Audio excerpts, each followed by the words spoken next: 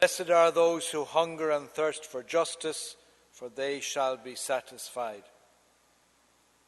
Let us pray. Heavenly Father, we thank you for gathering our nation's senators together for another session. We thank you for the individual gifts that each one brings to this house.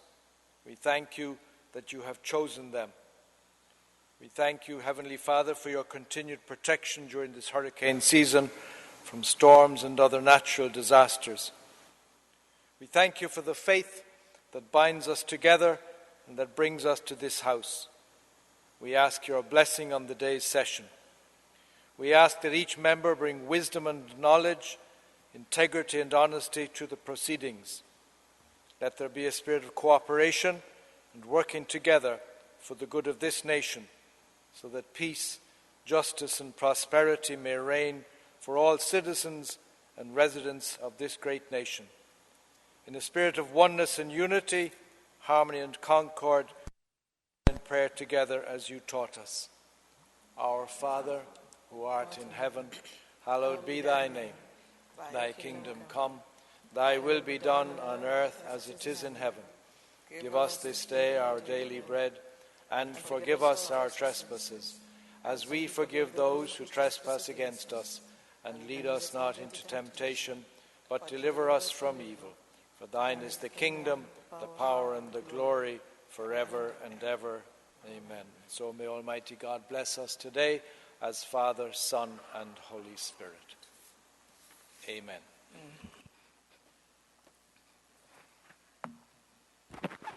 This house is now in order.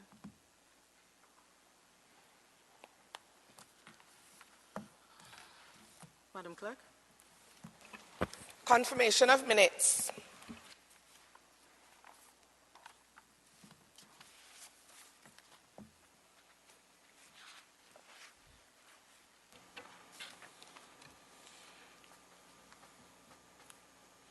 Madam President, I move to confirm the minutes of the meeting of 6 April 2016. Madam President, I rise to second the motion. I believe that we have the 15th of August before us.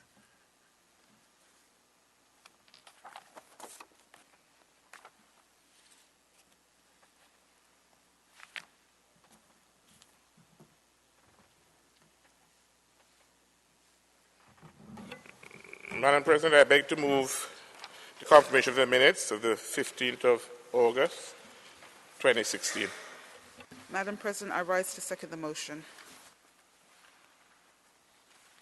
It has been moved and seconded that the minutes of the 15th of August 2006 be accepted and confirmed. Those in favor say aye. Those against say no. I believe the ayes have it. Minutes have been confirmed accordingly. Madam Clerk. Oath of allegiance of a new member. Messages from the Governor General. Announcements by the Speaker.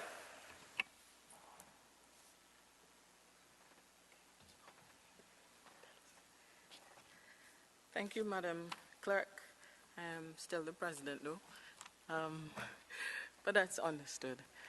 Welcome to everyone. We have a fairly full house today.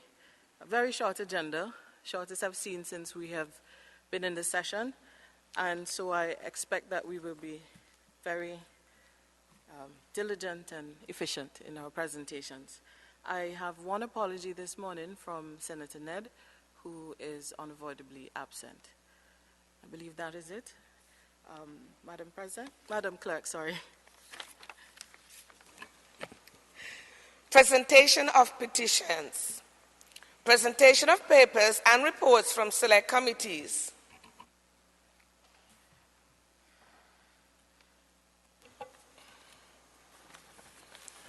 Madam President, I beg to lay on the table the following instruments. Statutory Instrument Number 22 of 2016, the Immigration and Passport Port of Entry Barbuda Regulations 2016. Statutory Instruments Number 23 of 2016, the Prevention of Terrorism Security Council Resolution, Amendment Number 10, Order of 2016. Statutory Instrument Number 24 of 2016, the Prevention of Terrorism Security Council Resolution Amendment Number 11, Order of 2016. Statutory Instrument Number 25 of 2016, the Prevention of Terrorism Security Council Resolution Amendment Number 12, Order of 2016.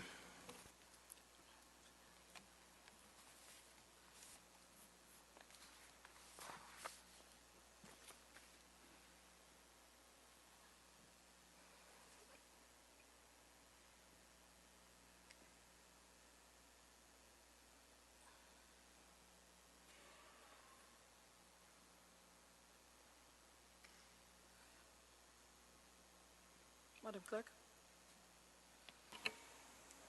Questions to ministers. Request for leave to move the adjournment of the Senate on matters of urgent public importance. Statements by ministers or parliamentary secretaries. Personal explanations.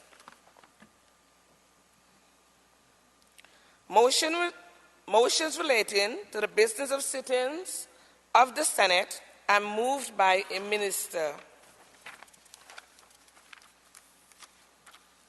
Introduction of bills.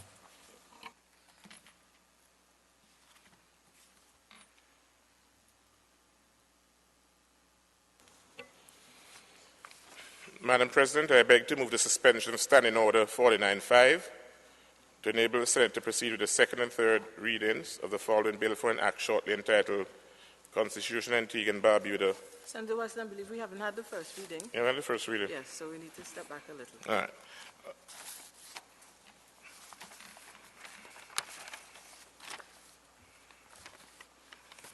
Okay. Madam President, on behalf of the government, I beg to introduce a bill for an act shortly entitled Constitution Referendum 2016 of 2016, and an act that will be read for the first time. Madam President, I beg to second the motion. Madam Clerk. Constitution Antigua and Barbuda Referendum Bill 2016. Public business.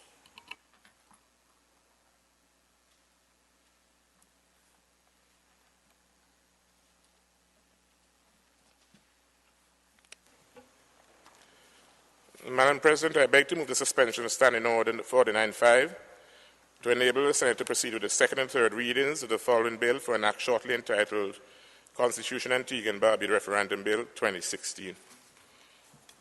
Madam President, I rise to second the motion.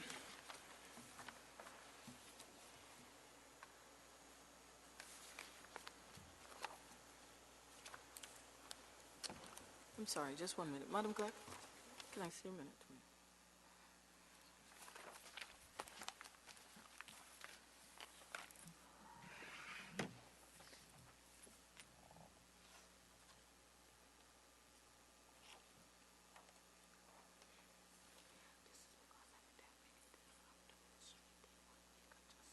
So it's this one? So is this?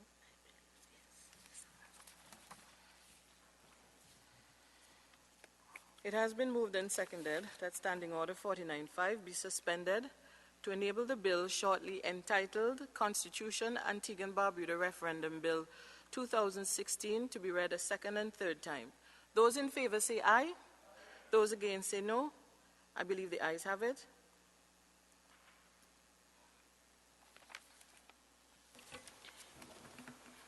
Madam President, I rise to start the debate on the bill entitled Constitution Referendum Bill 2016. And this is clearly a non-controversial bill, since it simply seeks to lay out the procedure and process for having different referendum on constitutional motions. In a large way, it repeats the procedures and processes that are used for a general election. And I think that all the clauses and mechanisms are quite familiar to all of us. We all know that at this time, up for referendum discussion and debate and voting is the whole issue of the role of the CCJ. We're not here to discuss that now.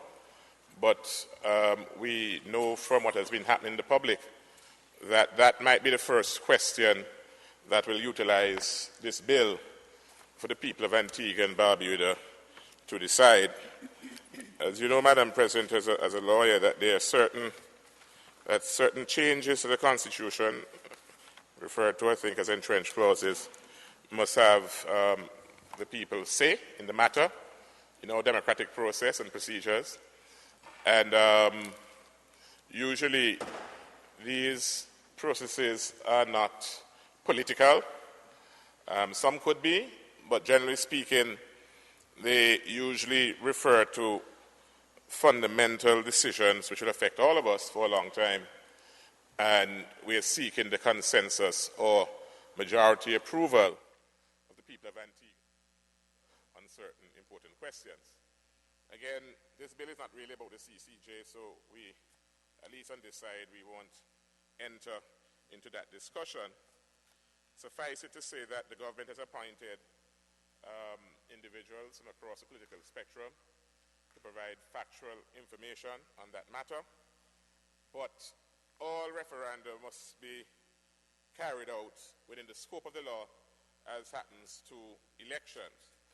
And if you read the explanatory memorandum that comes with this bill, it says essentially that this is to enable the people of Antigua and Barbuda to vote on whether they approve or disapprove of bills for acts to alter any provisions of the constitutional interests of Antigua and Barbuda, whose alteration requires such approval.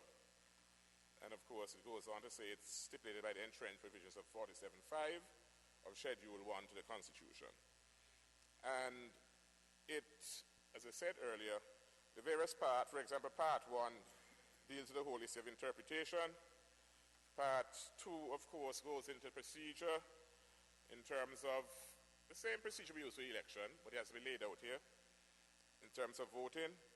And we see that unlike normally election, when we have votes for party and individuals, this is usually done in the context of yes or no, whether you're for or against a change. And so this bill, for example, in Part 2, along with the process, and also in Clause 8, they provide for some of those things. I could, Madam President, go through some of the clauses, except that we have been having elections so regularly in this country that I think all of us know about the process and procedure of holding votes. Similar rules apply. The difference, of course, is that you don't have political parties, hopefully, campaigning usually on either side of the question. I wanted to maybe just highlight a couple small areas where the supervisor of it, let's page 9, for example, section 5, it speaks to the fact that the Governor General, of course, issuing a writ, and the supervisor of elections, of course, playing a similar role that they play in terms of the general elections. It continues to speak about returning officers.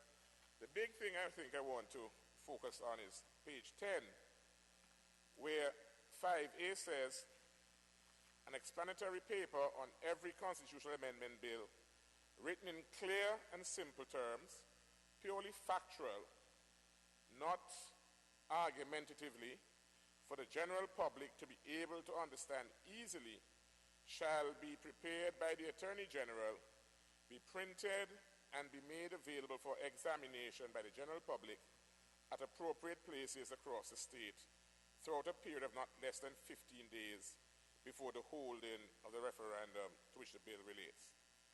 Now, that is clearly a massive departure from what happens in the competitive battles of general elections, where, again, usually alteration in the Constitution would affect all of us, and usually for a long time. And so we want the citizens unencumbered to have the facts of the matter so they, in their own conscience, can look at it, not only in terms of the impact on themselves, but for future generations.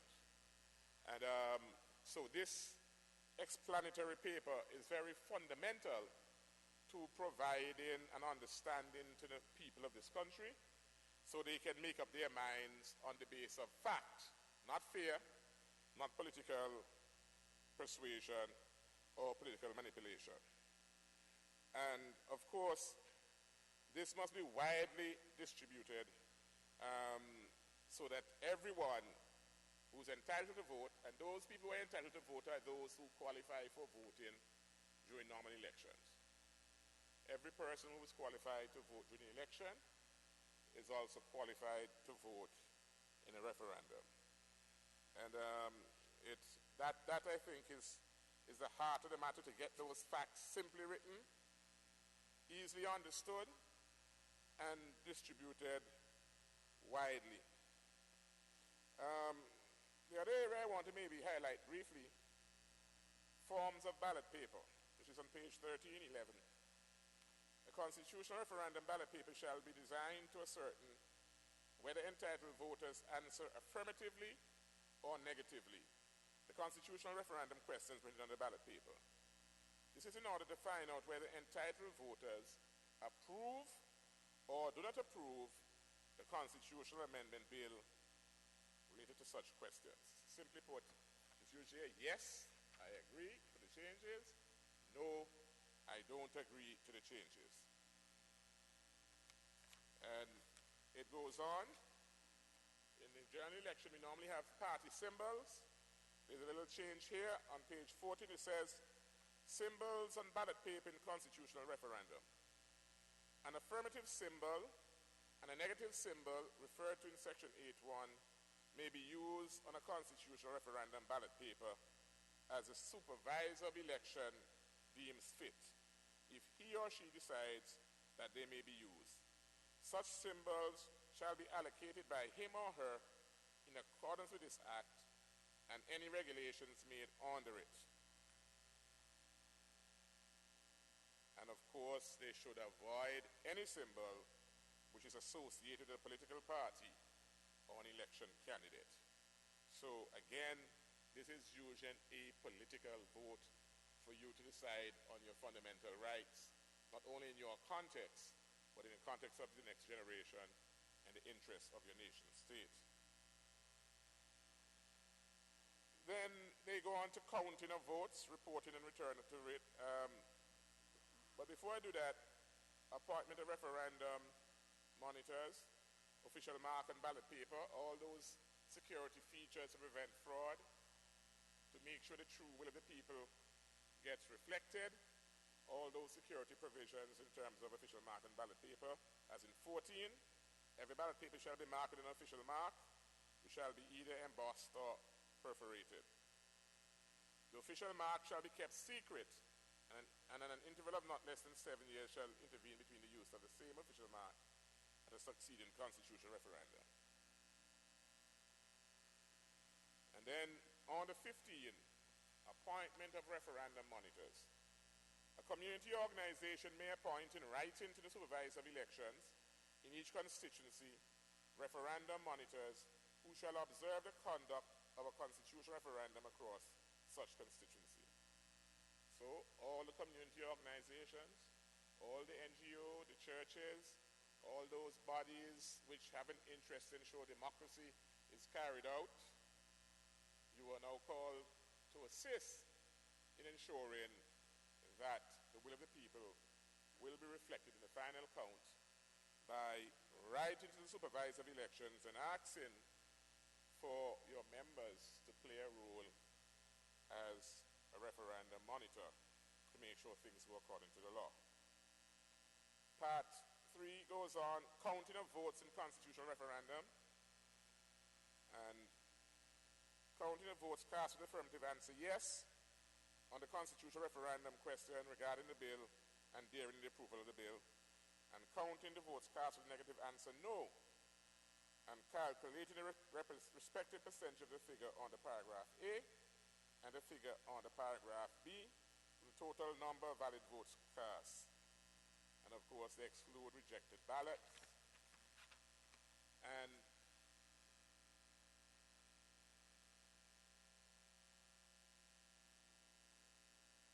then we have what we call the results in clause 17. And it says, immediately upon receipt of the results of the poll for a constitutional referendum from each polling station in his or her constituency, each returning officer shall, in respect of the referendum, prepare a written statement of the poll held in his or her constituency, which shall set out in relation to each polling division, polling station, and the constituency as a whole the following. And it lays out all the things that you normally will have for an election. So you can verify, it's an audit trail, you can count back to make sure everything tie back in, and there no hanky-panky in the whole matter. And then the supervisory elections on page 17 will then come forward and certify the entire matter. Again, this is the heart of our democracy. We are changing the most fundamental piece of law which governs our society, the Constitution. And as all of us know, constitutions are not things that are meddled with very often. They're supposed to provide a stable framework as to how we govern ourselves as we strive to achieve what is majority rule with some respect for the interests of the minority. We have offenses, we have a mechanism for dispute, and all of those are very familiar. Again, Madam President, I dare say, without trying to influence or lead the discussion, I think that this legislation is standard, it's normal, it's essential to guide an orderly testing of the will of the people. And as we all know, we have a very important referendum we'll be holding shortly in terms of justice in society. And as we all know, there are certain fundamental things on which a capitalist society functions. One is, of course, property rights, and the other is, of course, enforcement of those rights and the rights of individuals and groups under our Constitution, a constitutional rule, and which lays out the system of governance and how our majority rules democracy will function. And so these are very fundamental matters which, as I said, ideally should be approached in a nonpartisan fashion, since we will be affecting not only our own lives, but the lives of our children, grandchildren, and I dare say great-grandchildren, with those few words.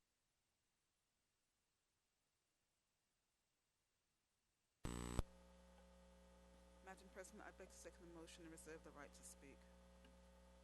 Thank you, Senator Westman. Senator Quinn. Thank you kindly, Madam President. I rise to offer my support to the Constitutional Referendum Bill 2016, which will pave the way, Madam President, for this country to move to this very important referendum on the Judicial Committee of the Privy Council or the Caribbean Court of Justice as our final appellate jurisdiction. Now, Madam President, I want to make it abundantly clear that while I understand the need to put the necessary legal framework in place for this very important plebiscite, I want to state unequivocally that I am diametrically opposed to the CCJ at this time, and I'm firmly of the view that we should remain with the Privy Council as our apex court. And I know that this debate is not about the pros and cons of CCJ and the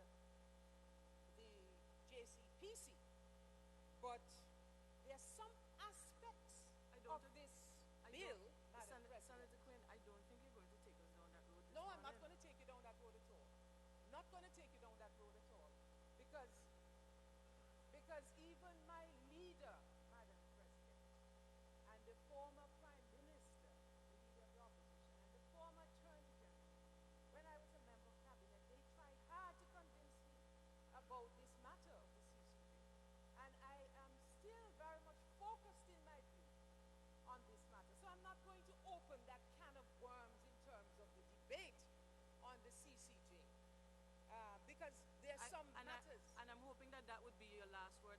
get back to the bill. Absolutely. Thank you. Now, Madam President, the government has embarked paving the way, and this bit of legislation, part of that education drive, leading up to referendum, which began in 2017.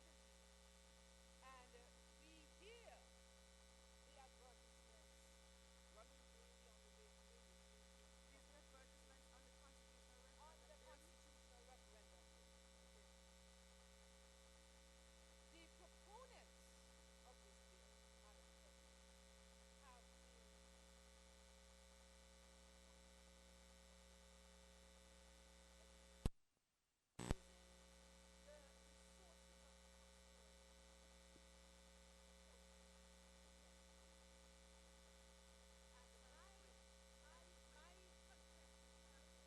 Madam President, have been the resources of the taxpayer. And my contest is I'm getting to the bill. No, you're getting to the bill. Actually, the bill.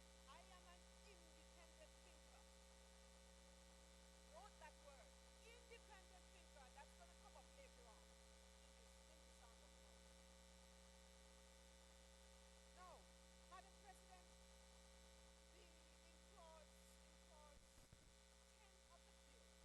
Senator Quinn, please allow me to say this. And Senator Gonzalez, simultaneously. Now, we know that the matter that is going to be put very simply to the people of Antigua and Barbuda is a yes or no vote for the CCJ, the Privy Council.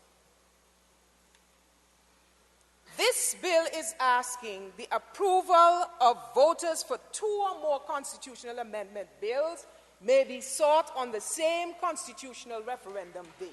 And the reason why I raise this is because there have been some very lucid arguments out there for full-fledged constitutional reform, where on referendum day, as was done in St. Vincent and the Grenadines, several arguments or several issues are put on the plebiscite. So you have issues such as changing from our monarchy, from our Westminster Whitehall system to a Republican system. Issues such as perhaps the Police Service Commission, the role of the DPP, whether or not religious leaders can run for political office, the right of Antiguans who acquire citizenship of another country to run for parliamentary office. So there are a number of other issues which could be put on that referendum, so that you have several questions being asked on that particular day. Now, there is, as you know, Madam President, a Constitutional Review Commission report done in 2002, long before our administration, which made a number of recommendations, including some that I just mentioned there. That, Madam President, is a useful and perhaps a very good start to have widespread consultations on areas which the nation would seek to have constitutional reform and have that matter put to the people. So instead of doing just the matter of the CCJ and the JCPC, we could have other questions. Bring in widespread constitutional reform. Because one of the arguments I hear, is that, this is the last vestige of colonialism, and we are putting off the last vestige of colonialism. It's not. It is not. There are lots of other things in our Constitution which hanker back, which are vestiges of colonialism, which we could change in that, on that referendum day. And we could include, and I'm just saying, we could include in this too, in 10, I am against it, absolutely, and nobody has been able to convince me yet. Well, there it is. Senator, we still have the Queen as the head of state in this country. And perhaps, Senator Weston, if you're making that argument, I see you put down your head now, if you're making that argument, then put that question as well. That is another constitutional question that could be put on the referendum. Now, Senator Weston made reference to the fact that in 12, you have symbols on the ballot paper in the constitutional referendum. And just like in a general election, you have the ALP symbol, the flame, and the heartburn. You also have the UPP symbol, the sun, and you have the symbols of other political parties. In this constitutional referendum, there will be an affirmative symbol and a negative symbol. So those who are voting the yes will know what their symbol is. And this is part of the education process that perhaps the national, what are they called? National Coordinating Committee. That is part of their education. They should be going out there and saying to people, this is the process. You go into your ballot, you go in to vote. It is going to have a symbol. If you're voting yes, this is the symbol. If you're voting no, that is the symbol. So I think, Madam President, we are going to need widespread education on this particular bit of legislation, because people may believe that it's just like an election, and this is ALP and UPP, and ALP is in government, and therefore they want the CCJ, so I'm going to be voting. No, that is not how it is. You will have an affirmative symbol, you will have a negative symbol, and you are going to be voting your conscience in terms of whether or not you want to move away from the Privy Council or not. Now, the appointment of these referendum monitors. This is also important because I think groups civil society organizations around the country must be able to understand that they have a role to play. Appointment of referendum monitors. A community organization may appoint in writing to the supervisor of elections in each constituency referendum monitors who shall observe the conduct of a constitutional referendum across each constituency or such constituency.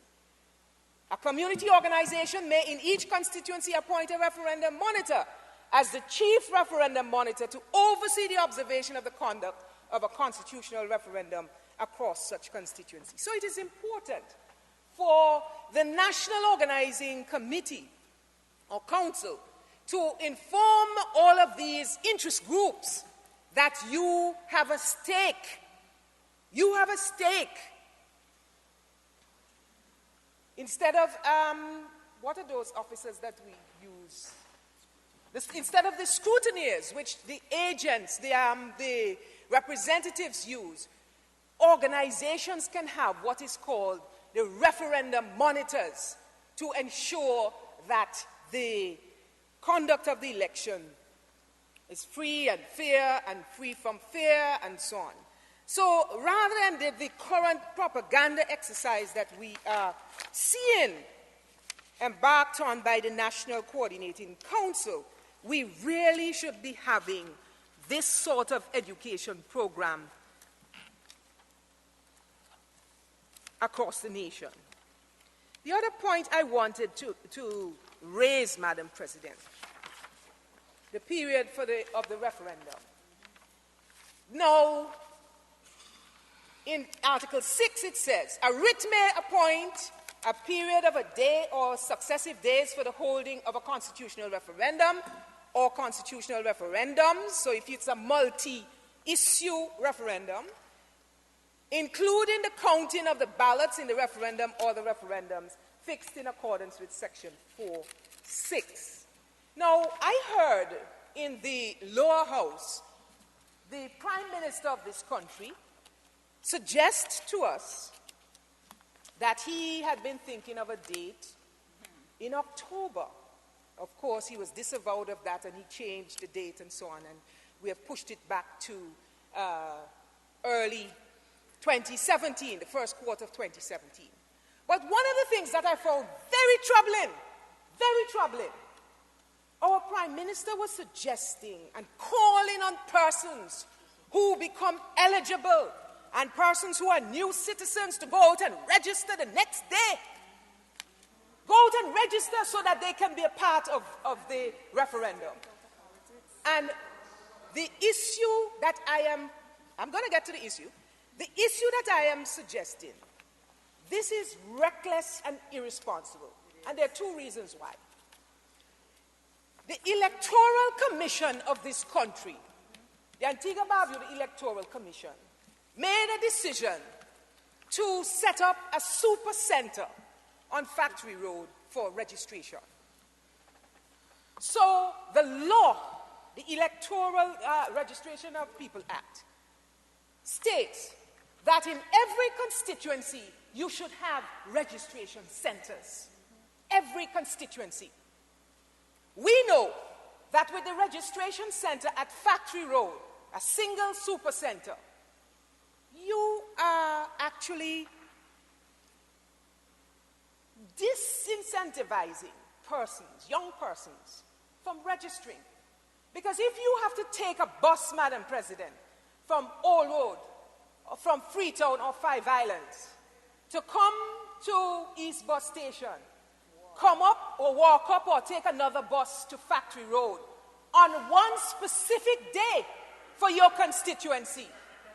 We are saying, Madam President, with the kind of apathy that people have towards registration, moving the registration centers out of the constituencies is wrong. And the Electoral Commission realizes it, because this party, the United Progressive Party, had a meeting with the Electoral Commission about, 3 weeks ago? About a month ago. And they too, they recognized and they said, look, they've been having problems with internet connection. They've been having problems with moving the equipment every day into the various constituencies. The cost is quite prohibitive to have each constituency with a registration center. But we are saying, in advance of this very important referendum, the Electoral Commission needs to reopen all of these constituency registration centers so that persons who wish to register will register. The centers are closed. You cannot register. You cannot register. Senator James, you need to get out there in your constituency. You cannot register in your constituency. And I am talking about registration, and I'm talking about opening Senator and sitting Quinn, down. Senator Quinn, in an are you office. referring to me? I'm not sitting over there. Madam, I am saying, Madam President, that if we are talking about getting people registered to vote in this important plebiscite, we are saying the registration centers should be opened across this country. And the other thing that was so reckless about the Prime Minister's comments, when you register, we do know that there's a period of time for claims and objections. So even if they had gone the next day to register, they would not have been able to vote on the referendum in October, because claims and objections has to happen. My children registered. Both of my children came home for vacation, and they registered in June, and up to now, they have not gotten their registration cards. And every day they say, you'll get it by December. You'll get it by December. So when they come home for Christmas, they'll get it by December. So I'm saying, the Electoral Commission, this is too important an issue for us to have this one center on Factory Road, where people are turning 18. People are becoming new citizens. All them CIP people, they can register and vote too, you know. No? They can register once they become a citizen. They are, and resident, well, they will have to have residential time, which is what, 6 months now? So we are saying, on this particular matter, the Electoral Commission needs to act. And I hope that the chairman, Mr. Paddy James, is listening, because he made us an undertaking to review that matter when we met with him as a party 3 weeks ago. Madam President, I come to the very ticklish issue now of the education drive, because this is history.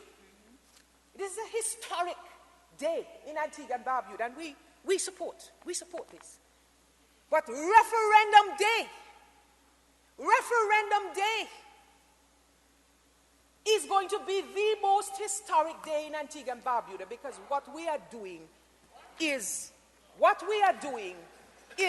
trying to get a 2/3 majority from all the people. I think it will be the first time. All the people of Antigua and Barbuda, for whether or not they would like to move to the CCJ. And Madam President, I want us to think about what has happened in St. Vincent, for instance, and the Grenadines, where they went through this process. They had the debates just like this in their Senate and in their lower house. And the government used the resources of the state to embark on an education drive, which was skewed as propaganda for the CCJ. And we are saying those who are for the no vote, and this was challenged in court, members of society in St. Vincent challenged it in court. We are saying that those who would like to stay with the Judicial Committee of the Privy Council and would vote no against the CCJ, they too must have the pros and cons. They too must have that education articulated on behalf of the Judicial Committee of the Privy Council.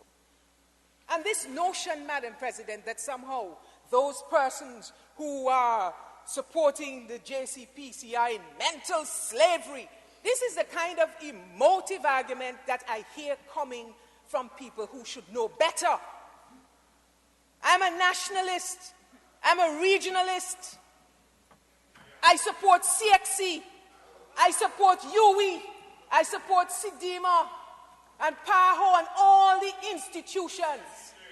All the institutions. I'm a fierce regionalist, Madam President. And I am saying that in terms of us moving to the CCJ, we have things to do. We have to fix the lower courts. We have lots of things to put in place. And I'm not going down that road, Madam President. We have lots of things to do, Madam President, before we can move to the CCJ. And I will take my debate elsewhere because, Madam President, not my leader here, not the Chief Justice, not the people who are surrogates for the CCJ, not the National Coordinating Council, none of them have been able to convince the large majority of Antiguans that we should move from the Judicial Committee of the Privy Council. And I am not fear-mongering. I am laying out facts, Madam President, and that debate will come later. But, Madam President, I want to just say that this is historic. This is a very important bit of legislation. I am very happy that the government has decided to bring it to this honorable House so that it will pave the way for the people to make a very historic decision whenever that happens. Thank you, Madam President, if it pleases you.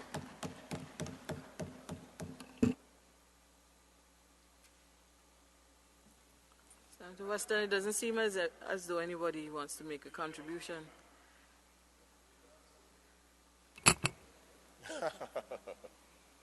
Thank you very much. Well, Senator Lover, I haven't even acknowledged you because you haven't even looked in my direction as yet. Madam, you know it's also a pleasure to look in your direction. I will do so and I will sustain. Yes, now I know that you want my attention. Please proceed.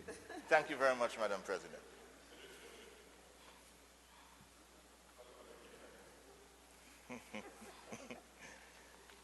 Madam President, as indicated by Senator Quinn, this bill really and truly merely is a bill to facilitate the holding of referenda.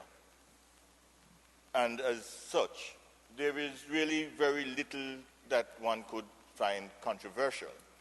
I listened to the debate in the lower house, and to that extent, I believe some of the apparent inconsistencies were ironed out. So what appears before us really is a bill that allows for the people of Antigua and Barbuda, in accordance with the Constitution, to exercise their will and to speak on certain important questions regarding the Constitution. I want to associate myself with the comments made by Senator Quinn, not in relation to the CCJ, and she and I have that disagreement, but on the importance of really going forward with regard to more than one question. And I think that is fundamental. And I think it's a pity that the bill, which clearly makes provision for more than one bill to be presented to the people for their decision, that we have not taken up that yet. I believe that there may yet be time, and I certainly hope that we do that.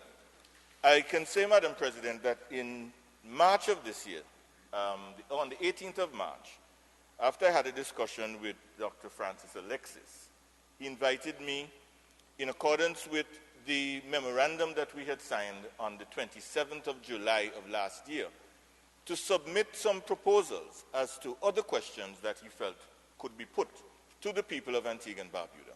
And that is because in July of last year, when we signed the memorandum, it was a memorandum which was entitled Memorandum on Constitutional Reform. Yep. It says, Memorandum of Understanding on Constitutional Reform in the presence of His Excellency the Governor General of Antigua and Barbuda, Sir Rodney Williams, and you know how it is, GCMG, KGN, MBBS, UWI, CAM, CSM. And it's important to get that right. At that time, Madam President, what we looked at was the importance of constitutional reform, including accession to the Caribbean Court of Justice. And I'm still hopeful that we can save time and money by going down that road. And the reason why I'm saying that, one, it is possible. If we look at even Grenada, where Dr. Alexis chairs the Committee on Constitutional Reform, their referendum day is the 27th of July. And they'll be putting, October, I'm sorry, and they'll be putting 7 questions before the people of Grenada. And there are a couple of things there that we could easily look at. But before I look at the questions that they will put, Madam President, I just want to say that with this bill, there is the possibility that coming out of the report that was prepared on constitutional reform, and where there's this opportunity for us in a non-partisan way to look at certain things in the Constitution and say, that makes sense, we can do that. And instead of spending taxpayers' money to just put one question now, and then you come back a year from now and you put 1 or 2 questions, there are some things which we believe that we could put before the people of Antigua and Barbuda. And this is the report of the Constitutional Review Commission that was presented several years ago. And when I wrote to Dr. Alexis, when he promised to raise it with the Attorney General, some of the things that we were looking at coming out of the report is that the head of state should be a president who is a citizen of Antigua and Barbuda by birth. And again, that is one of the recommendations coming out of the Constitutional Review Commission. I feel very strongly about that. Not only a president, but when I look at the back of our standing orders, Madam President, I have to tell you, it irks me. I am swearing, oath of allegiance, that I do swear that I will faithfully bear true allegiance to Her Majesty Queen Elizabeth II, her heirs and successors, according to law. So Prince Harry, Prince William, all of them, in today's date, we are saying we swear allegiance to them. Madam President, I'm simply saying that this is a question, I believe, that we should put to the people of Antigua and Barbuda, whether we want to continue doing that. Look behind you, Madam President. I mean, I have nothing against the good lady, but why is it that in this day and age we're doing that? So I have a problem with that. So I have always said, Madam President, and I believe that this bill gives us the opportunity, because the sections that are there, it says very clearly, 2 or more constitutional referendums may be held simultaneously. And that's Section 10. And I hope that we'll be able to utilize Section 10 to put some of these questions to the people of Antigua and Barbuda. Take our time and put these questions. The other point that I think should be put to the people of Antigua and Barbuda under this bill is dual citizenship should be no bar to parliamentary office in Antigua and Barbuda. Ask the people, do we agree that because somebody who is born in Antigua, you try to better your life, you go to New York or Georgia or wherever, you obtain citizenship there, that means you're bad, or you have to give it up? I think that's a question that we should put to the people of Antigua and Barbuda as to whether they agree with that. The other one, any statement in the Constitution of the right to vote should make express reference to citizens of Antigua and Barbuda as the primary category of holders of the franchise. And that simply means, if you look at the Constitution, you will see that there's no reference to Antiguans and Barbudans, citizens of Antiguans and Barbudans, as far as the vote is concerned. There's reference to Commonwealth citizens. And we feel that was done in 1981, coming out of the Lancaster House Conference. But in 2016, why can't we review that? and put that to the people of Antigua and Barbuda by virtue of Section 10 of this bill. Again, an Electoral and Boundaries Commission. The Constitution only makes provision for a Boundaries Commission. But we've heard countless times from various chairpersons of the Election Commission that they really should be merged into one, an Elections and Boundaries Commission, which would embrace the functions of the existing Constituencies Boundaries Commission and would be similarly entrenched. Madam President, I do not think that this is a matter that has to be controversial. This is a matter that can be placed, and this bill allows us to do that. And then another provision that we feel ought to be put to the people is a provision should be made for ministers of religion to serve in Parliament, if not in an elected capacity, then certainly in an appointed capacity. All of these are issues, Madam President, that spell out the significance of this bill, which permits these issues to be put. In Grenada, they have also embraced the idea of amending their constitution so that they will have an Elections and Boundaries Commission, and people will vote on that on the 27th of October. They have also, given their special circumstances, they're amending their constitution so that there will always be a leader of the opposition. They're amending it so that the Governor General will be able to appoint someone to be a leader of the opposition, regardless. That's right. Very interestingly, they're also going the way that is obviously influenced by the process in the United States and some other places. And they're going for fixed date general elections. In other words, instead of the date of the general election being solely in the hands of the Prime Minister, they are having fixed date elections. That's another question they're putting to their people. These are all things that we can be looking at very seriously.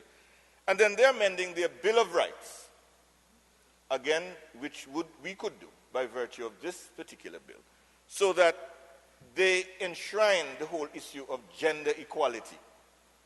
Now, maybe you may say it is implied in our Constitution, but the question of gender equality now is specifically set out by virtue of this amendment that they're putting. Then they're also going to increase the kinds of conduct that would constitute discrimination. At the moment, you know, Madam President, we go according to racial, ethnic origin and stuff like that. They're going to include social class.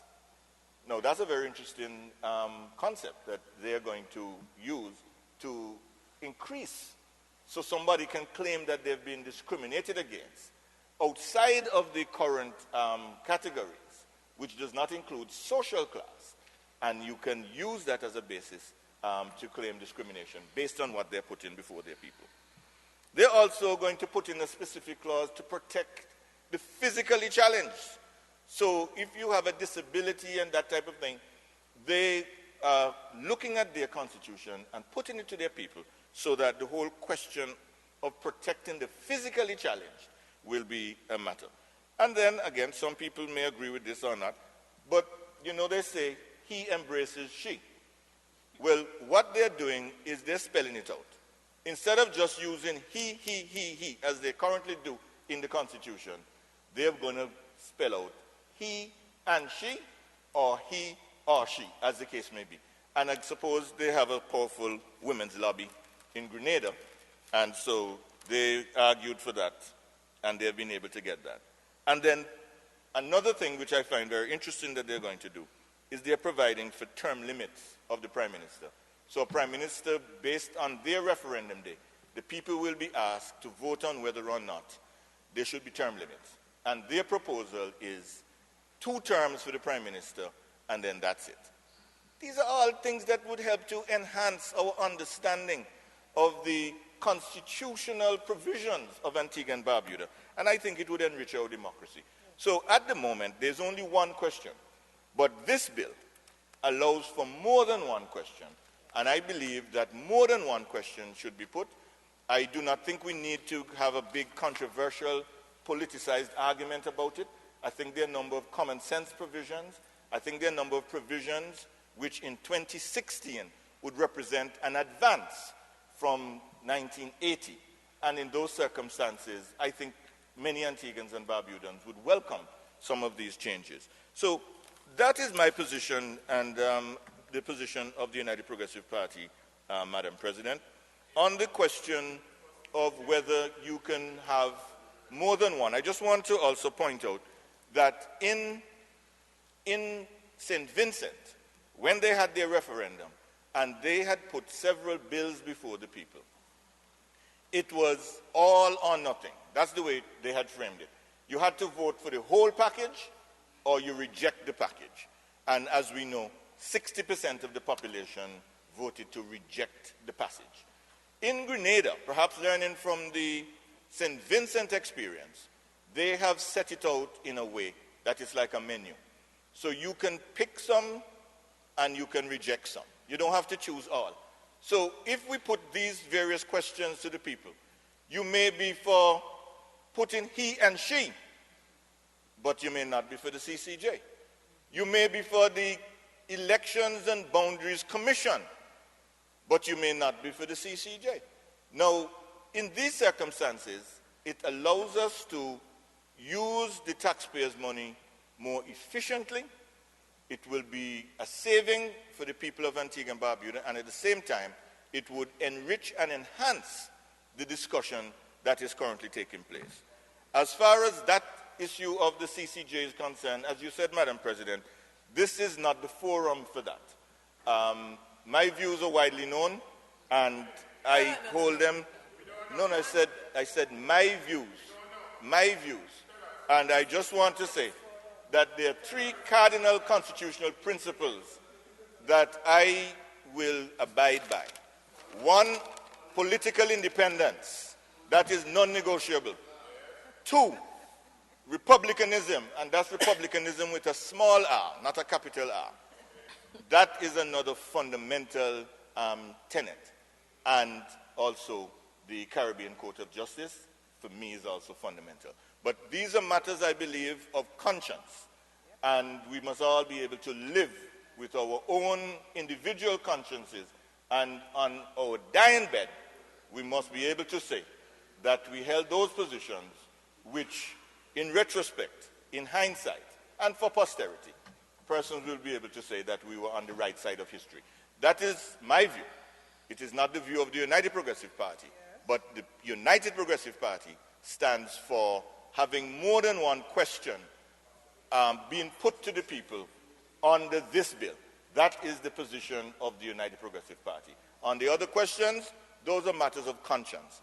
And my esteemed and beloved deputy, we differ on this matter, but the love is still all there and undiminished. Yes. Madam President, with those words, that is my contribution.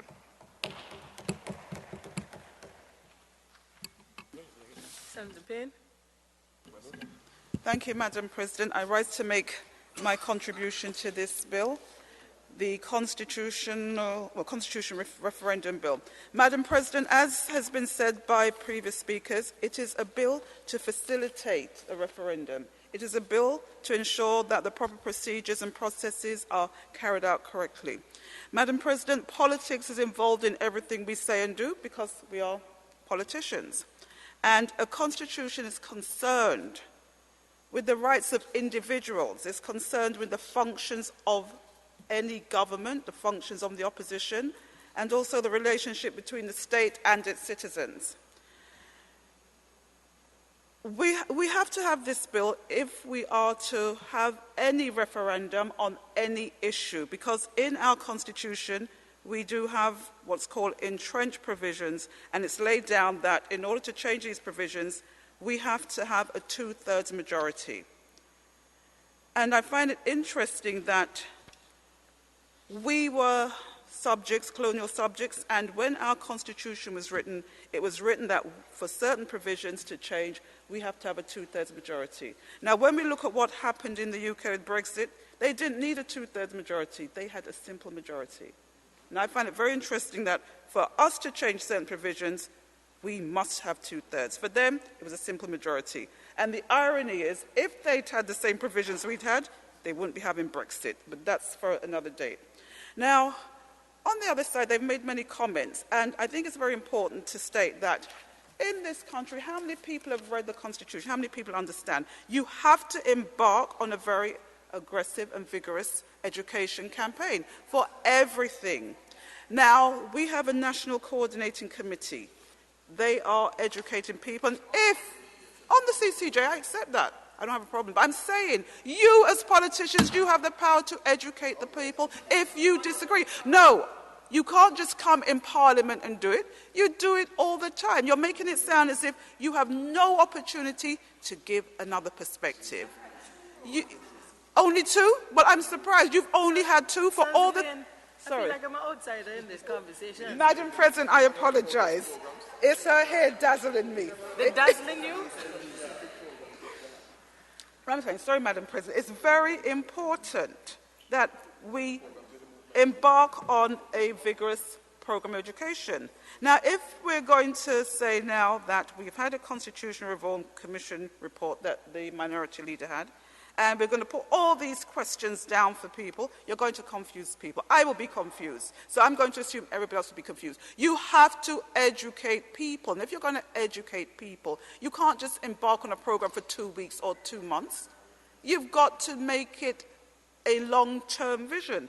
Now, the Minority Leader made a point. He said he preferred to have a republic state and you have a president instead of having the Queen, and there's nothing wrong with that. But he said something that made me think, that you have to be an Antiguan by birth. And then he went on to say, if you have dual citizenship, is that an issue? Now I said to myself, now if you are Antiguan by birth, okay, that's fine. So many people go, well, you can be born in Antigua, spend 1 year and spend 40 years overseas, but you can be the president. You can be born overseas, spend 6 weeks in a country, spend the rest of your life in Antigua, and you cannot be the head of state.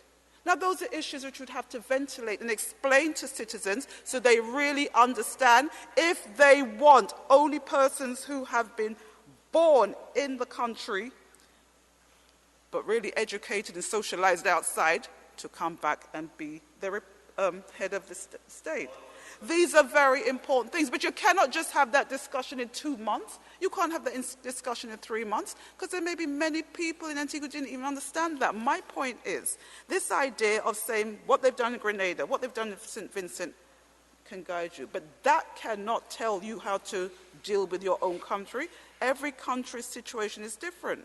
Now, this idea of fixed terms and fixed dates for general elections, that has been mooted 1,000,001 times when they were in government. And now they're coming back in opposition to say this is what should be done. I don't have a problem with that, but let's be fair, let's have an honest playing field. I've heard our Prime Minister make reference to the fact of 2 terms. No leader should be in power for more than 2 terms. So you're not coming with anything revolutionary. This is not just to party politics. Be fair.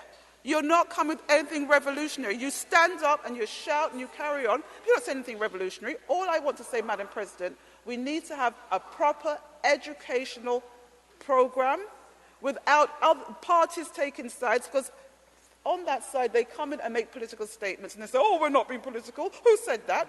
Everything they say is political and unfair. And Madam President, all I want to say, I have nothing against constitutional reform, and I think it's important. But I think if you're going to do it, you don't come with a thick document, oh, we did this. Educate people, inform them, let them know what is happening. You take time and you educate them. You don't just say, because the ALP is in and we're suggesting this, you do one thing. Criticisms have been made of the National Coordinating Council. Well, if that's how they feel, go and talk to Dr. Clarence Henry, go and talk to the Chief Justice, go and talk to the ex-Honourable A.G. Justin Simon, and speak to Mr. Harold Lowe, the leader of the minority, because I attended a session where he was on a platform with the Chief Justice, Mr. Dennis Byron and Justin, and also the Honourable Speaker, Mr. Jerry Watts, and he was supporting it, encouraging persons to vote for it and support it.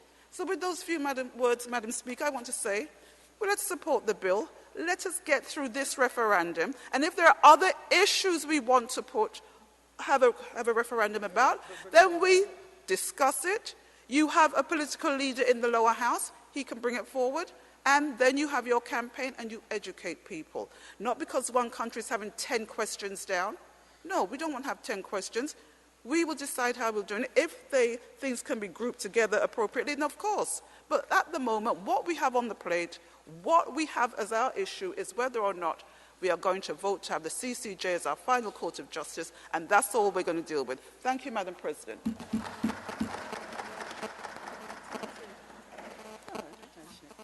Senator Nicholas. Thank you, Madam President. Madam President, I just rise for 2 minutes just to add my voice and just to let it be known that we on this side, we are not opposing the bill that is before us this morning. I think both sides are saying the same thing, but some seem that we are over here being political, which is not at all.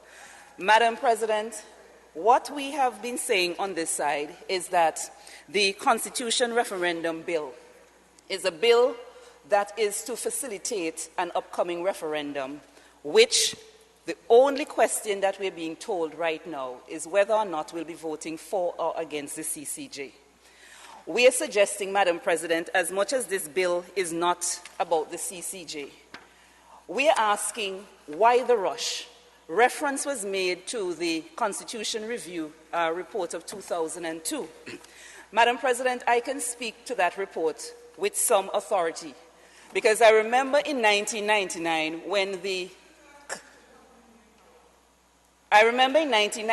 Madam President, when the committee was formed, headed by now the late Sir Fred Phillips. I remember people like Dame Bridget Harris, Mrs. Gomez, her first name eludes me at this time. These were the sort of people who were on this commission. And Madam President, as a reporter at the time at ABS Television, I made it my business to be in almost every community when the committee met with the various communities, when the commission, met with the various committees. And Madam President, I would like to hear myself, please. Like mosquito. I would like to hear myself. I'm a very big mosquito. This is a rare occasion. I'd like to hear myself, Madam President. It's really distracting me at this time. Rare occasion. But I think the microphone has a challenge as well. So I don't know if you could lean in a little. Okay. Yes, but, you. Madam... or bring it forward to you. Senator Payne, I would like to hear myself. Senator Payne, I know it's a mosquito season, we're having a lot of rain. Just ask for some protection. Please, allow her to make her presentation. Well, Madam President, as I was saying, I remember working along with the commission headed by the late Sir Fred Phillips. And what that committee sought to do, Madam President, was to go into the various villages night after night after night, not talking down to people, but they were listening to people. So the report that the minority leader would have quoted would be views that were gathered from the community. It wasn't that the government was saying this is what we want to do. Madam President, so the question we're asking on this side, yes, a referendum is coming up. Yes, this bill is going to facilitate the referendum. But we're asking why the rush? Both sides are agreeing that we need education. Education, yes, but why spend $2 million, the figure we hear quoted by the National Coordinating Committee, to try to persuade people to vote for the CCJ? Why spend that amount of money on asking one question? The process of constitution reform started way back. Why can't we build on what is there? Spend the time and educate the public. Why is it we need constitutional reform? Why do we need constitutional reform and not let us vote for the CCJ? And it has become, exactly, the bill here gives provision, so we are in no way opposing the bill. But to come now and to have political statements, and Senator Weston, you're right, a referendum is not a political thing. To have politicians in this house and outside of this house telling supporters, make sure you vote one way or the other. That is not what education is about. We need to spend the time, Senator Payne, through you, Madam President, we need to spend the time and educate the people on constitution reform. And when the time comes and we have a referendum, people would not say there are too many questions because they will know exactly what they're asking for, Senator Payne. So, Madam President, I just want to make that point. My colleague, Senator Quinn, also made a very important point. This referendum will be handled by the Electoral Commission. Is this Electoral Commission in a state of readiness for this, to hold this referendum? We were told October. As we are told, less than a month ago, we had a meeting with the Electoral Commission, and they have their issues. They have their challenges. Let us fix those things first before fixing a date for a referendum. So, Madam President, through you, I would like Senator Payne to know there are so many things that we have to get right before a referendum, and the referendum cannot be just about the CCJ. And you know what? Just an aside, Madam President, I am not talking about the CCJ. There are lots of asides this morning because I'm feeling like the mosquito is buzzing all over my head. I just want to your caution. Your colleagues are interrupting you and as well, eh? Yes. And you're not asking for any protection from them. No, that's good interruption. No, she's reminding me. But Madam President, I just want to caution. I just want to caution those who are heading the CCJ campaign, because there's going to be a backlash. Do not go talking down to people and telling them you have to support the CCJ, because the apathy that is out there is going to be a waste of money because you're going to lose. People are turning off from the messages that are being aired, and what it is turning off. So what we need is education on constitutional reform. So let us not rush for October. Let us not rush for March. If it takes us a year, let us take the year and educate the public. So when they vote, they're not voting according to party line. They're voting because they would have reasoned and said this is what the country needs at this time. Madam President, I hope the camera was on her. You didn't see the tongue. But Madam President, I just want to say, it is not a controversial bill. We're not here opposing the bill, Madam Senator Payne. We're just saying that it needs time and it cannot be a referendum about the CCJ. That is all we're saying. With those few words, Madam President, thank you very much.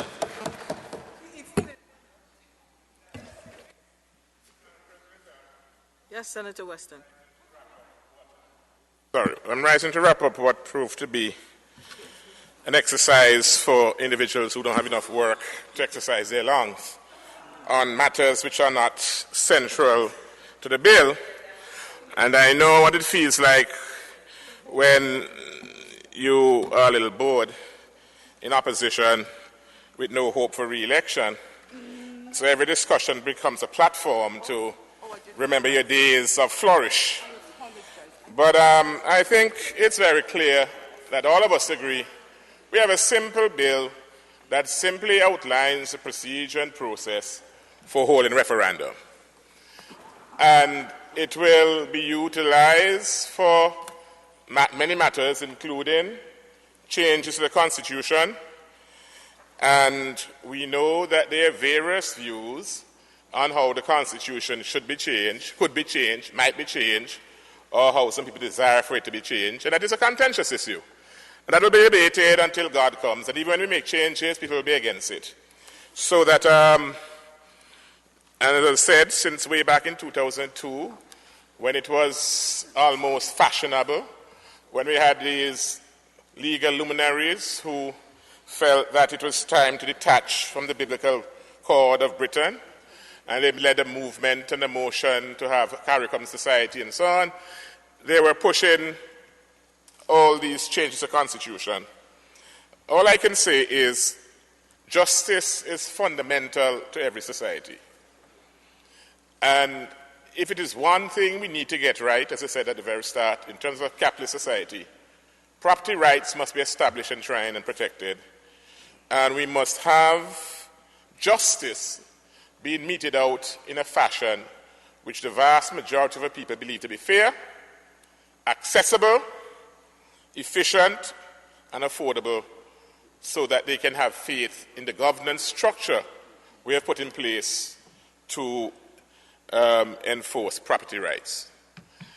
With the dismantling of the Soviet Union, the role of property rights in modern democracy became paramount. And so, while some of my colleagues and on the other side enjoyed the ongoing polemic of constitutional reform, we believe in the Antigua-Barbuda Labour Party that any constitutional reform and any changes must start first with that fundamental pillar of our society called justice. Let us see what the people of Antigua and Barbuda think about the administering of justice. Because if, for example, you choose to commingle certain questions, like, for example, the monarchy, with justice, and you have the society on one hand voting to get rid of the monarchy, on the next hand retaining the monarchy's privy council, you could have a very perplexed and inconsistent signal. And while they're all important, none of them will be as consequential as how we dispense justice in our society. Whether you can be born here or not born here is not as important as justice. I dare to say, in this government, the Prime Minister has made it very clear that our mandate is not, as a priority, constitutional reform. It is building an economic powerhouse and guaranteeing our people the type of livelihood, the type of benefits you will get from being a citizen of Antigua-Barbuda. And those of us who believe it doesn't take effort and time and focus to educate a society about several constitutional changes and what they mean, they are not experienced in terms of the type of focus you require to build a society economy and to build a society from the edge of destruction. And so we have said that we needed to have a consistent framework. All of us agree this is consistent. This provides a fair means, an open, transparent means to have referendum questions answered. This is the first step. We have a non-partisan educational committee providing education from both sides of the House, and from what I'm hearing, those who don't agree with a particular view think they have a particular view. But you know, we have always said in our society that you come to a debate with an open mind, but never an empty mind. And so clearly, if you want to help to influence the path along which society will take, then individuals who are leading the process will, I believe, inevitably show some bias to what their point of view is. The good thing is it's bipartisan. Some of the names are well-known opposition figures. We have seen already in this House a divergence of views on the single issue, including between the leader and deputy leader, including the leader of opposition in the lower house and some of his other members. And in terms of their propaganda agents, in terms of Observer Radio and so on, who would have taken a different view than the party which they normally support. We won't have the society being confused in polemic, which will not affect the fundamental development of our country. In small matters as to whether you should run for 2 terms or 3 terms, I have not seen that hamper Antigua and Barbuda. V.C. Bird didn't destroy Antigua and Barbuda by running for 5 terms. In truth and fact, he built Antigua and Barbuda over those terms he was in. So that to have a society already where we're seeing leader and deputy leader divided, going out and campaigning and creating confusion among our people, I don't know how that's going to help us right now. And so I'm happy that the government has shown its wisdom, its superior judgment, to refrain from the populist thing of dividing our society by having 7, 8, 9 questions with people having various views and having different people arguing different things, when we should be focused on saving this economy from destruction, from utter collapse, and providing opportunities for housing, for employment, for education, for building the environment, for making sure we can pay off IMF and have our hospitals saving our people. and making sure every person who wants to study can get an education, and building a University of Antigua under the UWI focus. That is our focus, people focus, not for these intellectuals who are jobless, without anything to do, going around and arguing and trying to convince people about points of constitution, but essentially not critical or vital points. And so, with those few remarks, Madam President, I'm pleased to recommend this bill to the Committee of the Whole for consideration.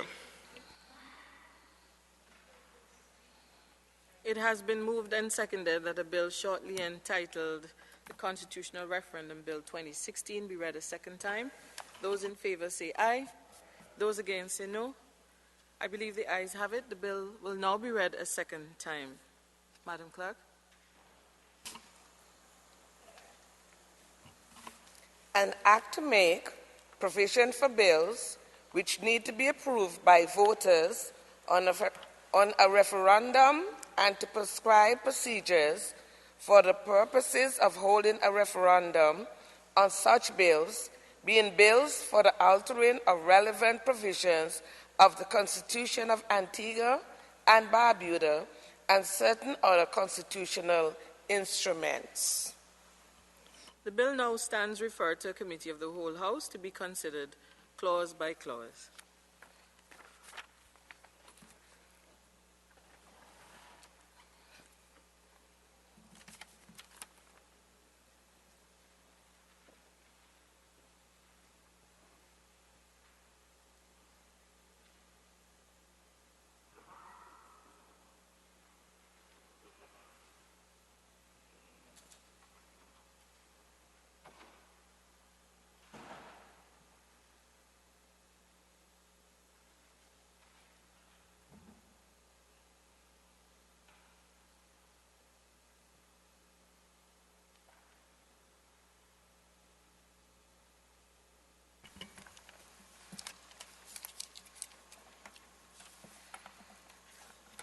Clause 1, short title.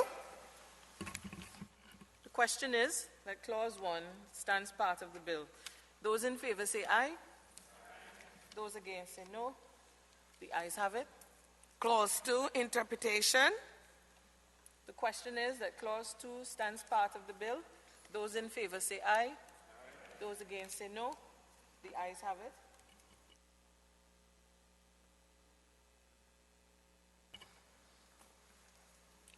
Clause 3, constitutional referendum, clauses 3 to 15.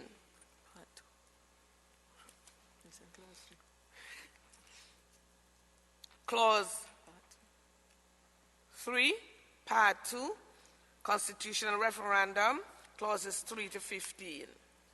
The question is that Part 2, constitutional referendum, comprising clauses 3 to 15, do stand part of the bill. Those in favor say aye.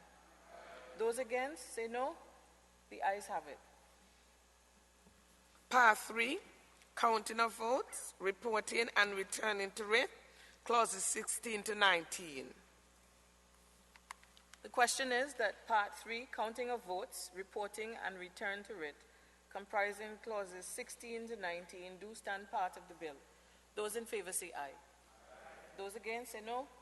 The ayes have it. Part 4, disputing validity of referendum, clauses 20 to 21. The question is that Part 4, disputing validity of referendum, comprising clauses 20 to 21, do stand part of the bill. Those in favor say aye. Those against say no.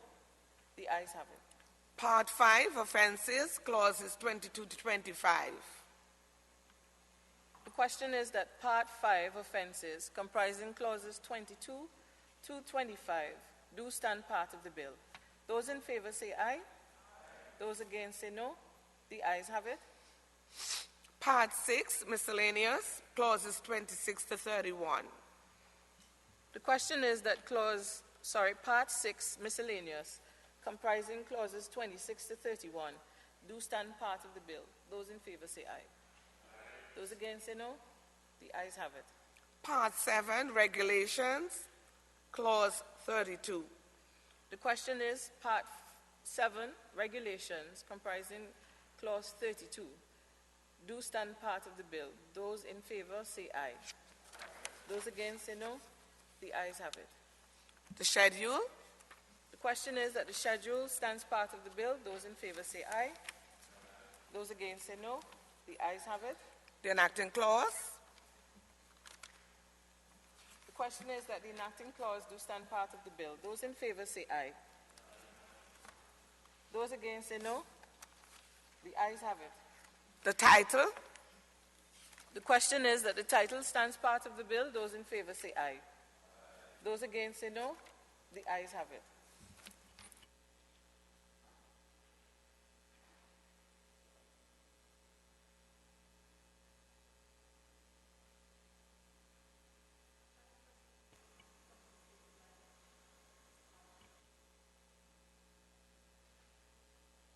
I should have.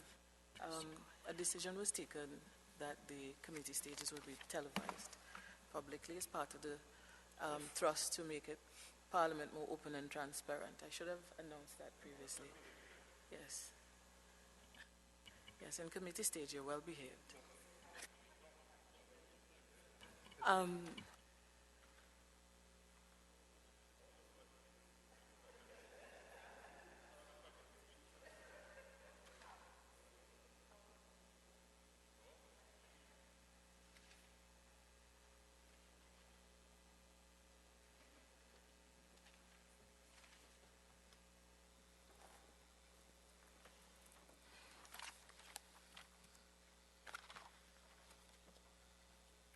The House will now resume its sitting. Madam President, I'm pleased to report that the bill shortly entitled Constitutional Referendum Bill 2016 has passed through the committee stage without amendments, and I move the adoption of the report of the committee on this bill. And Madam President, I beg to second the motion. It has been moved and seconded that the report of the committee on the bill be adopted. Those in favor say aye. Those against say no. I believe the ayes have it.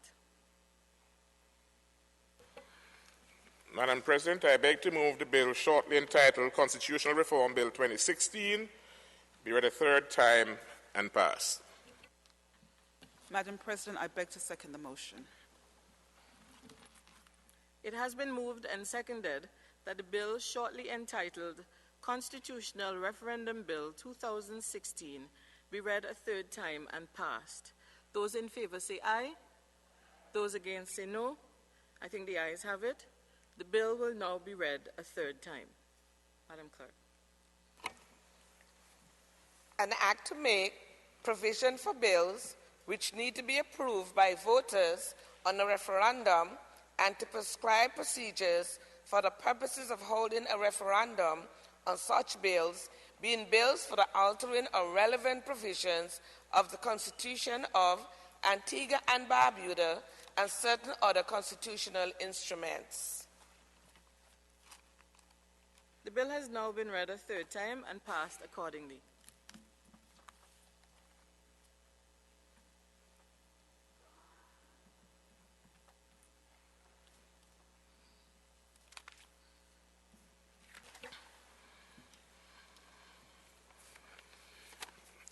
Madam President, we are making good progress, I see. Yes, we are. Madam President, I beg to move the following motion. Bill received from the House of Representatives SO number 57, that the House of Representatives on the 6th September 2016 made the following amendments to the bill for an act shortly entitled the Statutory Corporations General Provisions Bill 2016, which the Senate sent to the House of Representatives on the 30th August 2016. Amendment of Clause 7. Secondment of employees of statutory corporations. 1. The Cabinet may, if it considers it in the best interest of public administration, transfer an employee on secondment from one statutory corporation to another statutory corporation or to the public service. 2. An employee may, after consultation with the Minister and the Chairman of the relevant statutory corporation, be seconded to a post of equivalent or similar rank in another statutory corporation, or B, to non-established posts in the public service. Madam President, according to the procedure, if I understand it correctly, I can say a few words. Yes. And before it's seconded, and I just want to confirm that is the procedure. And I notice in the procedure it says up to 2 hours, which pleased my heart. Not on this one particularly, but Which does what, Senator Weston? I'm just saying it says one could make a presentation up to 2 hours if they wanted to, which pleases my heart, but not on this particular one. Okay. Not on this particular one. I'm just saying there'll be future issues that we might need that latitude to speak on. But as you know, Madam President, we had this bill, as was stated, and we had wide discussions, and all of us on this side, many of us, if not all of us, spoke for a long time, and I certainly did for maybe close to 2 hours. And so we would have had our discussion of the debate. It was sent back for certain amendments, which, as I've read, some amendments were made by the lower house. Of course, it became quite polemic in the public, and it became a sort of political football where some individuals felt that there was some controversy there. And I've noticed that the trade unions also got involved, and I've noticed that some political corps felt it was a time for revival, and they could use it as their new lease on life to make some comments. I don't intend, as I said, to have much to say, except to make the following points. That this bill deals with a very routine aspect of governance. It is an aspect which has been looked at by academics. It has been looked at by legal scholars, and some areas have been challenged in the courts. What it revolves around is a very simple question. And in the first bill, we spoke about constitution and constitutional rights. And it revolves around the simple question as how do you fulfill the constitutional requirement of a minister being responsible to Parliament and to the people for a particular ministry and sector and for the operation of statutory corporations in that sector. How do you reconcile that responsibility with the practical requirements of having a board running the day-to-day operations of a corporation within the context of a government policy? And that is a question which all governments have to answer. Once the Constitution says, and we agree with that, I've seen in the papers this morning that the former Attorney General want to make non-elected people being responsible to Parliament and to the people, which, as usual, his ideas are always bad. But we operate in a democracy where elected individuals must hold responsibility to the Parliament and to the people. That is our fundamental principle of democracy. Those who we elect, they work for us.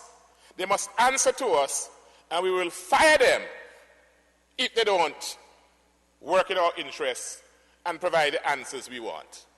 That is the responsibility of elected members. Government now, in organizing its work, they have ministries, and then they have certain functions in ministries that, based on organizational theory and management, efficiency, and specialized tasks, that they have decided to place in statutory corporations. Some have actually been placed in corporations under the Corporation Act, and those I don't think are kind of under the kind of discussion we're having now.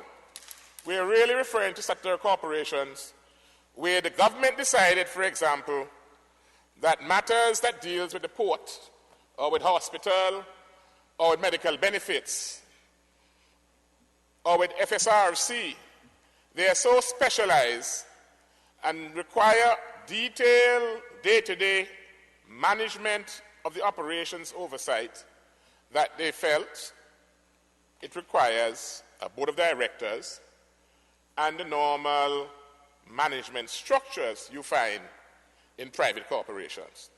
That solution has been used throughout the world. Every democracy you go into, you find this arrangement where governments have statutory corporations. In some countries, there are some functions that are private at most time or one time, and then the government decided that it is so important and vital that the government moved to nationalize those functions. And we can speak about sometimes the railway, airlines. We can speak about when Reagan moved in terms of some of the air traffic controllers and so on. So we have that tension. We believe these functions are best managed by a board and a management structure for day-to-day operations, but the minister still retains responsibility, and the minister still faces the consequences of failure by being fired and criticized by the people. What has been the solution overall, Madam President? All countries, including Antigua and Barbuda, have moved to provide solution by the following. By having very codified rules in legislation, sometimes in the Act, which established the corporation, which will lay out the role and responsibility of the minister, which will lay out the role and responsibility of the board and the manager. And those are codified, formal, legal, transparent roles that the ministers can play. Some of them have become so commonplace, we accept them without even thinking. For example, it is the minister and cabinet and ultimately parliament which must approve their work programs and their budget. We accept that as normal. It is the Ministry of Finance which must approve and sign off on loans. We accept that. It is our procurement body which must deal with the procurement of assets or services over a certain value. We accept that.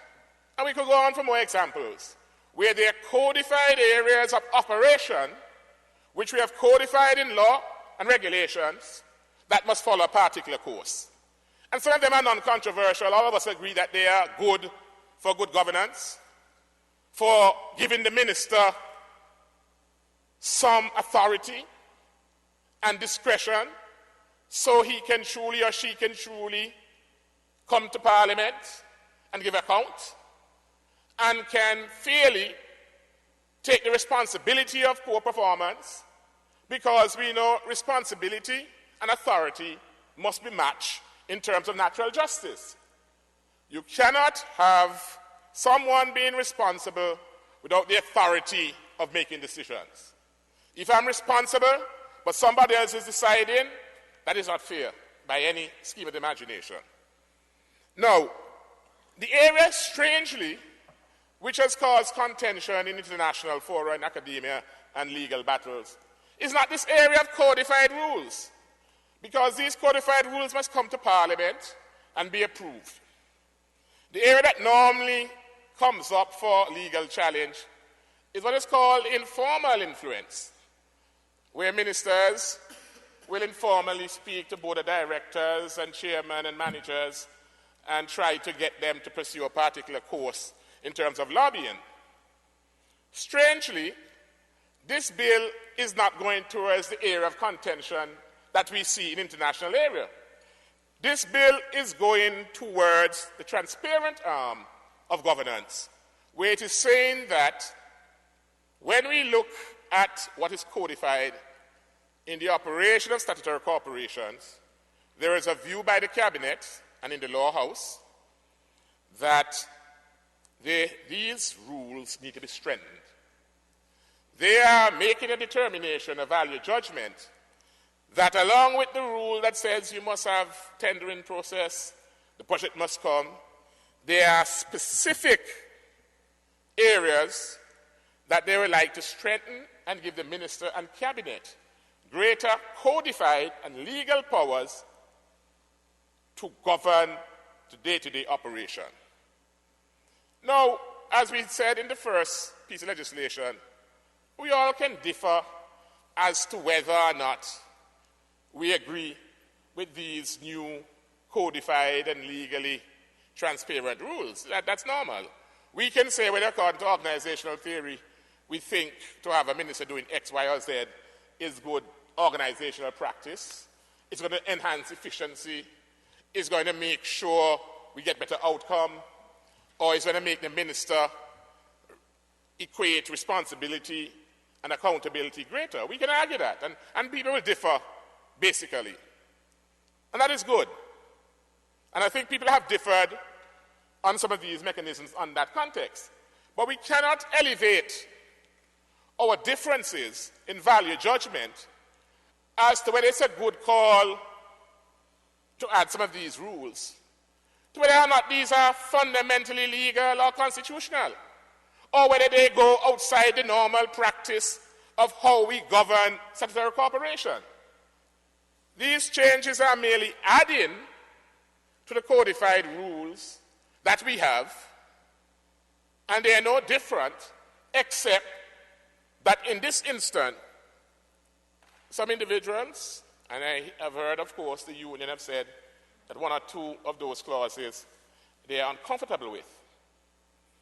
But to suggest that this forms a dictatorship, that this is something which is unheard of, it is simply because the other areas have become so normal that we forget that when they were first introduced, they were a little curtailment of what is the freedom of the manager and the board of directors. Now, there were a couple adjustments made, as I read, in terms of the amendment. Some individuals might not agree that they are sufficient, but I just want to put a couple of contexts into this discussion. And as was said, that consultation is included in the whole issue of secondment for the simple reason that the expectation of secondment is to improve the functioning of the corporation or position the person who is being seconded to will take on. Normally when you second somebody, it could be one where the person is just lazy, worthless, not doing anything, and you can't find the basis to fire them. So you either, as we say, kick them upstairs by promoting them, or you move them laterally in an area so you can get a more dynamic and productive person into that position. In that way, you can say the secondment is kind of a negative type of secondment where you have dead wood that would not rise to the level of termination, but you need to get the dead wood out so you can have the organizational functioning. And you have several mechanisms you can do that. You can do it by secondment. You can do it by having people on contracts. You can do it by having performance objectives. If they fail to meet it, you terminate them. You have many mechanisms. Secondment is only just one. That's why I'm saying it is not a fundamental change from the mechanisms and tools we use in organizations to manage it and make sure we have efficiency and practice. I have said, and I'm on record to say that I don't believe in transferring or seconding dead wood. If it is up to me, I'll have objectives. If you don't meet it and you're dead, I call straffy for you. I'm not going to change one dead person to another organization so they can die there too, right? Because that is just me. That's not my preference. Other people have said, you know, they're lazy, not doing any work, but they need to eat, so let them continue being lazy in another person's ministry. And this is what the solution is actually saying in terms of the negative one. Then you have the positive one, where you have a brilliant leader. Oh my Lord, they came in and we had public works really behaving as if Minister Daniel was still in charge. All kind of crazy contract and corruption, and you put this person in and they clean it up. And public works is transforming the roads and working very well, and you say, this is a good person. And then you had some problems, let's say, at St. John's Development. where they have money to fix St. John's and they can't start yet. Or they have money to fix the Learning Center for nearly 6 months, they can't start yet. Or at APA, where we're trying to get them to give us current and water regularly, they can't start yet. And you have this person who's a fixer, and you want to really move them in. Then the secondment becomes very, very, very important and efficient. Now, I'm not going to be naive to say that you have wicked, cruel politicians who will want to victimize good people who are doing a good job. We have seen them. We have lived under them. And if what could be a good tool is used by a corrupt individual for wickedness, for victimization without rhyme or reason, then we have the mechanism to deal with that. And I can say politically, every politician who makes a move to victimize or to make such bad decisions that you question their judgment, 9 out of 10 times they have been fired by the people. And I will let you look across the table and see those who have been fired for bad decisions. And so the people of Antigua and Barbuda are very, very, very clear and clinical in dealing with ministers who in their pomp and power feel that they got gift from God and they can do what they want and spend government money and deal with you and fire you. And we have seen what has happened to some of these individuals. And when they get fired, we kind of sorry for them sometimes. They're like little dog and pussy around the place. So for those who are fearful that you might have some of these, any politician, any side, who will use what should be a good tool to enhance management, to enhance efficiency, to give those with talent opportunities to spread their talent, to move aside deadwood by being kind to them by not firing them. It's a real concession. I think we have to change that soon. But you can be a deadwood here and we can still pull you aside and kick you upstairs. I think we should fire some people at Public Works and at APOA, but we won't fire them. We'll be nice. And the other people we should fire. And so this bill is not as radical as it could be. We have lawyers who are willing to challenge what they will call the fundamental abridgment of people's right in terms of, I suppose, enjoying your freedom of either property or your right to work and so on under the Constitution. We have lawyers who are to challenge unfair dismissal or to challenge moves which I believe are rooted in victimization and improper motives. And we have plenty of lawyers who are hungry who will take on those cases and they can make a buck. In our system, we have seen governments have lost on unfair dismissal. We have seen sitting governments have lost on unfair transfers. And so I don't think any of us have any fear that any move to victimize or transfer individuals will not be looked at with a frown by the court, and the benefits awarded will not be substantial. Every time I see Dr. Lake, he's just smiling at me and swimming. Just smiling at me. And I remember when Minister Reuben Harris was alive, and they had a spitting thing. And he said, boy, Selvin should spit on me again. Because the money I got, I buy this area for the gas station, I buy that land, I buy that. Tell him come and spit again. That was a good spitting. So we have the history of the courts dealing with abuse of power. And I think in the first presentation, there are many individuals on this side, on the other side in the society, who wanted to sound the alarm that we are living in a modern society where we expect ministers of government to exercise their control over statutory corporations by utilizing modern techniques of management, by setting up policies and procedures, due process, suitable evaluation of individuals' work and work program. And so you have an objective basis to say somebody has not performed. Or equally, you have the objective basis to say this person is special. and they can be utilized somewhere else. This legislation places the responsibility even more severely on ministers to put these modern practices in place. And I've heard some ministers, when they refer to their rights under the Constitution, I sometimes wonder if they think they have an unabridged right to just be arbitrary. That because you're responsible, it means you can jump up today and tomorrow and just do this, do that, move there, move there. Modern management techniques really and truly do not allow that. You exercise your authority and function in a structured way with structured processes and rules and regulations, which is applied and which would be applied equitably across the board. And that is how modern institutions function.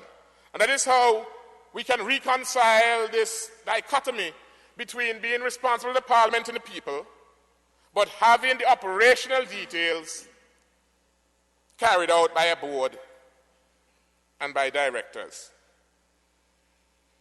For those ministers of government who believe they lack control of these statutory organizations and who would like to even go further in terms of interfering in the daily operation of these corporations, I'd like to take the time to point out a couple of things. And all of us can judge whether or not a minister can have the excuse of not having enough say in corporations on their responsibility that they can say, don't blame me if APA doesn't provide any water. Don't blame me if Public Works doesn't fix my road. Or don't blame me if St. John's Development Corporation pays 3 times the price for the treasure in the harbour. Under the codified regulations, Madam President, we all know this, but I'll repeat it, is the Minister and the Cabinet who appoints the Board of Directors. It is the Minister and Cabinet who will appoint the managers and some senior positions. It is the Independent Procurement or Tenders Board that will look at contracts, purchasing contracts of over 100,000. It is the Finance and Audit Act which will look at the finances and audit of the corporation. It is the Minister and Cabinet who will approve the work programs and the budget.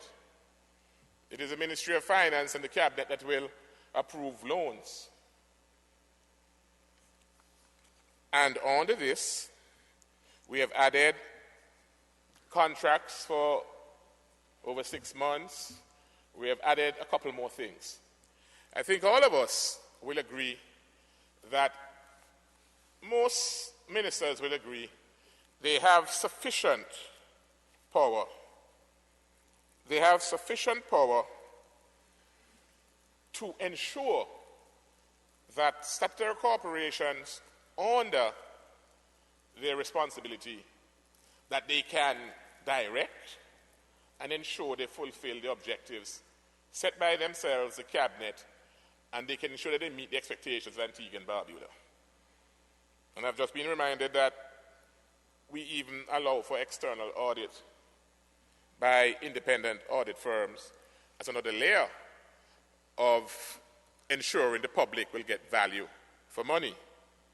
I just want to say to these external auditors, I've seen some work they have done is very shabby. I know that they have some corporations that were 10 years and 9 years behind in their audited statements, and there's a push to get them up to date. But I'll ask them to be very vigilant in doing their audits, although they are under pressure, to ensure that they fulfill the expectation of the people of Antigua and Barbuda. And so, Madam President, what I'm saying basically is that the fear which the trade unions have and which some of the members will have of this tool being used for evil, for violence against individuals' rights, I think that we all can agree legally, politically, and if you go to church, the church will read you out if you use this tool for evil or violence. I think the debate around this bill would have sensitized the public, and the public will watch on with increase concentration to make sure that this bill is used for the purpose which it can rightfully be used for, to enhance growth, to enhance performance. I think the trade unions, too, should recognize that in everything we do, most things can be used for good or bad. And the heart and minds of some men or women might be inherently evil, and we have found ways to deal with those individuals. But not because you can use food to make somebody strong and healthy, or you can eat so much food you can have diabetes and pressure, you're going to ban food. Right? And similar with this tool, it can, as I pointed out earlier, be used for good, for enhancing performance, for ensuring that quality individuals get to explore their good function. And as I said, as a society, we have consistently frowned on any individual who would utilize any tool for evil, and simply because, Madam President, we are a small society. Our families go across political divides sometimes. My family is bird, but some families have mix up. They change their hair color, they change their party as fast as they see opportunity. But we have friends, we're going to have grandchildren, they're going to marry to different people and so on. And so we want our basic rules to reflect fairness. We want to make sure that how we conduct ourselves while we have this brief suit of authority, that we conduct ourselves fairly. Because in the next 20 years, there'll be somebody else. Or maybe the next 30 years. Which is why they're trying to limit leadership. And so we are all mindful that we want a society where we can proudly say we have treated people equitably. And so, Madam President, with those few remarks, I want to recommend to all of us that we have had our say. Some people would not change their positions, I know. But the proof of the pudding will be in the eating. All I can say is that the other aspects that were codified before have worked well. We have not had many legal, if any legal challenges to those. Secondment is generally done in the public service. We haven't had many challenges on secondment. I would, though, like to see that we put in term limit contracts for managers of sector corporations, because I don't believe anybody should be heading a government corporation for enough 15, 20, 12 years as if they own it. I really don't believe so. I believe that if you have 10 years ahead of anything and you can't make your mark, then it's time for you to move on. I really don't believe so, that we should have, I believe you should have contracts with stated objectives. If you meet them, you're in a rule over your contract. But if you fail to perform, you should be fired. But I certainly don't agree with the former AG that we should remove ministers from their responsibility and put statutory boards to come to Parliament. You run for election, you act for the job, you must be judged by the people for the job. Whether you like the minister or not, that is the minister. He has won his seat. That is his right. If he fails to perform or she fails to perform, you fire them. And that is how you will do in any other, even private corporations. You hire a manager, they don't perform, you fire them. Right? But you can't go around it. You can't elect people and go around them. Else all democracy is turned on its head. So, Madam President, with those few remarks, I recommend this motion to the House. Madam President, I rise to second the motion and reserve the right to speak.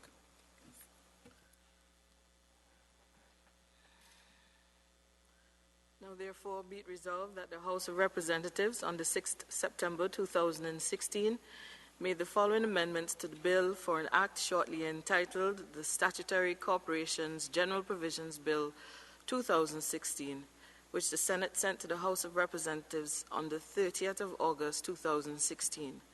Amendment of Clause 7, Secondment of Employees of Statutory Corporations. 1. The Cabinet may, if it considers it in the best interest of public administration, transfer an employee on secondment from one statutory corporation to another statutory corporation or to the public service.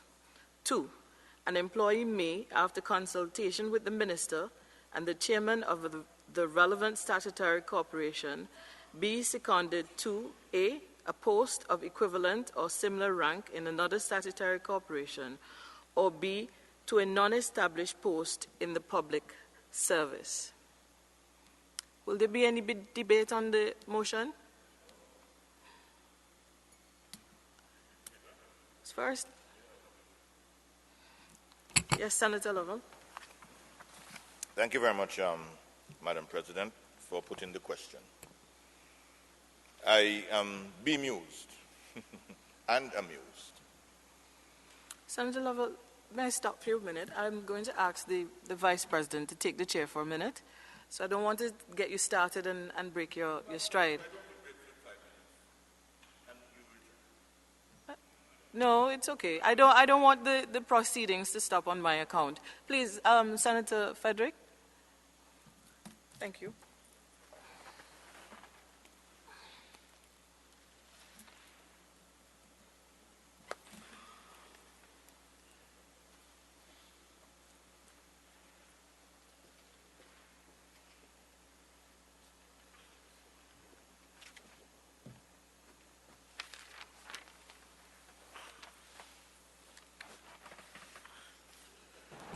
Esteemed President,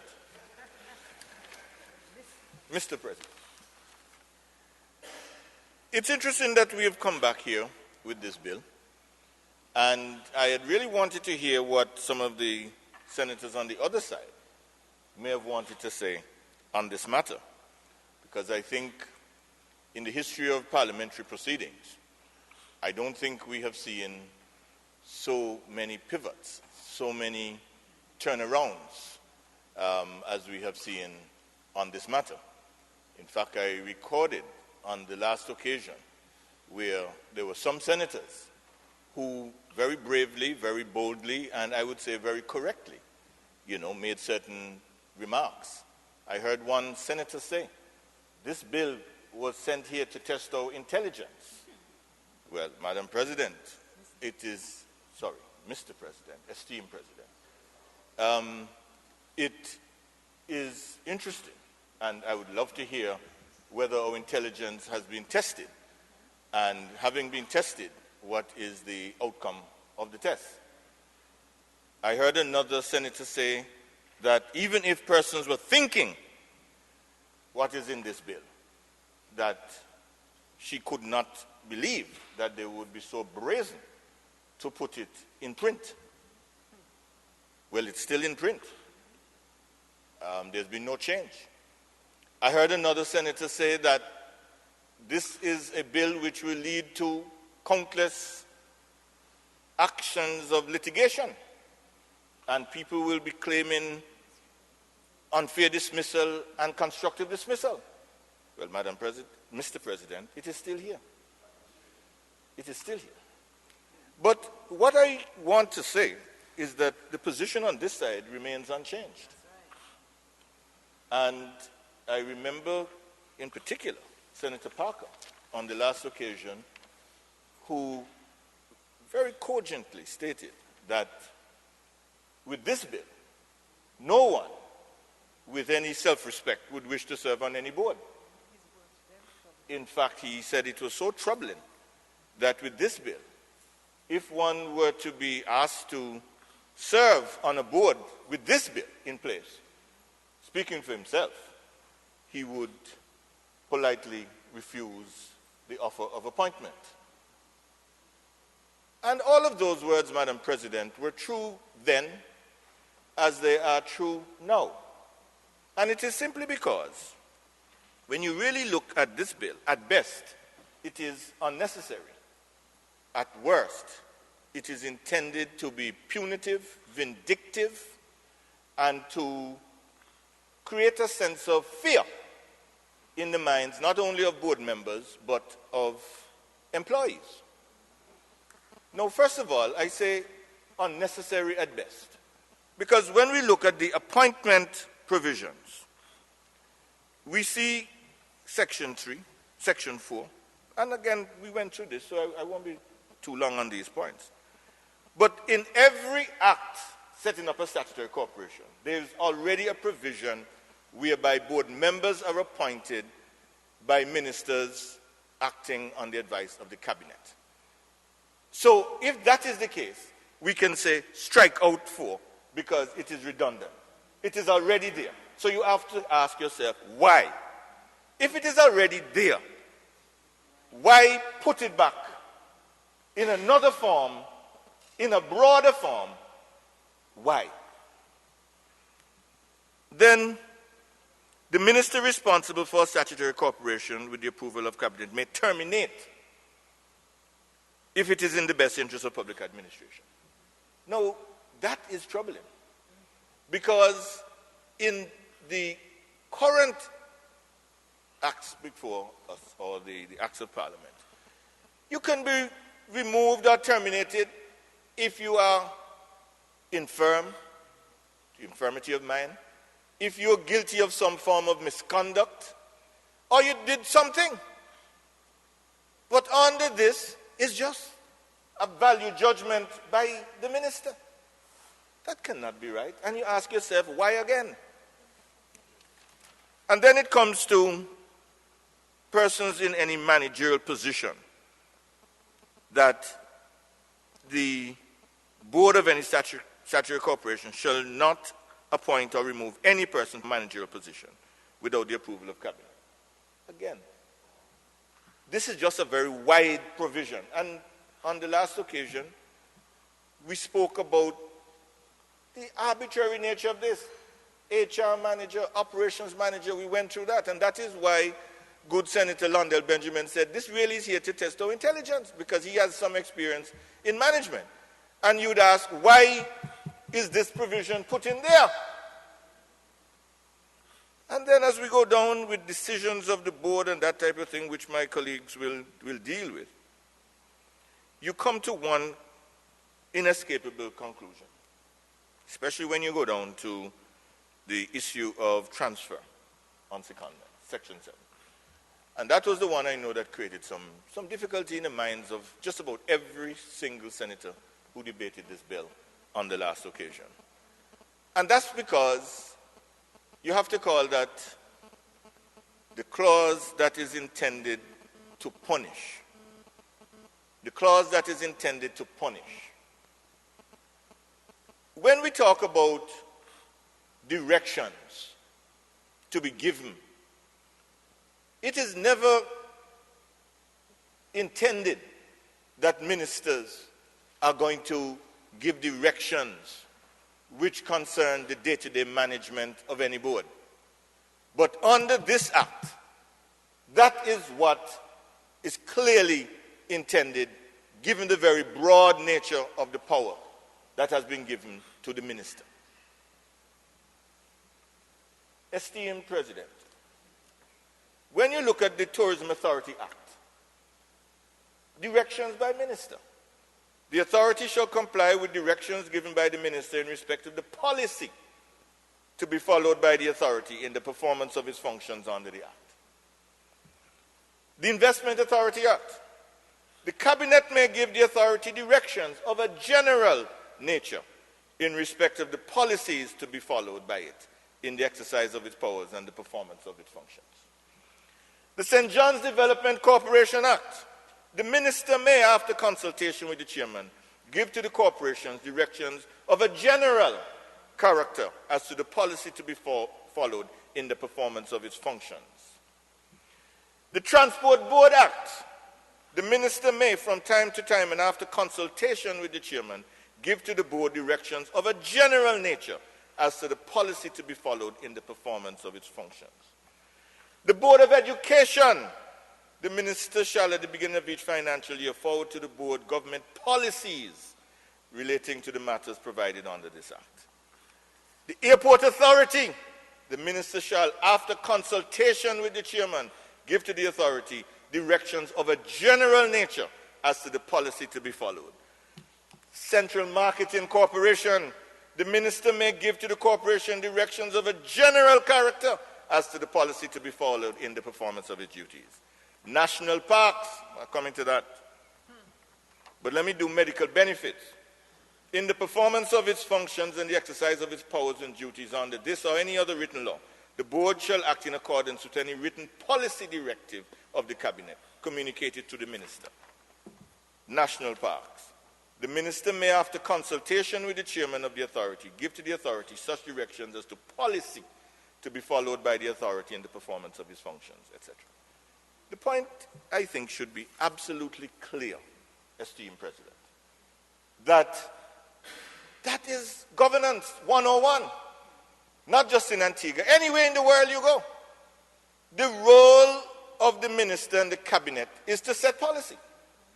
You say the direction in which you want the board to go and the policies that you would like to be followed. But if you're going to now put yourself and supplant yourself so that there's no longer any need for any intelligent people on the board because you're going to make all the decisions, this is a backward step. I've said it and I say it again. It is the most backward piece of legislation that this administration has brought to this parliament. If the government is setting policy, and if the government is appointing the board to carry out the policy, and if those provisions in existing laws already state the reasons by which persons may be removed, and you have persons acting in positions for which they are qualified and making decisions in accordance with their qualifications, what is it that ministers believe that they know more than everybody else? Yes, you may be accountable to Parliament, but that is enshrined already in the laws. There's such a thing as delegated authority, and you delegate that authority to the board. And you must be satisfied that the board is acting in accordance with your policy directions. But why does the minister and the cabinet have to decide who is going to be the human resource manager, the operations manager, the maintenance manager? Why is it that the cabinet and the minister must decide, even though there's a tenders board, whether or not you can enter into any transaction, as they say, with any local enterprise? Why is it that if you enter into any agreement that is more than 1 year, 6 months, 6 months, you need the minister and the cabinet to tell you if it's more than 6 months? Which agreement is any board going to make that is less than 6 months? Any employment agreement is going to be more than 6 months. Any cleaning contract is going to be more than 6 months. I mean, it is really mind-boggling. And this is why, when we ask, why has this legislation come? The answer is very simple. This is the Anne-Marie Martin Act. I heard the leader of government business say, if somebody's not doing a good job, you move them. Fair enough. You find a way so that you can get your work done. But if somebody is doing a good job, why are you moving them? If somebody is doing a good job, but where you are suggesting that things be done not in the national interest, and I'm going to hold some of my cards back, because there are a lot of cards to play. I'm going to hold the cards back. I'm going to hold some of the cards back. But I know what I'm talking about. I know that national parks has control over lots of acres of land, plenty land. And I know that it is a very important statutory organization because they are the custodians of that land and the uses thereof. And I know that there are many people who covet that land and have personal designs on some of the more salubrious and some of the more enchanting areas of that land. And what they don't want is for anyone to stand in their way, whether it be in the national interest or not. And so you ask yourself the question, is National Parks one of those organizations where things are awry, things are not going right? I have checked. National Parks is one of those organizations where their accounts are more up to date than most others. I think they're up to 2015 the last time I checked. That they are not indebted in a way as to create any sense of fear or alarm in the minds of the cabinet or the minister. They operate whereby the employees seem to be working in accordance with the business plan. So you ask, what is the problem? Then I heard the Prime Minister of this country in the lower house, and I'm going to use this forum to defend those who cannot defend themselves. Yes. When some people try to use little snide remarks in order to disparage the reputations of others. And I heard, and the director of National Parks, her husband and the family, they have all sorts of shops in National Parks Authority. I don't know that to be true. But some people hide under the protection of parliamentary privilege. I know that Ted Martin has a shop in National Parks. And when I checked where Ted Martin born, Antigua, he used to work for government. He took the package, he invested his money, have a shop to feed his family, make a bread. He's a photographer, frame his pictures, sell them to tourists, sell souvenirs, T-shirts. We talk about empowering Antiguans and Barbudans. A man from Antigua, don't come from no rich family, trying to earn an honest living, and then you have the leader of this country going into parliament and trying to turn people's minds against good, honest Antiguans and Barbudans. Shame. Well, I'll stand up for them. Shame. They can't come in parliament and talk, so I will talk for them. Yes. I will be the voice for the voiceless. And you have Kenneth You understand? Kenneth Kwok saying and then they have all sorts of people come from where they come from, insulting Antiguans. Yeah. So I just want to say that that was a low blow, and it is wrong, and we should not do that to citizens of this country. And I maintain that the only reason why this act has come to this parliament is because certain things that they want to do, they can't do. And so they decide they're going to push people around. Do as I say or get out of the way. Not in the national interest, but in personal interest. Personal financial interest. That's what this thing is all about. And that's why you have all this fudging, bringing acts to parliament that the senators who are appointed by the same government could say, this is an act to test our intelligence. Another one could say, you may think it, but I didn't think my people would be so brazen to put it in black and white. Those are words recorded in Hansard, and they're true words. Those are not frivolous words, they're true words. Unfortunately, they cannot stand by their conscience. Well, I'm not going to judge them. They have to live with their own conscience. They know what they said. They know they spoke from the heart. They knew that it was wrong then, and they know it is wrong now. I will leave such persons. I heard the leader of government business in his introduction tear this bill apart, clause by clause. 1, 2, 3, 4, 5. I thought, well, nothing less for me to say. But thanks be to modern technology, you have Twitter, you have Facebook, you have WhatsApp, and boy, I see your phone flashing. I see your phone flashing. I couldn't see if it's WhatsApp, Twitter, or Facebook, or email. But Instagram. Which one? Okay then.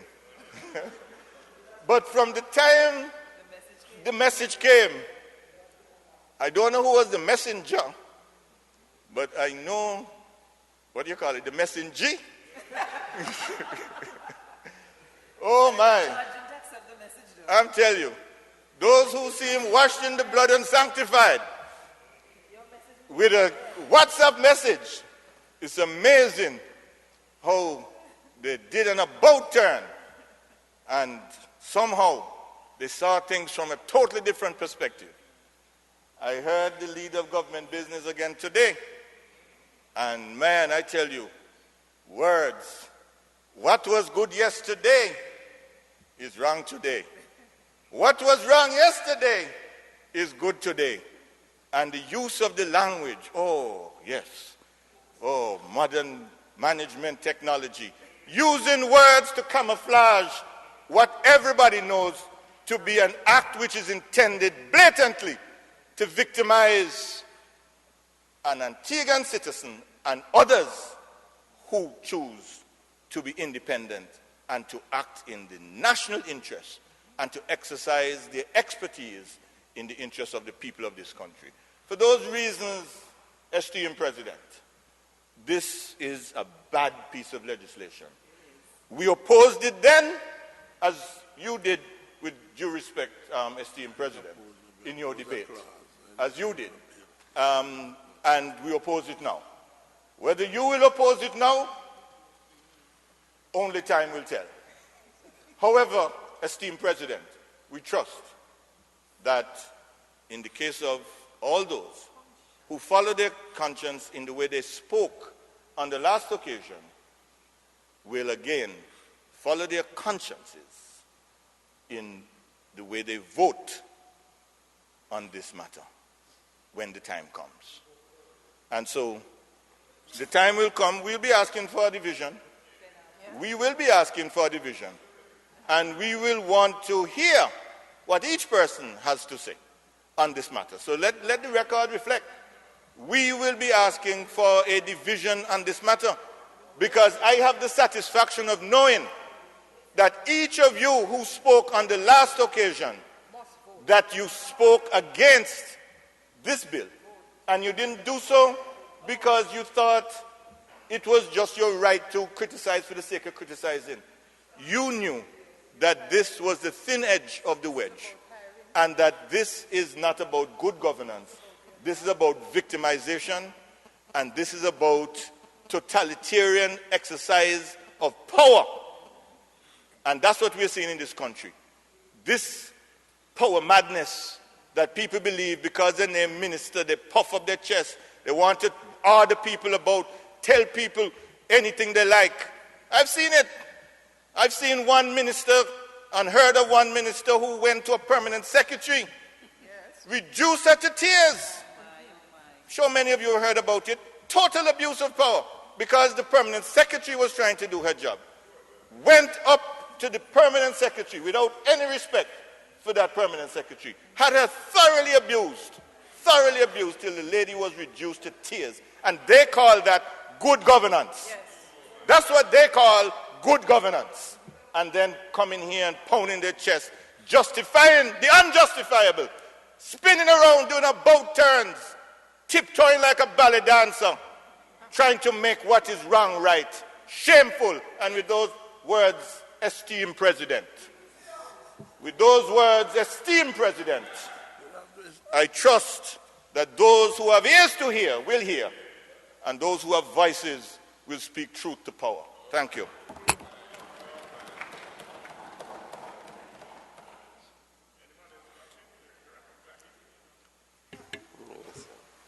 I recognize Senator Parker. Thank you, Mr. President.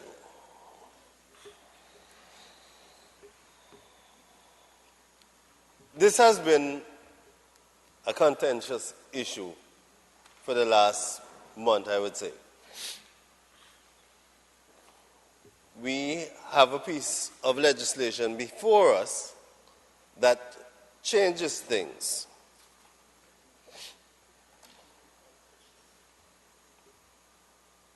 But it doesn't change things in some ways. It has stopped. When we look at what is considered the public service, the statutory bodies are part of the public service.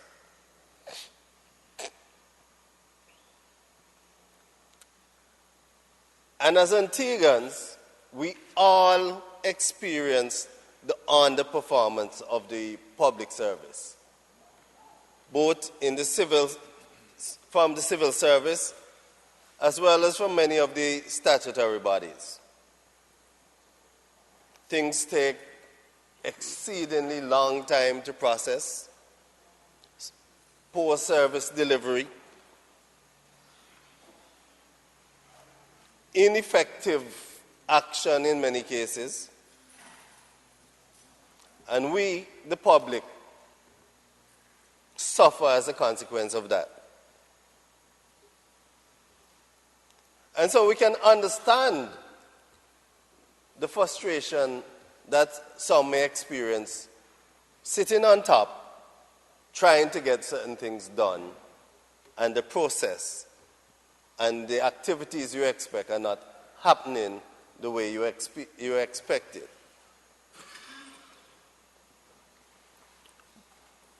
Modern management have come up with a set of approaches in dealing with these matters. And we have now moved from the realm of policy operation into management operation with this piece of legislation.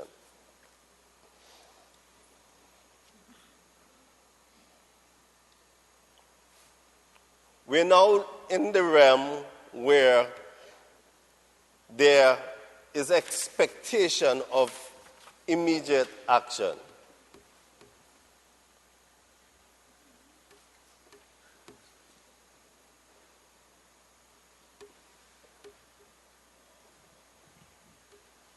Apologies, Senator Parker. Please continue. Yes.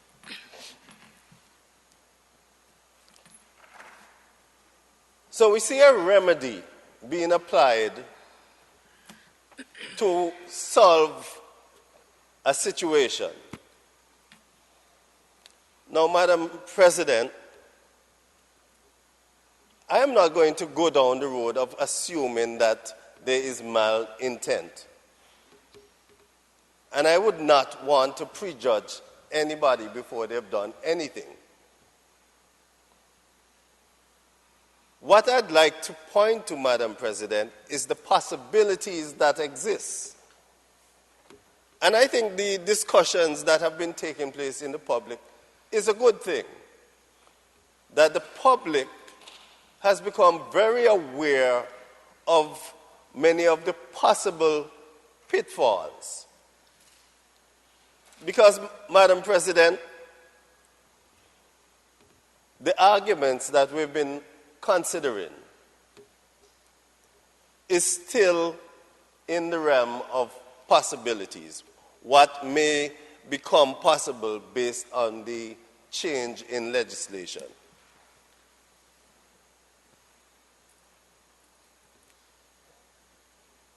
We are a democratic country. We have a democratic system. We have leadership by representation, and we operate on the majority rule. And once we've selected our government, we expect the government to act in our interests, and that their actions representing us will create an environment that will better society going forward. And it includes the power to direct. It gives them the authority to point and steer the course of this. Most of the statutory corporations, as we see them now, were formerly part of the civil service. We think of the Airport Authority, the Transport Board, the national parks. If you think back to the origin, these were functions being carried out by the civil service. in a very structured, formal way, with the civil service coming under the ambit of the Public Service Commission.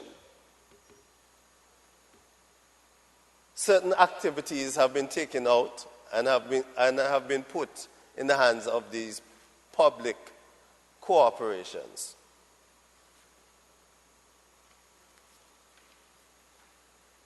And we expect them to function with a new level of efficiency and effectiveness. The intent is for things to happen at a better pace, a faster pace, and in a better way, so that we as a society can benefit from those actions.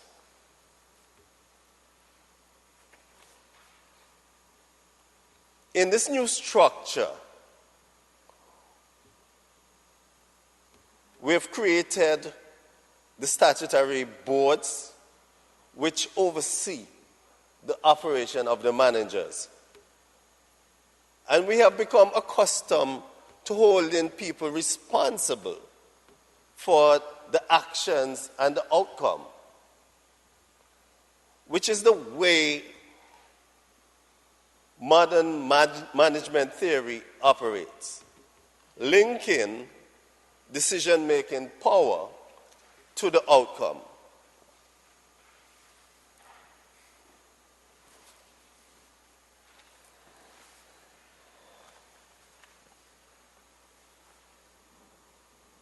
But I fear, Madam President, that there's a disconnect.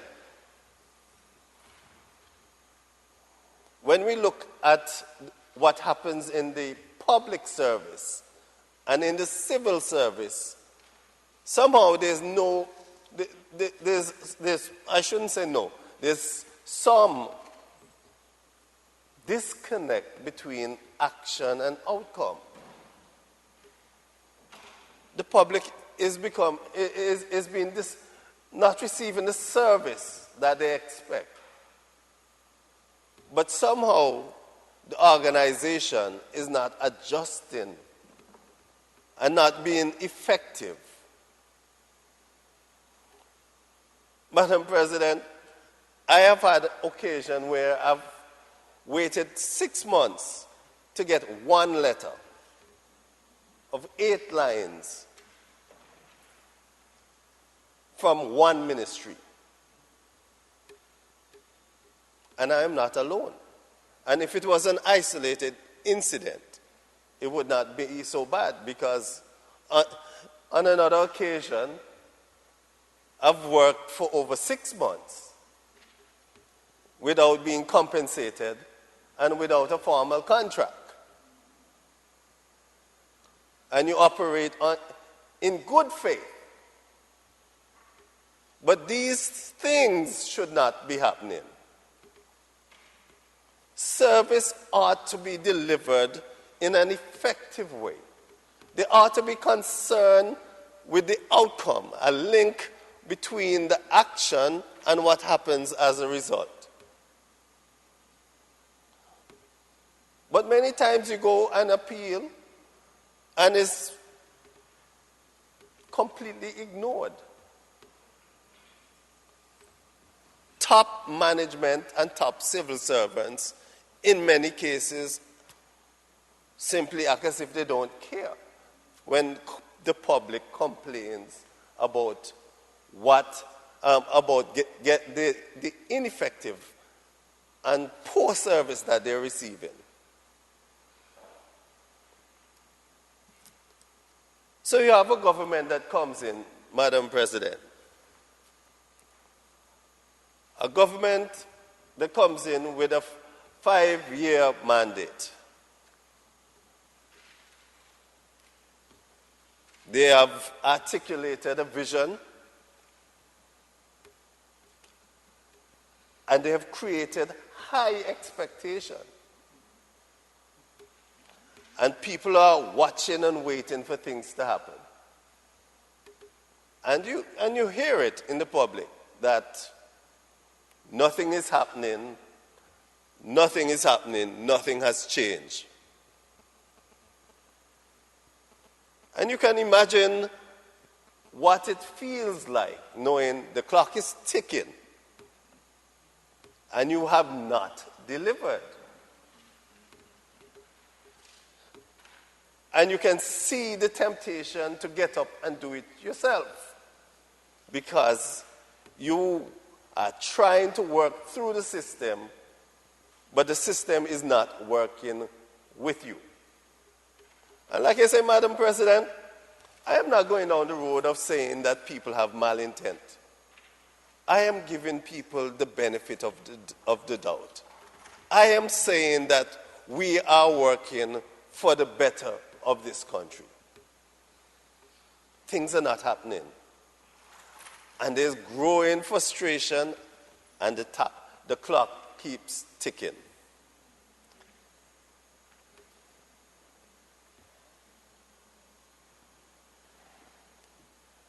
So these arms of government, which were formerly part of the civil service, which is part of the machinery that is supposed to assist in executing these policies, have come under the attention. And the ministers have extended a new policy, centralizing the power, giving them functional management authority, allowing them to move staff and become part of that operation with the expectation to make things better.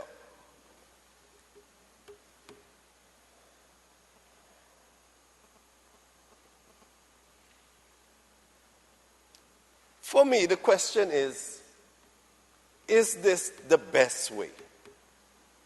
Is this the most effective way of doing it? The government has made a decision and has chosen its path.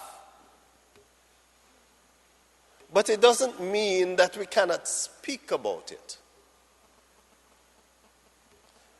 Because in the conversation, we can all learn from one another. And there's an opportunity to embrace pieces of wisdom that may be out there that we had not taken on board prior to the conversation.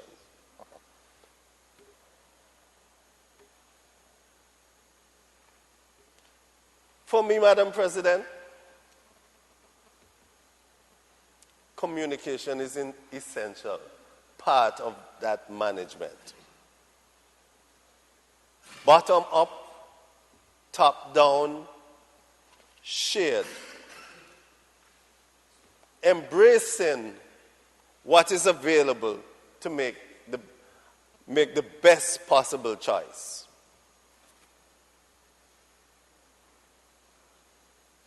But it's not the only management style that is out there. And in modern management theory, we speak of 6 different management styles and approaches that used by managers to get a particular outcome from the organization,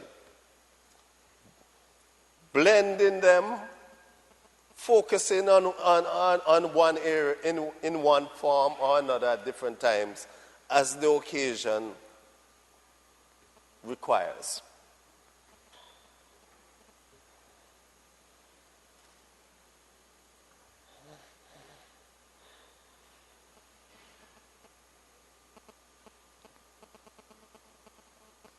This particular piece of legislation emphasizes the authoritarian approach. And with the authoritarian approach, it can be effective in certain circumstances because one gets the opportunity to direct and to specify how, when, where, and what is done. And there's the feeling that you can immediately see the results of those directions. But there are certain possibilities and pitfalls that come with that approach. And the skill of the good leader is to know when to apply what approach, in what circumstances, and how to use it to manipulate the organization in order to get the objectives done.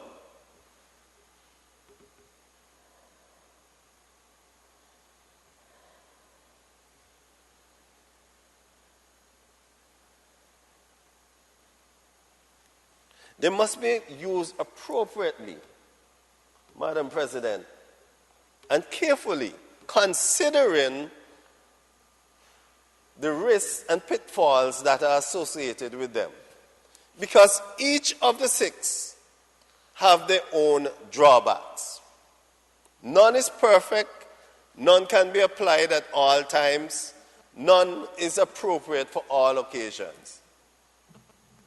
The leader must blend, draw in, shift, change. He must become agile and responsive and aware of what is happening in the environment, within the organization, and how the stakeholders are being served.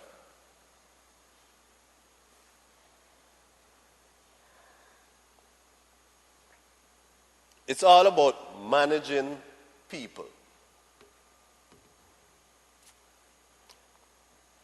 Success isn't dependent on resources necessarily. Resources in the sense of physical things is the people really that make the thing go. And how people are deployed and how we get the best out of the people within the organization.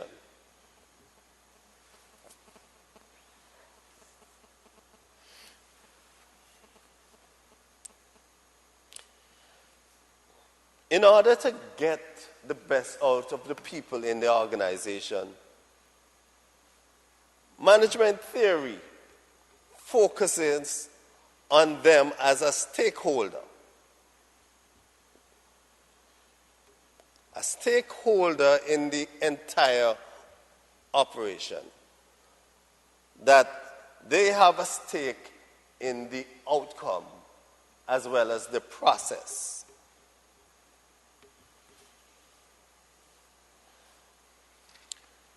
They must have some economic value at risk. Have something to lose.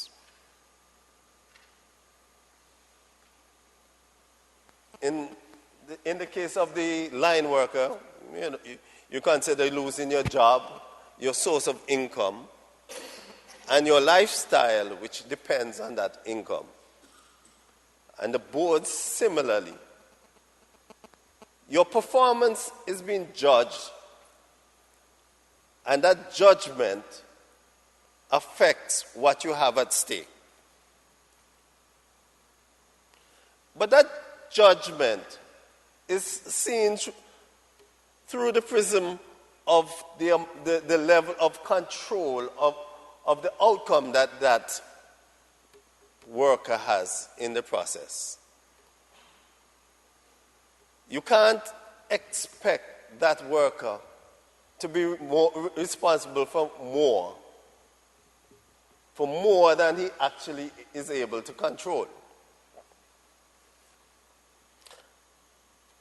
And it's that difference of ability to control the outcome that creates the leverage that management operates from. And that lever is what is shifting here.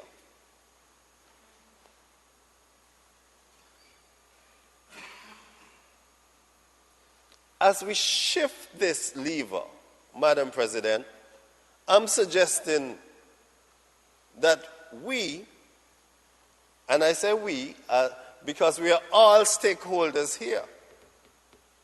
We are all stakeholders in Antigua. We are all being served by the statutory bodies and the civil service. That we all pay close attention to the pitfalls that are associated with it. So, Madam President, I put it to you that there is nothing wrong with considering possible negative effects. I put it to you, Madam President, that it is the right thing to do. And to have this conversation, Madam President, operates in our own best interest. Because we may become aware of something that we never considered before. It also means, Madam President, that we become real stakeholders, because now we pay attention to the outcome as well as the process, as it ought to be in this inclusive democracy.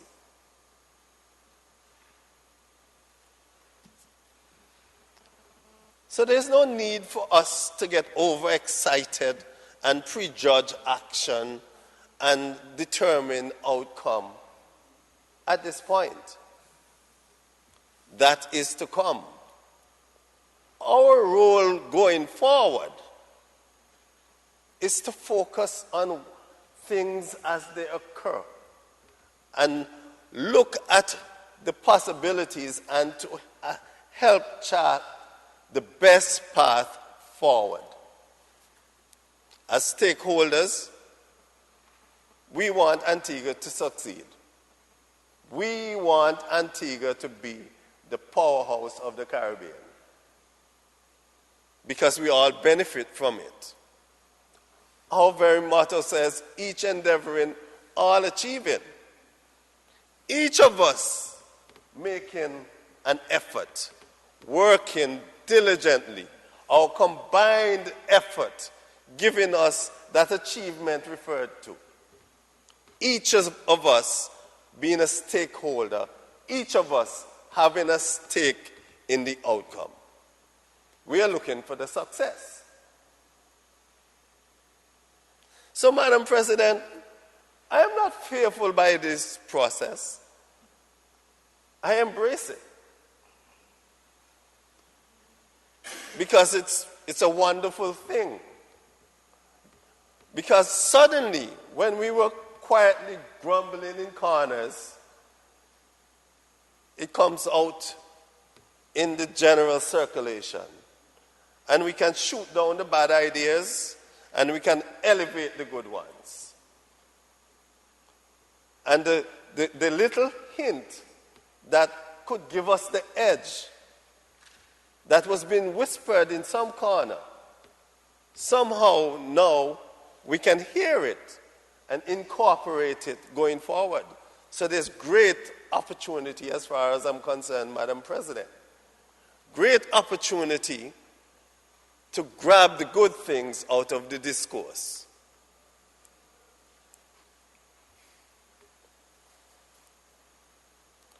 We can now address that disconnect that we see in the public service, that disinterest, that disenchantment, where you wonder if people working in the public service even care what happens. So we now are all actively involved. We are now all aware.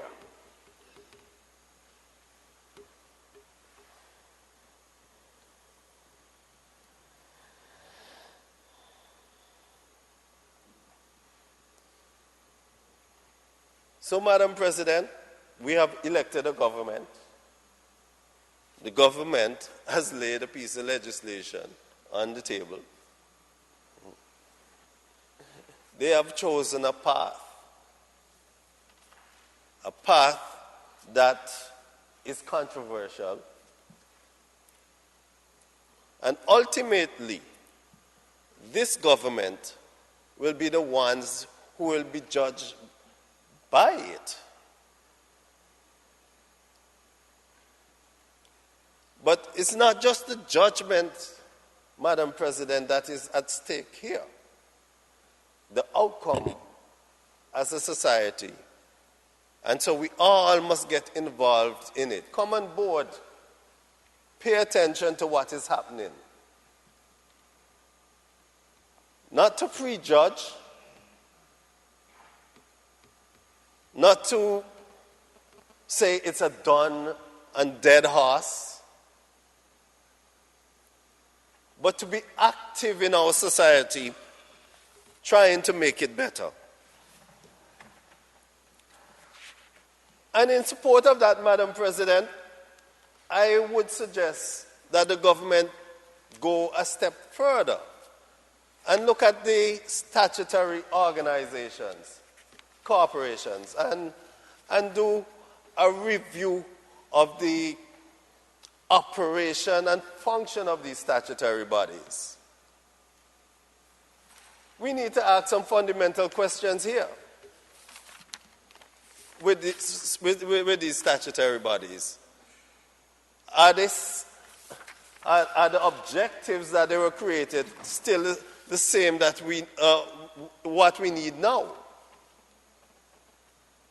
Is the structure appropriate to carry out those objectives? Do they have the right policies in place? The personnel necessary? We need to critically assess them so that we can get the best performance out of the tools we have in this country. And we mustn't be afraid to talk about it.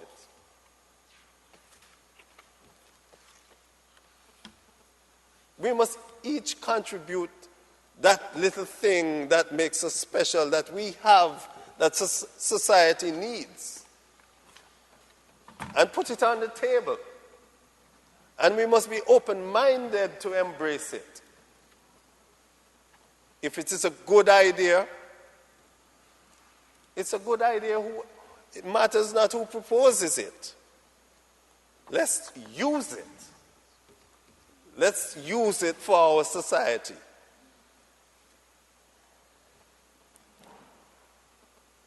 Some of our statutory corporations, I tell you one in particular, Central Housing and Planning. You know that what piece of legislation that operates from? It operates from the Slum Clearance and Housing Development Act, Cap 404, written in 1948. Piece of legislation written in 1948, still governing such an important statutory corporation in our society. I mean, is it really relevant, the way it's structured? In general, most of the statutory bodies are 30 and 40 years old. And every day, society changes.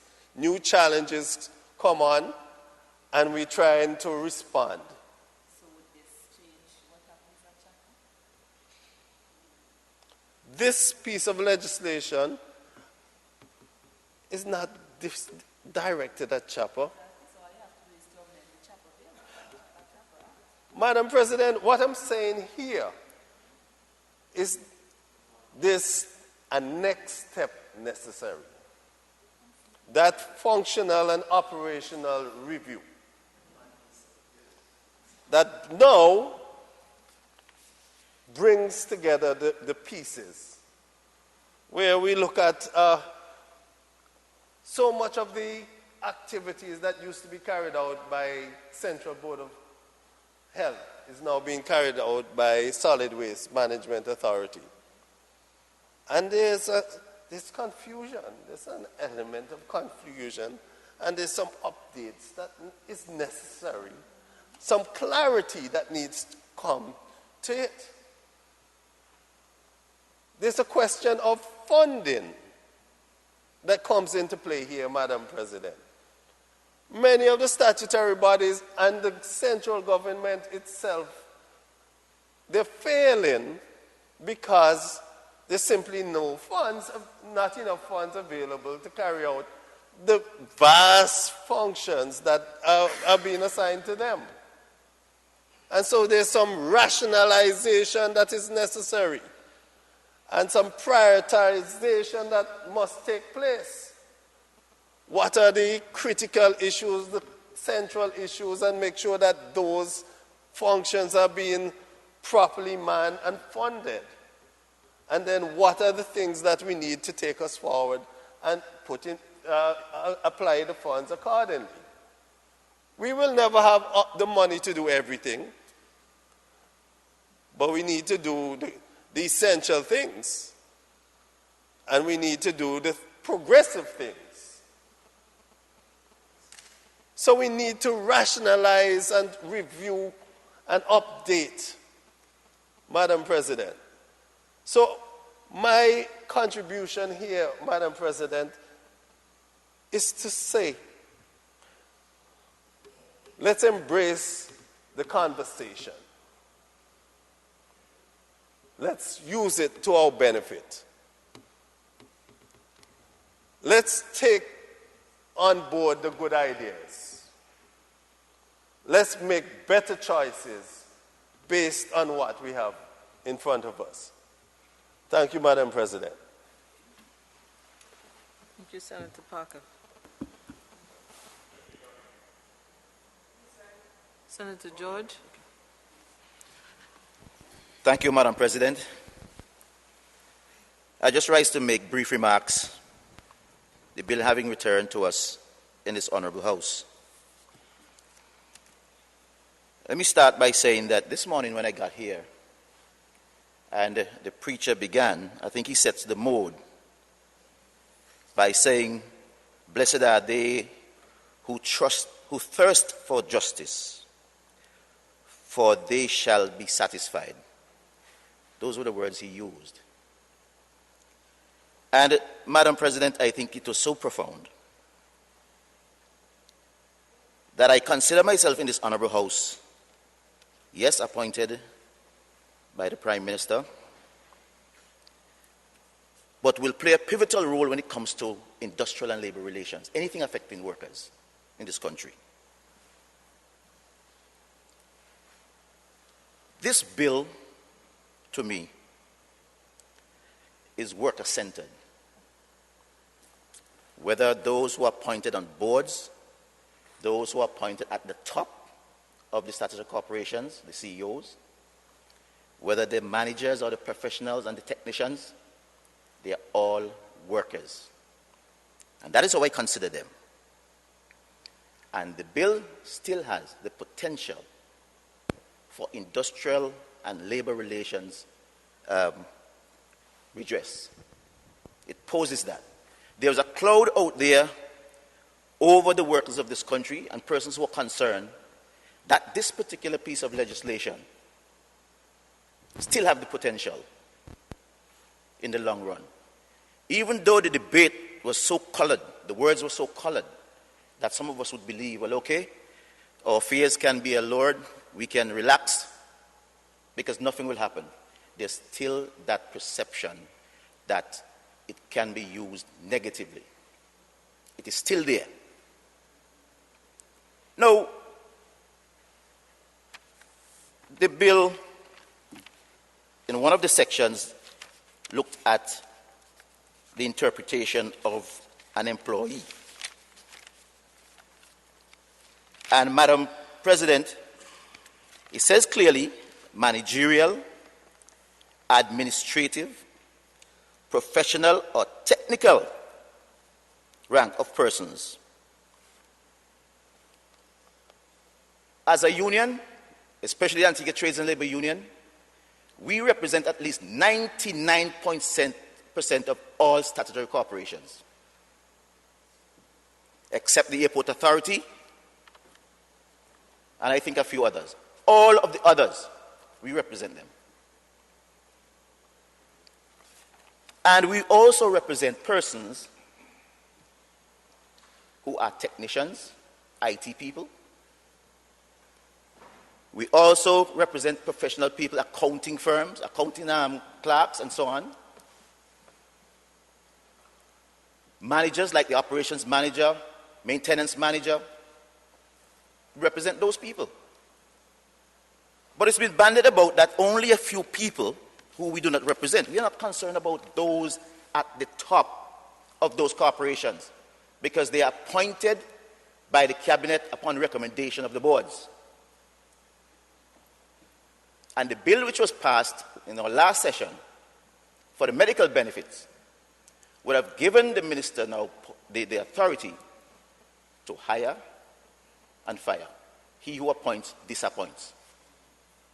So we're not talking about those 6 people. The impression is given that those persons are the persons we are arguing for. No, we are arguing for those persons who are listed here, that we have total representation over.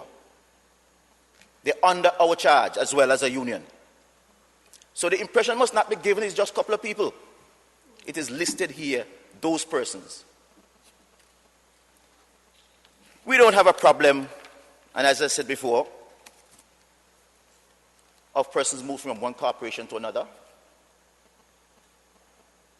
A pharmacist can be seconded to Mount St. John's, still in the same field.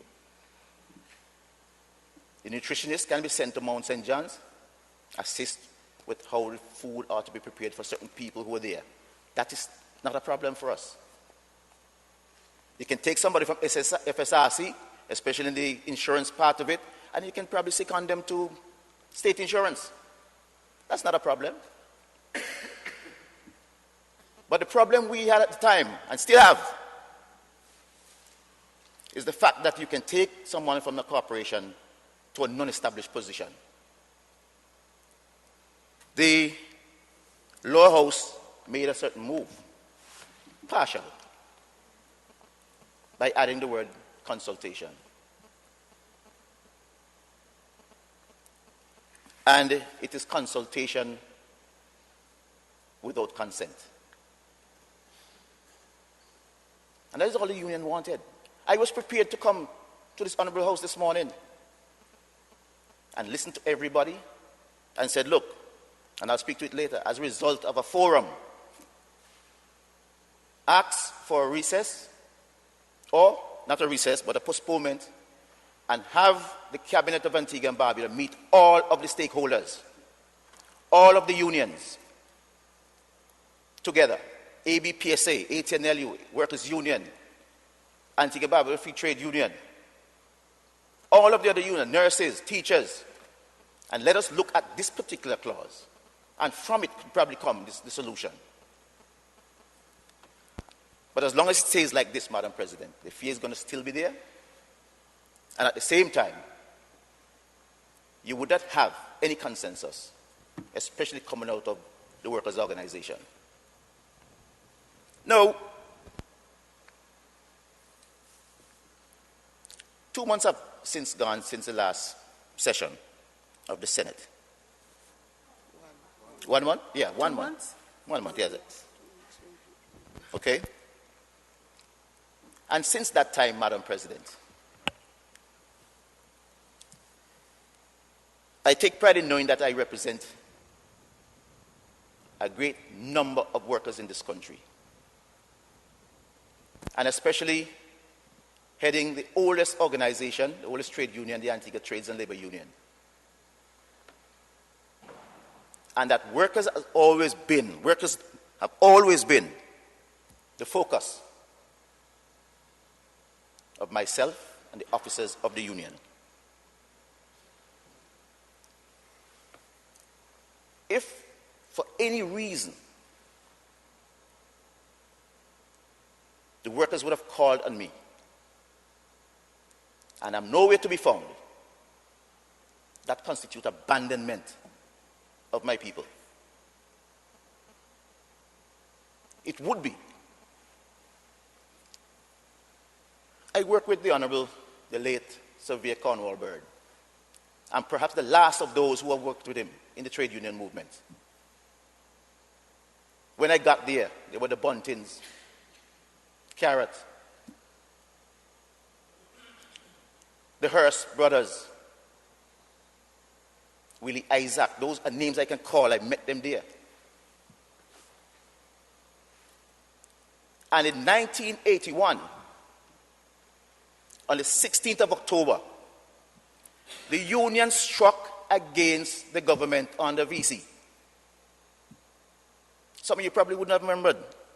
Just days before independence, when they gave the established workers an increase and did not give the non-established any.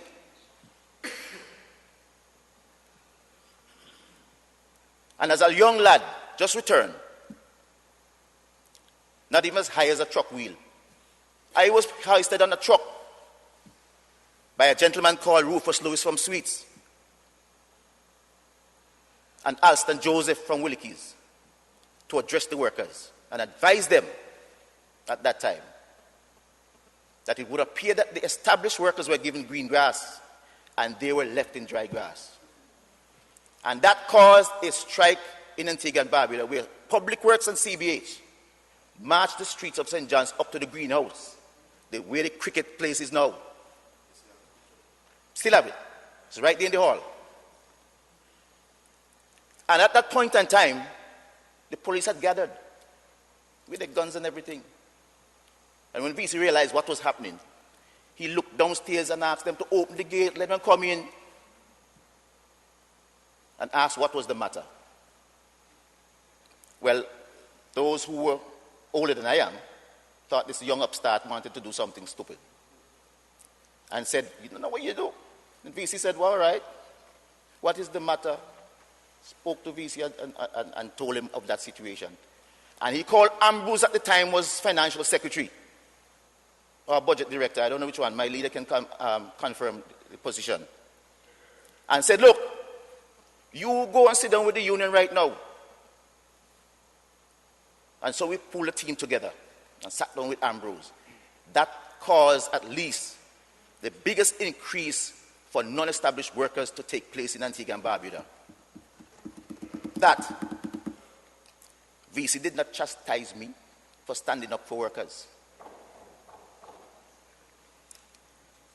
It also transpired under him when the Halcyon Hotel was supposed to be sold. When that was supposed to be sold, the workers were advised to carry their years of service over.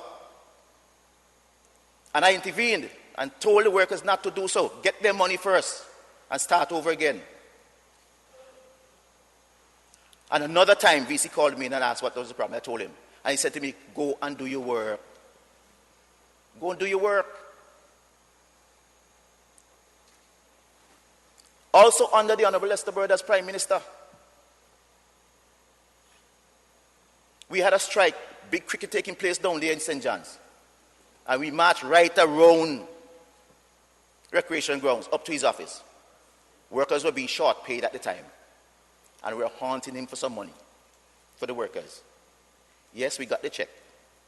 And everybody knew what would happen at the time. Stafford was there with us when Stafford received the check. Not in any good manner, but the check was there. We got the money. We got the money. I have been through those already for standing up for workers in this country. So you want to tell me that under this new Labour government that I am not supposed to stand up for the workers of this country? I cannot abandon the workers at this time. Cannot abandon the workers at this time. And for the last couple of weeks, it has been on the radar. I became the breakfast for a top dog in this country. To the point that the whole country was asked to piss on me when they see me. And it's not said one day, it's 2 days in a row, to include another trade unionist and a gentleman, forget the gentleman's name, that is now in charge of refurbishing Clarence House. That. And so if it means that they have to piss on me, I am not going to abandon the workers. I'm not going to do it. Okay? Now,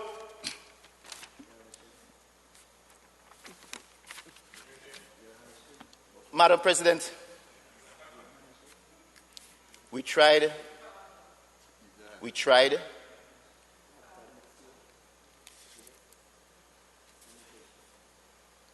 at the utmost to make sure that we can get this thing done properly.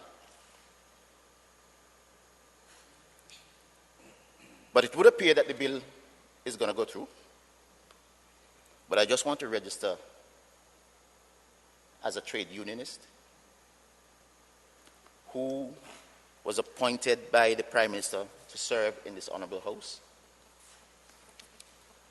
that this particular situation here is still a grievous situation for the masses, the workers we represent.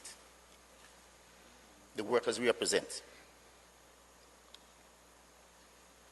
I heard Senator Parker with a scenario. Strange enough, just this morning, I got a call talking about the public service, where one person called me this morning and said, look, this has to do with the transfer and secondment, that in the Ministry of Public Transformation, they're going to merge two sectors, two departments. And they are going to ask some of them to go over to the establishment. When the workers found out their salary as a non-established worker is bigger than the establishment salary, and they are now asked that if you go over, your salary will be reduced, your years of service will not follow you, because you're starting over with that. Okay. If that is not true, you Honorable Senator, you check that out. Okay? Right? No, they are merging. They are merging the two and ask them to become established. Check it out. I'm saying so in the Honorable House so that it does not become a surprise to anybody. Okay? So, Madam President, I was at a forum yesterday with representation from all of the statutory corporations, members of ABPSA. I saw a representation there from teacher, at least I saw one, 2 persons in the medical profession. They were there. And coming out of that forum yesterday, I told the workers there, and they can go back and advise their corporation, that once I am going to lead them as the lieutenant, the soldiers must be behind me. When I look back, I want to see them. And that, to me, is saying that I will not abandon you. I will not do it. I know the whole country, probably, all the television they must have sell out today because they want, right? Because they want to know what Wrigley George is going to do. I just want to say this, Madam President, that I have no fear for anything. No fear. After the session and what transpired on the media and all over, I was plagued once again with the death of nurse Gen Williams and her son, my niece. And then during the period to hear those remarks coming through the radio of what must be done to me.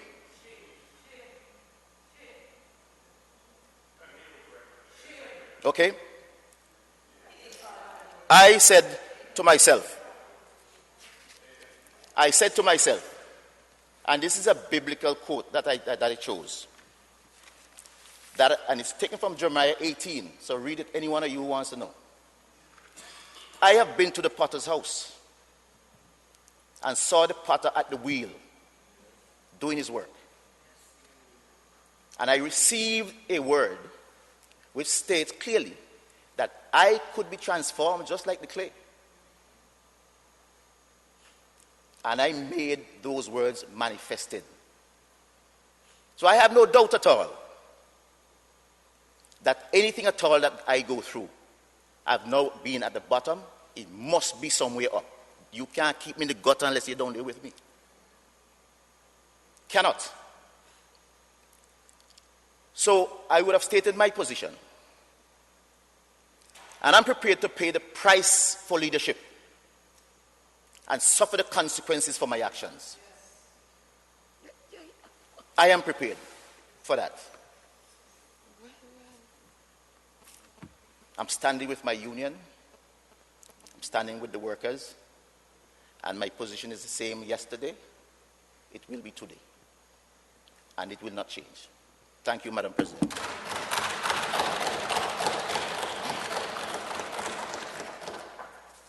Thank you, Senator George.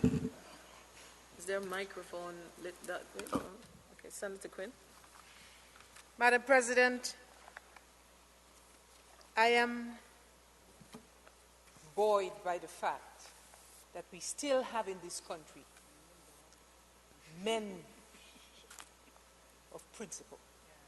And I want to congratulate Senator George for the stance that you have taken today. Madam President, there's a French word with Italian roots,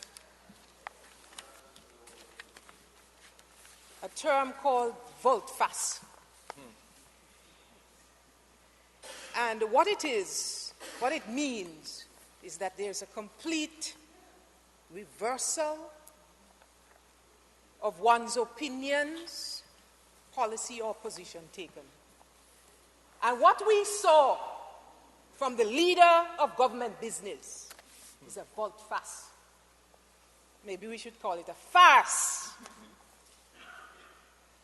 Because what we are seeing here today in this motion, Madam President, is no significant or substantial change to the piece of legislation that we debated 1 month ago. And I want to say this afternoon, I feel disrespected. I feel disrespected. I am sickened by what we are doing here today. Because 1 month ago, when we said that it tested the intelligence of senators to bring it here, not only is it testing the intelligence, somebody is being brazen and bold-faced to bring this piece of legislation back here with the kind of superficial, nonsensical change that we are seeing here in this bit of legislation. When we debated this bill a month ago,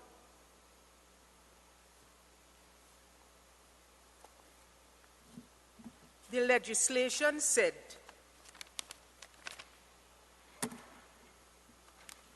Clause 7. Because, you know, Madam President, there's a big hoopla about Clause 7. When we debated the bill here, it was not just Clause 7. The entire bill was reprehensible, which made Senator Frederick, and I brought back my original bill, yes man bill, dictatorship bill. Senator Frederick, elements of this bill that I cannot support. Senator Parker, very troubling, asking for its withdrawal. We have serious indications. You will speak. we will have serious implications on the way people serve on these boards. I'm trying to get closer to your color. I'm trying to get closer to your color. Eventually, dear. Madam President, this government has shown us that it is audacious. The government has the temerity and barefacedness to bring this bill back to this House without substantial changes. And I want to say today, Madam President, because when we vote here today and we ask for division, as my leader has asked, we want posterity and history to record how every single senator votes on this particular motion. Madam President, what we are seeing is that the senators have been emasculated. Emasculated. They've been put in their place. And you know, Madam President, I heard Senator Hurst, who rejected the bill last time. I heard Senator Hurst saying, when my leader was speaking, you hire me, you didn't employ me. That is what we have come to in this honorable House. That is what we've come to in this honorable House, and that is what I'm talking about. The castration of senators. They have been slapped down. They have been shut up. They have been slapped down. And they have been silenced. And today they have come here shamefacedly, asking us to sanction what 1 month ago we said we could not live with. And that's why I want to big up and commend and applaud Senator George. Yes, that's fine. That's fine. People win and they lose, and they win and they lose. You get so much blow. You never even get 40 votes. You never even get 40 votes in an election. The highest number of votes you ever get is 31. 31. 31. And I'm saying, senators, you have to stand up for principles. Stand up for principles. If you have to suck salt, eat dry bread and butter, I bet you're not going to be hungry, Senator George. You will not be hungry. He will be fed, because people in this country will see the stance that that man has taken here today in the face of a challenge and a threat by the Prime Minister of this country. He better. He better. When asked by the reporter whether or not Senator George would support the bill. Madam President, I wrote the words of Father Frank, and it's just coincidental that Senator George quoted Father Frank. Blessed are they who thirst for justice. They shall be satisfied. And I want to say, Madam President, when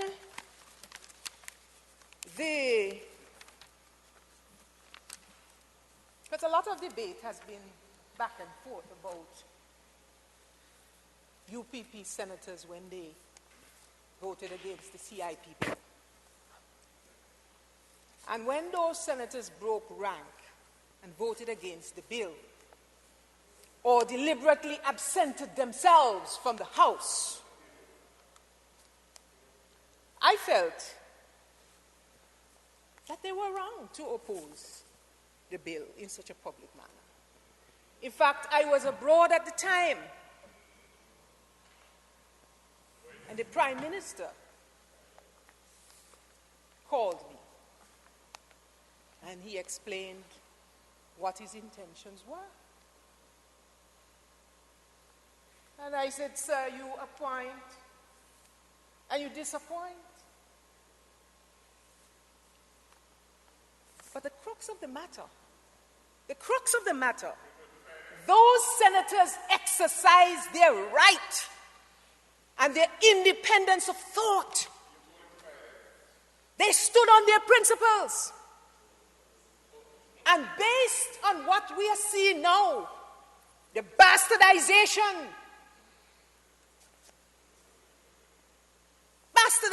of the CIP, perhaps some of us may say that they were right then. Because look at what this is now. The runaway train that this government, how they've managed the CIP program. But the point is, they stood up and they took a stance. Madam President, when we debated this bill, we outlined many areas, and my leader spoke about the fact that even contracts, even small contracts for 6 months, a board entering a contract for 6 months must have the approval of the minister and cabinet. We spoke about the whole matter of the secondment, and that is one of the main points, because Senator George was at pains to point out the anomalies that would be created if persons move from statutory corporations into the non-established sector. Inconsistencies in salary, in qualification, in disciplining, in every single aspect of their tenure. And right-thinking Antiguans, not just trade unionists, understand that this is not the way for ministers to go in there and micromanage and decide who in management, whether in technical, administrative, or managerial positions, where you should go.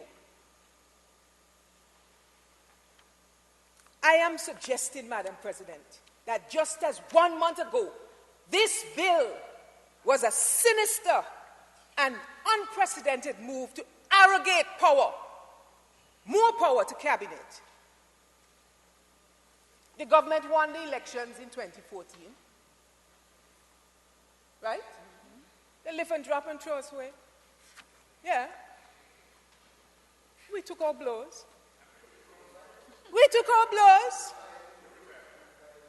The government won the elections 14-3. The ayes have it. You have the majority in the Senate. The government controls the parliament, even with a very compliant speaker. You have government control over the police. I say so because sometimes he's so hostile, openly hostile to the opposition. As a speaker, come on, take a leaf out of Madam President's book. Give me a break. The government controls the police force. We see the executive very deftly commandeering the police in this country with the many political prosecutions. And some may call it persecution since June 2014. And now we are seeing this. And this is what is sinister. We are attempting via legislation to control all of the statutory bodies. And my leader would have articulated all of the statutory bodies and the legislation that governs those statutory bodies. So there's no need for this bit of legislation to pull more power into the hands of ministers. I know my friend Senator Payne-Hyman does not want to arrogate all of this power onto herself. She sits there smiling. And Madam President, you know, the truth be told, a lot of the hot ear, where she was yesterday. Oh, she took the salute? Oh, okay. She should be the Attorney General. She should be the Attorney General. Senator Quinn, Oh, sorry, Reverend, Madam well, President. Let's go back. You see, this is the good. Yeah. Madam President, we heard a lot of So slim, eh? yes, we heard a lot of hot air coming from the lower house, a lot of waffling coming from the lower house. But my leader hit the nail on the head, and I want to tell this nation that going forward, this bill is the Anne-Marie Martin bill, and I will not call it anything else but the Anne-Marie Martin bill from now on. This bill, Madam President, is an attempt to move the National Parks Commissioner, and she had the temerity to stand her ground. And this legislation is to ensure that Cabinet will have its way with Anne-Marie Martin and all others. All others. She's only the first one. All others who refuse to say how high when the government say to jump. That is the bottom line in this Anne-Marie Martin bill. Senator I Quinn, want to say, Madam President. Senator Quinn, Yes, Madam President. I understand you have some leeway, but let's restrict the name to Madam as President. it is. To as it is. Make your point, but also do not restrict call the it the name Anne-Marie Martin bill. of the bill to as it is on the agenda. Okay. I will call it the bill as it is on the agenda, but outside of these walls, I want the people of Antigua and Barbuda to understand that this is the Anne-Marie Martin bill. You've made your point. Move on. Thank you, Madam President. Now, I think that it is most telling, Madam President, that we have a prime minister in this country that is so brazen and so bold-faced to tell the lower house and this nation, and I'm going to quote him. I'm going to quote him verbatim. I wish I could bring his a clip of the voice inside here. This idea that prime ministers must always be democratic, where you all get this notion from? Circumstances dictate the leadership style of any effective prime minister. There will be times when I have to take independent decisions and be dictatorial in the interest of the country. End of quote. You're quoting Madam from President? what? I didn't hear where you were quoting from. You want from the lower house? Okay. From the lower house. This is from Hansard? Word for word. This idea Is this? that prime ministers... Hold on. Is this from Hansard? You didn't. I'm not Yes. sure. That's what you're saying. Yes. Okay. Yes. Proceed. From the debate. This idea that prime ministers must always be democratic. Where y'all get this notion? Where y'all get this notion? Circumstances dictate the leadership style of any effective prime minister. There will be times when I have to take independent decisions and be dictatorial in the interests of the country. End of quote. You want me to repeat it again, Colin? Senator James? You want me to repeat it again, Senator James? My goodness. When in a democratic society, we have a country, a head of government, admitting to being autocratic, admitting to being a dictator, this country is on a downward spiral. This country is on a downward spiral.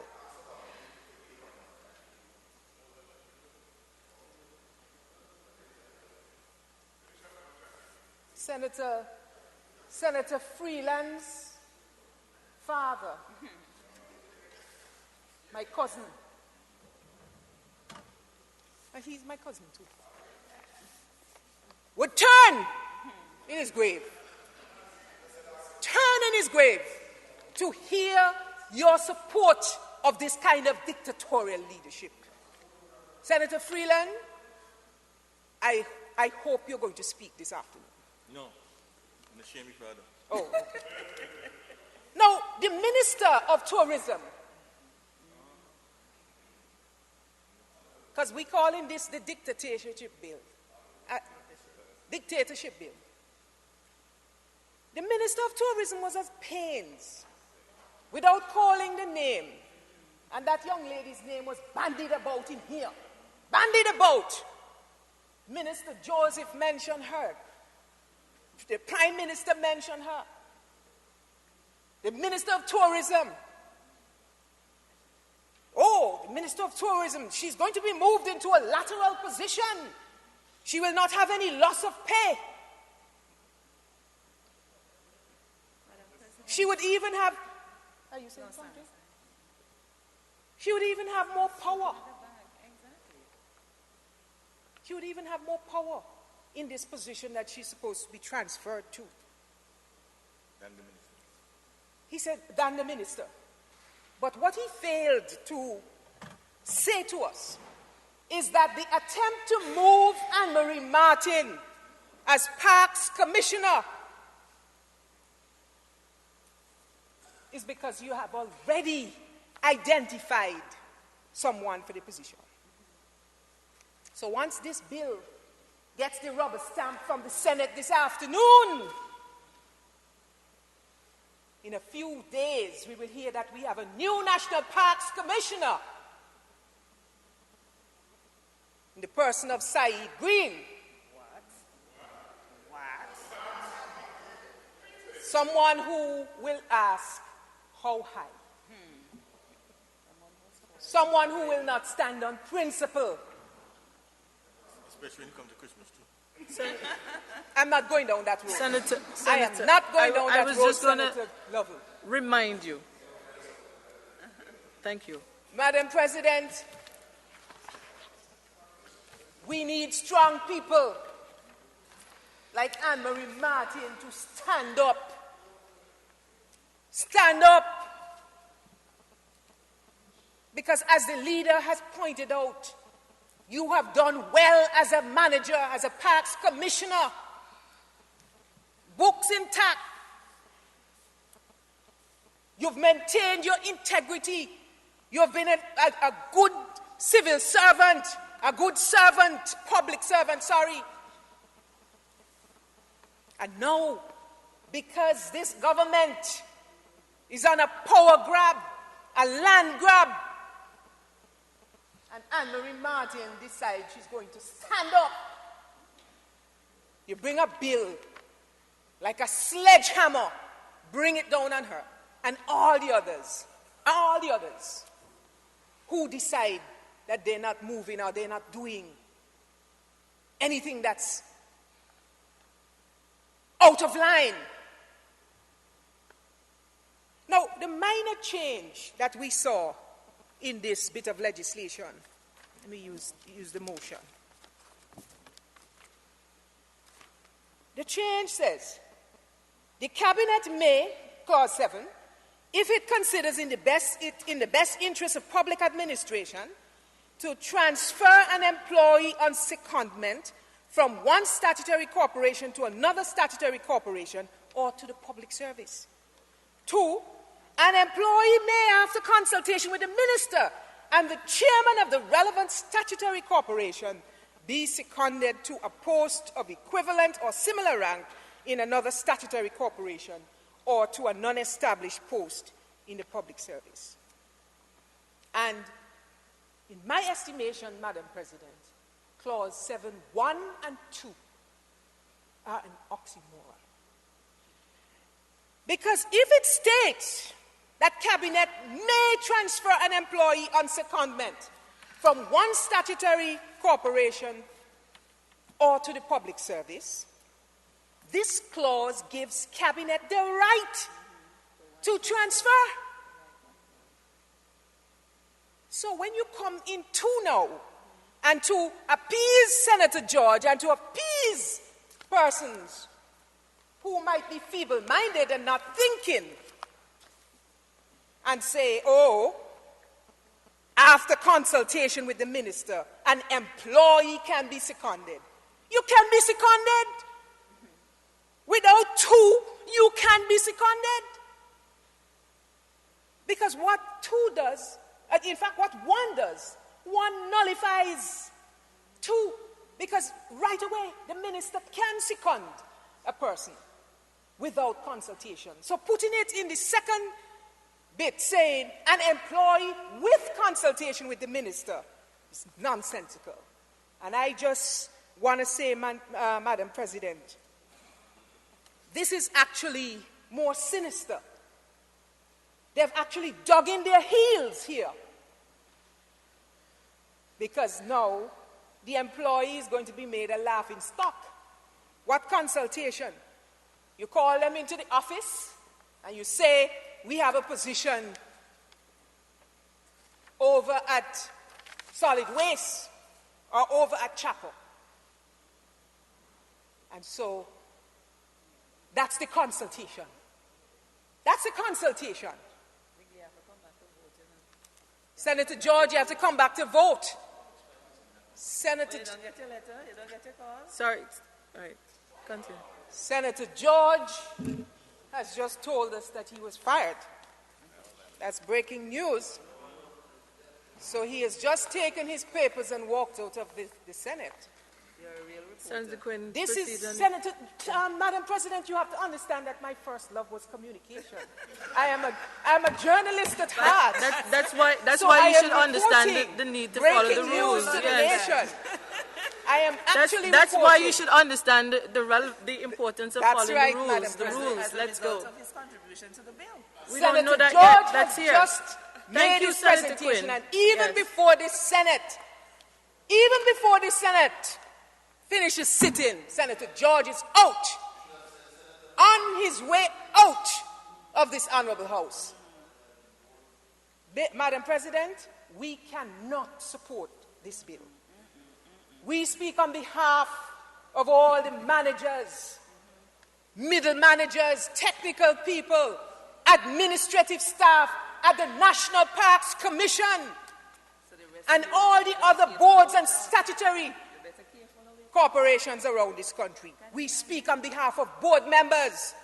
We speak on behalf of the good public servants who are giving yeoman service to this country, whose security of tenure and whose dignity of work are being threatened by this bill this afternoon. We speak on behalf of democracy, Senator Frederick. We speak on behalf of democracy, and we are saying no. We are saying no to the concentration of power in the hands of cabinet and in the hands of ministers. And we are saying no to dictatorship and to autocratic style of leadership. You want to be an autocrat and you want to be a dictator. Go to North Korea or Iran or someplace so. And we speak on behalf of all those senators that have been emasculated, that have been castrated, and now who have been fired.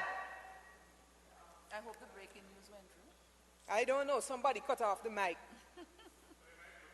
And I want to say that this bill is not about good corporate governance. It is exactly the opposite of good corporate governance. And so this afternoon, Madam President, I want to commiserate with Senator George, who has been fired by this wicked administration even before this Senate complete. But he was cautioned. He better. So, Madam President, I reject this bill. I am diametrically opposed to its passage, and we are going to be calling for a division again, as my leader said, and we on this side maintain our stance of 1 month ago. No to the Anne-Marie Martin bill. Thank you very kindly, Madam President. Madam President, I move the adjournment to this House for lunch, since we're going to have many more speakers, and we'll be back at 3 o'clock. Madam President, I rise to second the motion. Yes, it has been moved and seconded that this honorable house will stand adjourned until 3 this afternoon. Those in favor say aye. Those against say no. The ayes have it. This House will now stand adjourned until 3.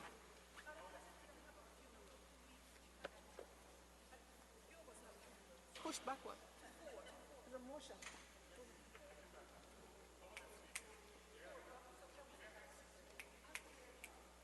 A little order. I'm on my feet. Thank you very much.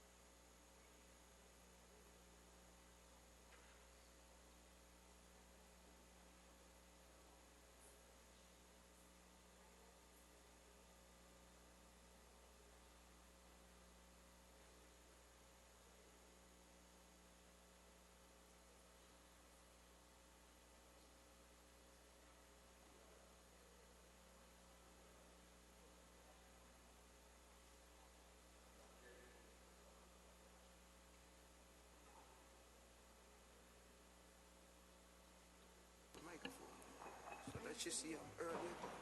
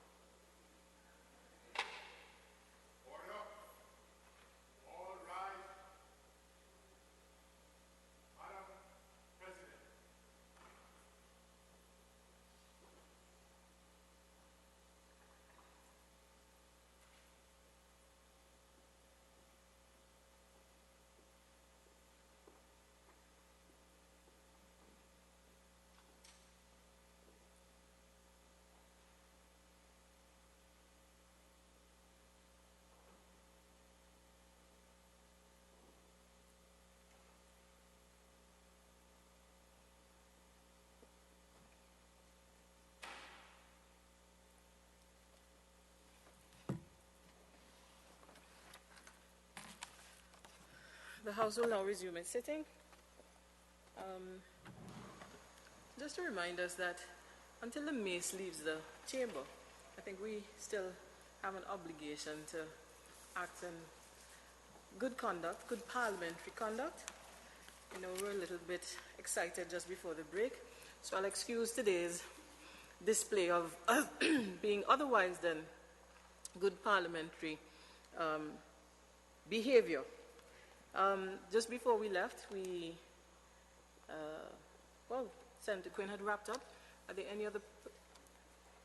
Thank you, Senator Guevara. Thank you very much, Madam President. I rise to lend my voice to the Statutory Corporations General Provisions Bill 2016. And this bill was sent back to the House of Representatives for further consideration of Clause 7, Madam President. And Clause 7 reads, secondment of employees of statutory corporations.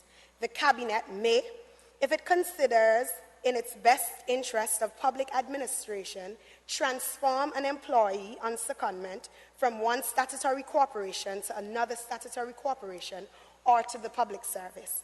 An employee may be seconded to a post of equivalent or similar rank in another statutory corporation or to a non-established post in the public service. Madam President, the issue of seconding employees compels me to consider several questions. What indeed is a statutory corporation and how is it exactly governed? Madam President, in doing my research, I came across a piece by Wade and Bradley of the Constitutional and Administrative Law 11th edition of page 315. And permit me to read from this and I'll provide you with a copy afterwards. If there is to be public control of corporation, this must be achieved primarily through the relevant minister who appoints the chairman and members of the board, who has the power to give directions to the board, who approves the board financial limits, and who receives the board's accounts and annual reports. This does not mean that the minister should be responsible for every day-to-day act, but they must at least have power to intervene on strengthening matters which by the legislation are subject to their approval. Madam President, the relationship between a minister and a board it goes beyond just providing policies. So why is it so offensive to move individuals from a statutory corporation to another statutory corporation when they're all government agencies, Madam President? Those who oppose this bill, Madam President, they're claiming victimization and political interference. However, I want to remind the United Progressive Party, in 2005, when they implemented the National Solid Waste Act, subsection 2, Madam President, and it reads, the power of the authority to borrow under section 8, that is, shall be exercisable only with prior approval of the minister responsible for finance. Madam President, I'll take you to section 18 of the same National Solid Waste Amendment Act that the UPP passed in 2005. And it reads, during a state of emergency or natural disaster in Antigua and Barbuda, the minister may require the authority to take action which the minister considers reasonably necessary for the safe management of solid waste. And it does not stop there, Madam President. It goes on to 19. The minister may designate any public officer or any employee of a government agency as authorized officer for the purpose of this act or any regulations made thereon too. Madam President, I want to turn my attention to the Public Utilities Act. And you know, I'm doing this because I heard the leader on the opposition, Senator the Honorable Harold Lovell, speaking about that ministers are the ones who set policies. We don't dispute that, Madam President. However, in the Public Utilities Act, section 37, it reads that the minister may give to the authority such directions as to the policy to be followed by the authority in the performance of its functions as appear to the minister, Madam President, to be necessary in the interests of Antigua and Barbuda and the authority shall give effects to such directions.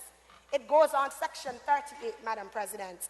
Notwithstanding any other provision of this Act where the Cabinet is satisfied that there have been failure by the authority to comply with or to give effect to any direction or requirement of the Minister pursuant to subsection 37. Madam President, I come now to the National Pass Act, which is something that everybody has been talking about. And I just want to ask a question. Where does individuals get this notion that ministers or the cabinet is not involved in hiring of individuals? And the National Park Act, section 7, it reads, the authority shall, with the approval of the minister, appoint a parks commissioner to manage the affairs and undertakings of the authority. The parks commissioner shall be responsible for the implementation of all policies and programs approved by the authority. The parks commissioner shall exercise all the functions entrusted to him by this act and any regulations made under this act.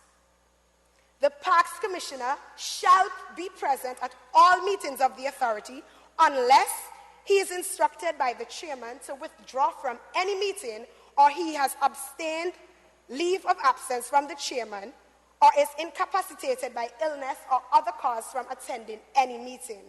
The authority, Madam President, it goes on further, may employ agents and staff, retain solicitors, accountants, and other professional services on such terms and conditions for such remuneration as it determines after consultation with the minister, Madam President.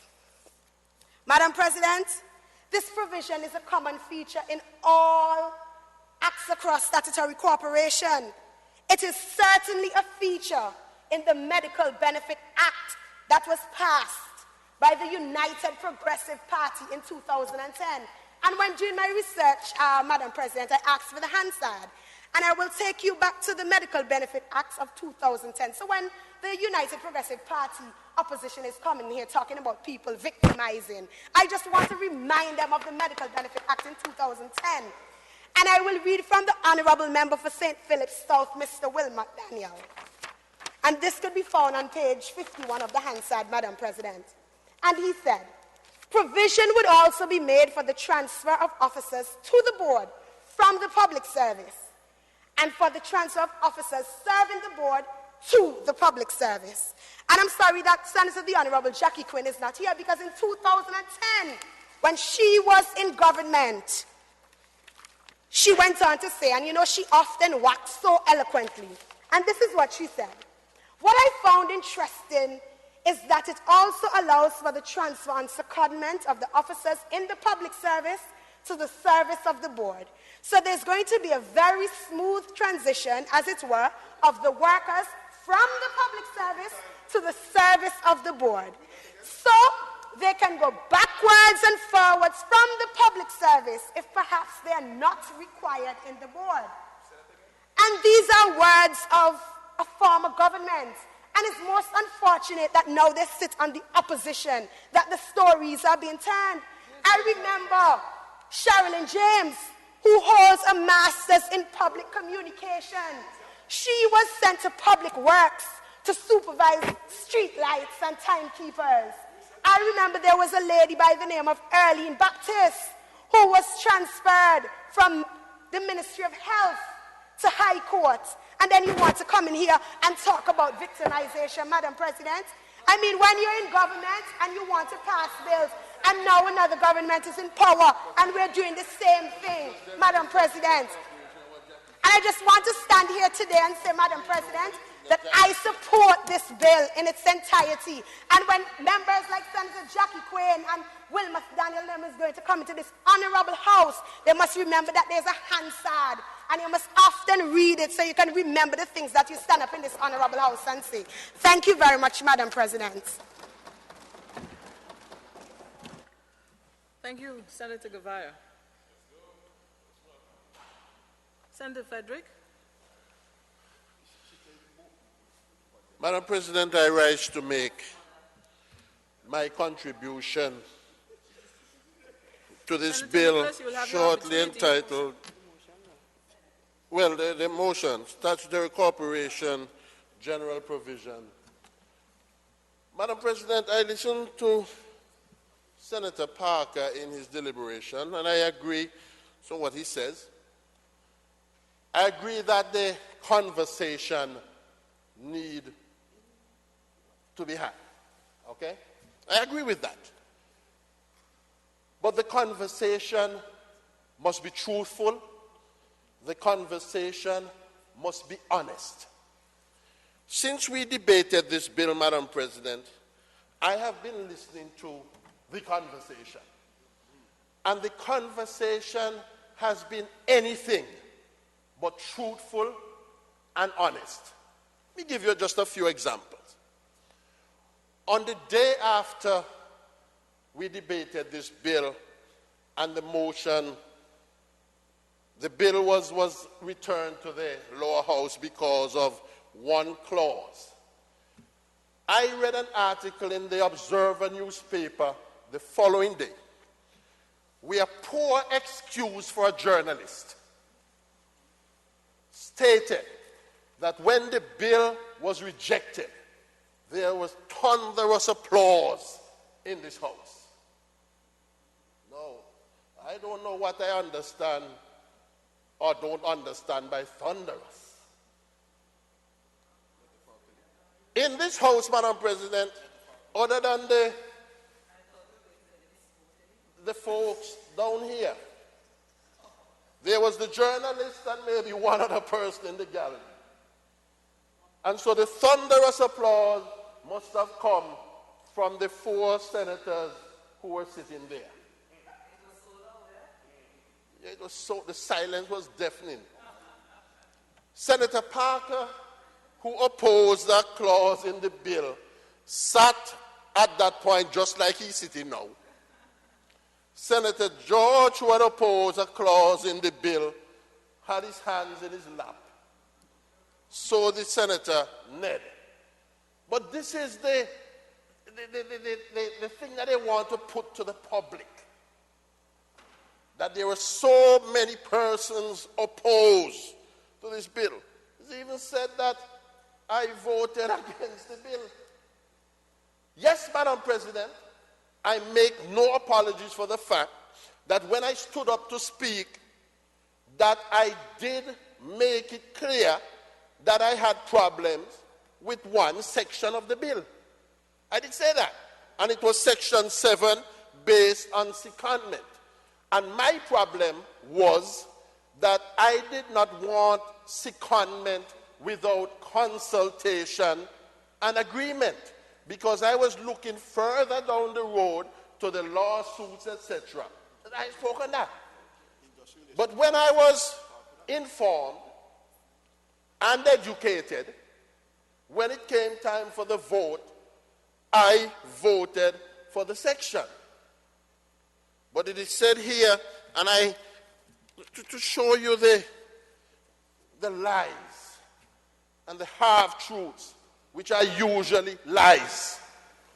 I have in my hand some excerpt from the Observer Radio Big Issue program of August 21st, 2016, where the host, one Mr. Butler, yes, held a program, and he had some persons on the program. And he started out by saying, Madam President, and I'm reading the excerpt, and if you want a copy, I could present a copy. I keep hearing everybody's going to present me with a copy. I never get them. Okay. And so he said, good afternoon. It is Sunday, the 21st of August, 2016.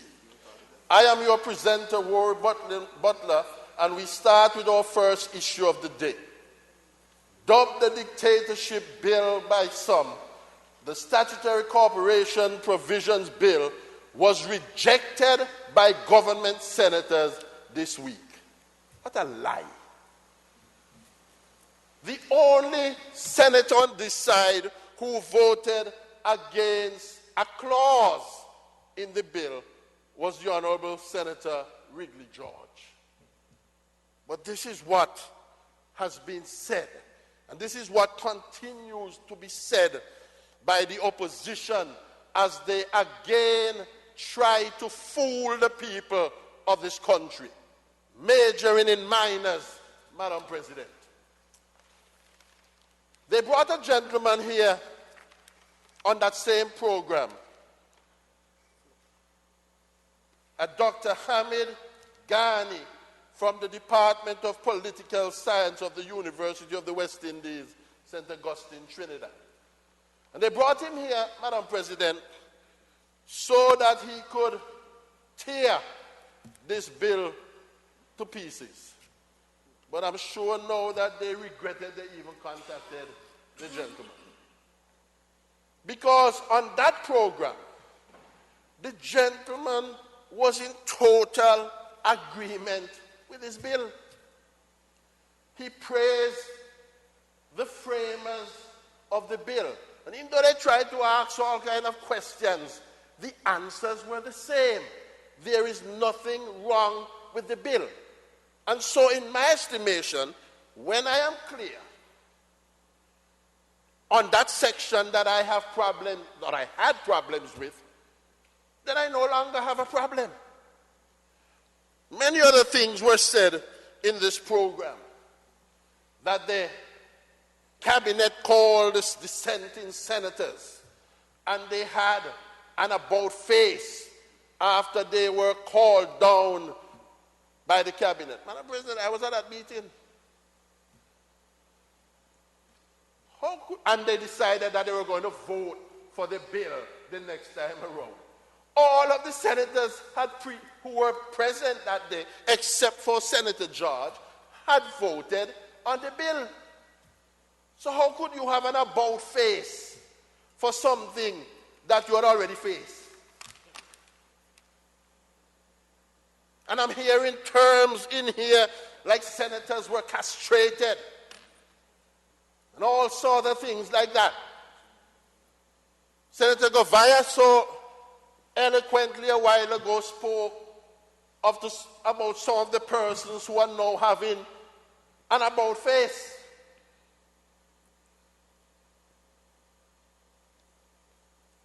I heard Senator Quinn lauding and applauding Senator George.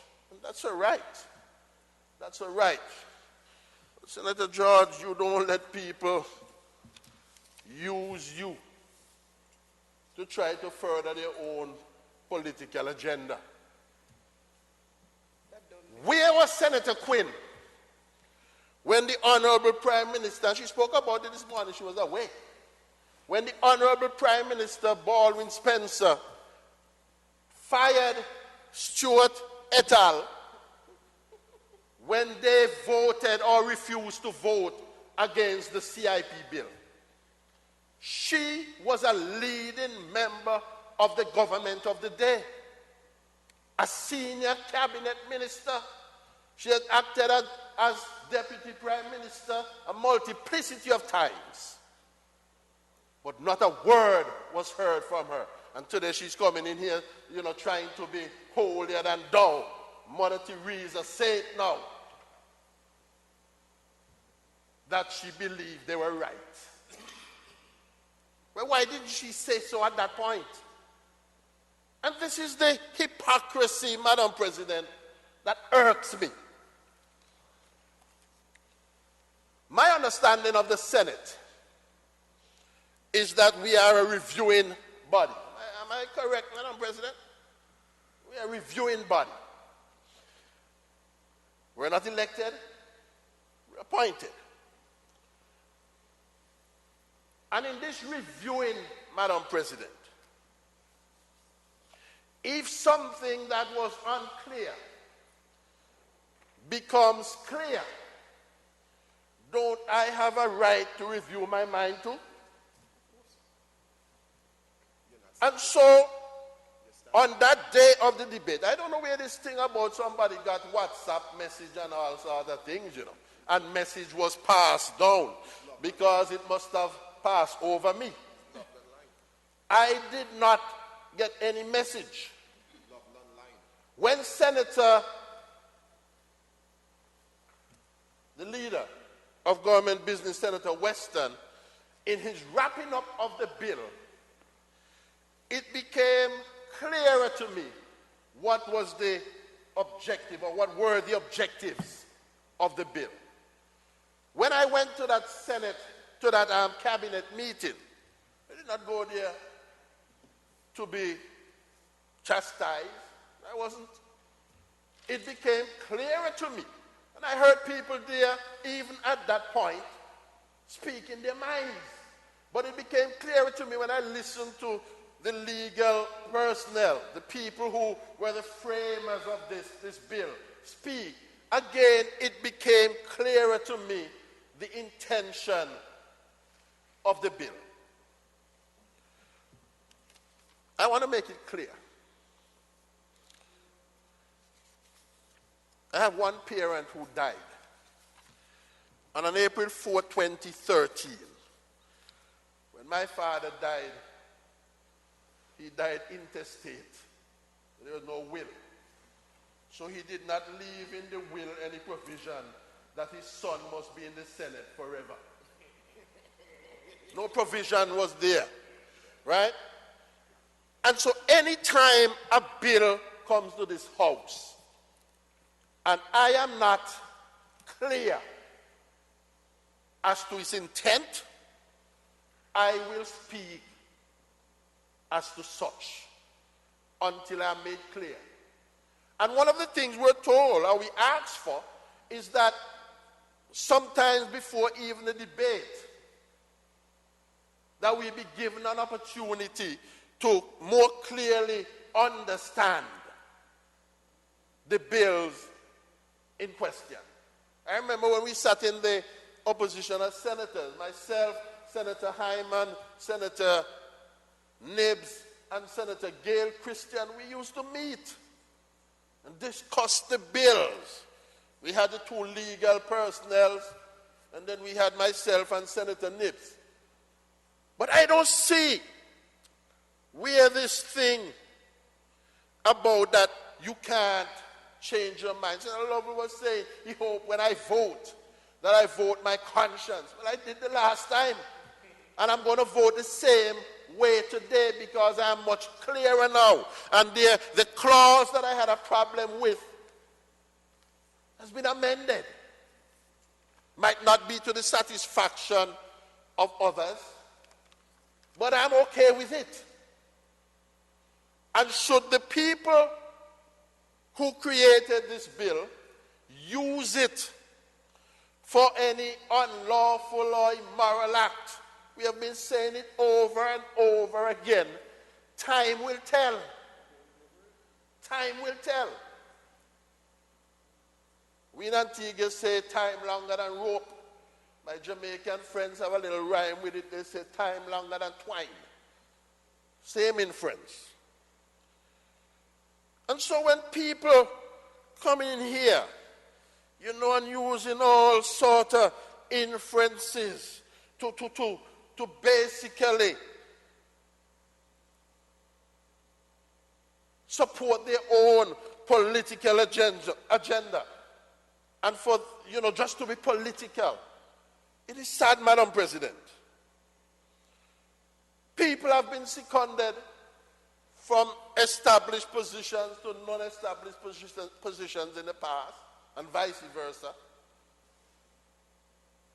So what's the big deal? Again, my problem was without consultation and acceptance. That was my problem. Madam President, I have people coming in here and seem to be using people's name. Oh, all of a sudden this is the Anne-Marie Martin's bill. Again, just to further their own political agenda. I remember when we discussed the medical benefit amendment, it was the Pierre Richardson's bill. If we have to make amendments to legislations to correct anomalies that have been taking place, what's so wrong about that, Madam President? I had it in my notes. I don't know if Senator Govaya saw it. Talk about to be used as a tool for victimization. The same name, Sherilyn James, was on my mind. Seconded to another department. Or victimization. In 1971, when the grandparents of the UPP came into power, there's a young lady from my village, Iris Lambert, daughter of a well-known Labour Party supporter, Michael Lambert. We call him Mike Lambert. She was working at the Ministry of Public Works. She was not seconded. She was not transferred. What did it to her, Madam President? Gave her an empty desk. Not even a telephone. And the other staff and heads of department were instructed not to give her anything to do. The young lady almost went mad. When you talk about it, you want me to talk about you? Madam President, the young lady left this country and went to Canada. I think she might have returned once or twice on vacation. So they're talking about victimization. I heard Senator Parker mention that, oh yes, in the public service, there is a need for some movement because sometimes we have some serious problems in the civil service. He mentioned that things that should take days end up taking months. And Senator Parker, you're so right. You are so right. And so if secondment has to take place so that we have a more fluent operation, an operation that runs, if you have to oil some of the kegs in the wheels, change a bearing here and there so that it runs smoothly. What is so wrong with that? I have seen things that should take a week is now into 8-9 months and nothing has happened. Yeah. The other day, I needed a document to do a very urgent piece of business. And so I asked, how can I get the document? I was told I have to write a document to get the document. I wrote the document, only for somebody to come back to me with the document that I wrote, saying, you wrote this? I said, yes. And then start asking me questions that they should have the answers for.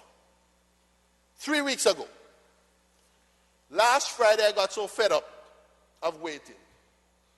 I made a call to Madam Clark here at 9:15 a.m. I don't know why I wrote down the time. 9:15 last Friday. And I said to her, Madam Clerk, I need this information urgently so that I can do this business. At 10 o'clock, the same Friday, 45 minutes later, I got a call from Madam Clerk. The document is ready. Yes. The document is ready. 45 minutes. I'm still waiting for 3 weeks for a response from the other department.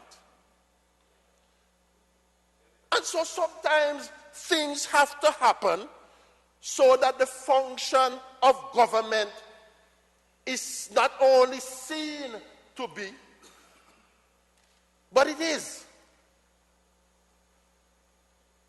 And so I would be still sitting waiting on that document, and Rome would have burnt already. So many things should have. There was a very important piece of document that I needed to make some serious changes. A lot could have happened within that 3 weeks that could be irreversible. And so if these are the things that are going to happen, and again I'm going to say, if anybody thinks that they can use this piece of legislation to harm people, to victimize people, then they will pay the consequences. like some have paid. Madam President, I'm not going to be much longer. Again, I said Mr. Professor or Dr. Hamid Ghani from the Department of Political Science in St. Augustine was very praiseworthy of the bill and of its intent. And I'm just cautioning those who would have to implement to just always do the right thing. That's all. I'm not here, Madam President, to major in minors. And they don't have to ask for division when it comes to this, because I can almost make my vote now. I am supporting the bill. And this is no about turn. I'm going to say like the singer, I can see clearly now. Things that might have been a little dim to me, the ophthalmologists who dealt with this bill have made them clearer. I'm not going down the road as to who might have evil intention. That's their problem. What I do know is that no sin goes unpunished. So whoever might have evil intentions and they go and do it, they will suffer the consequences. And so, Madam President, I want to lend my support to this bill.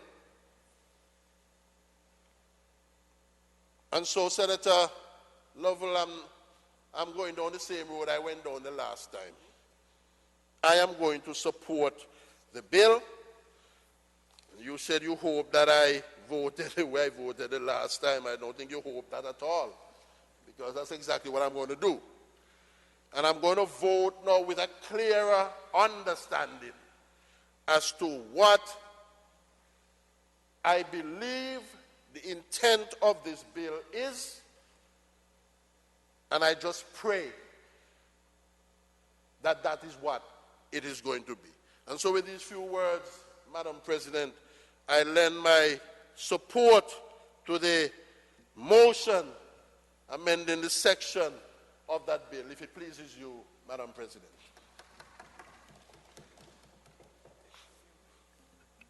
Thank you, Senator Frederick. Senator Hurst.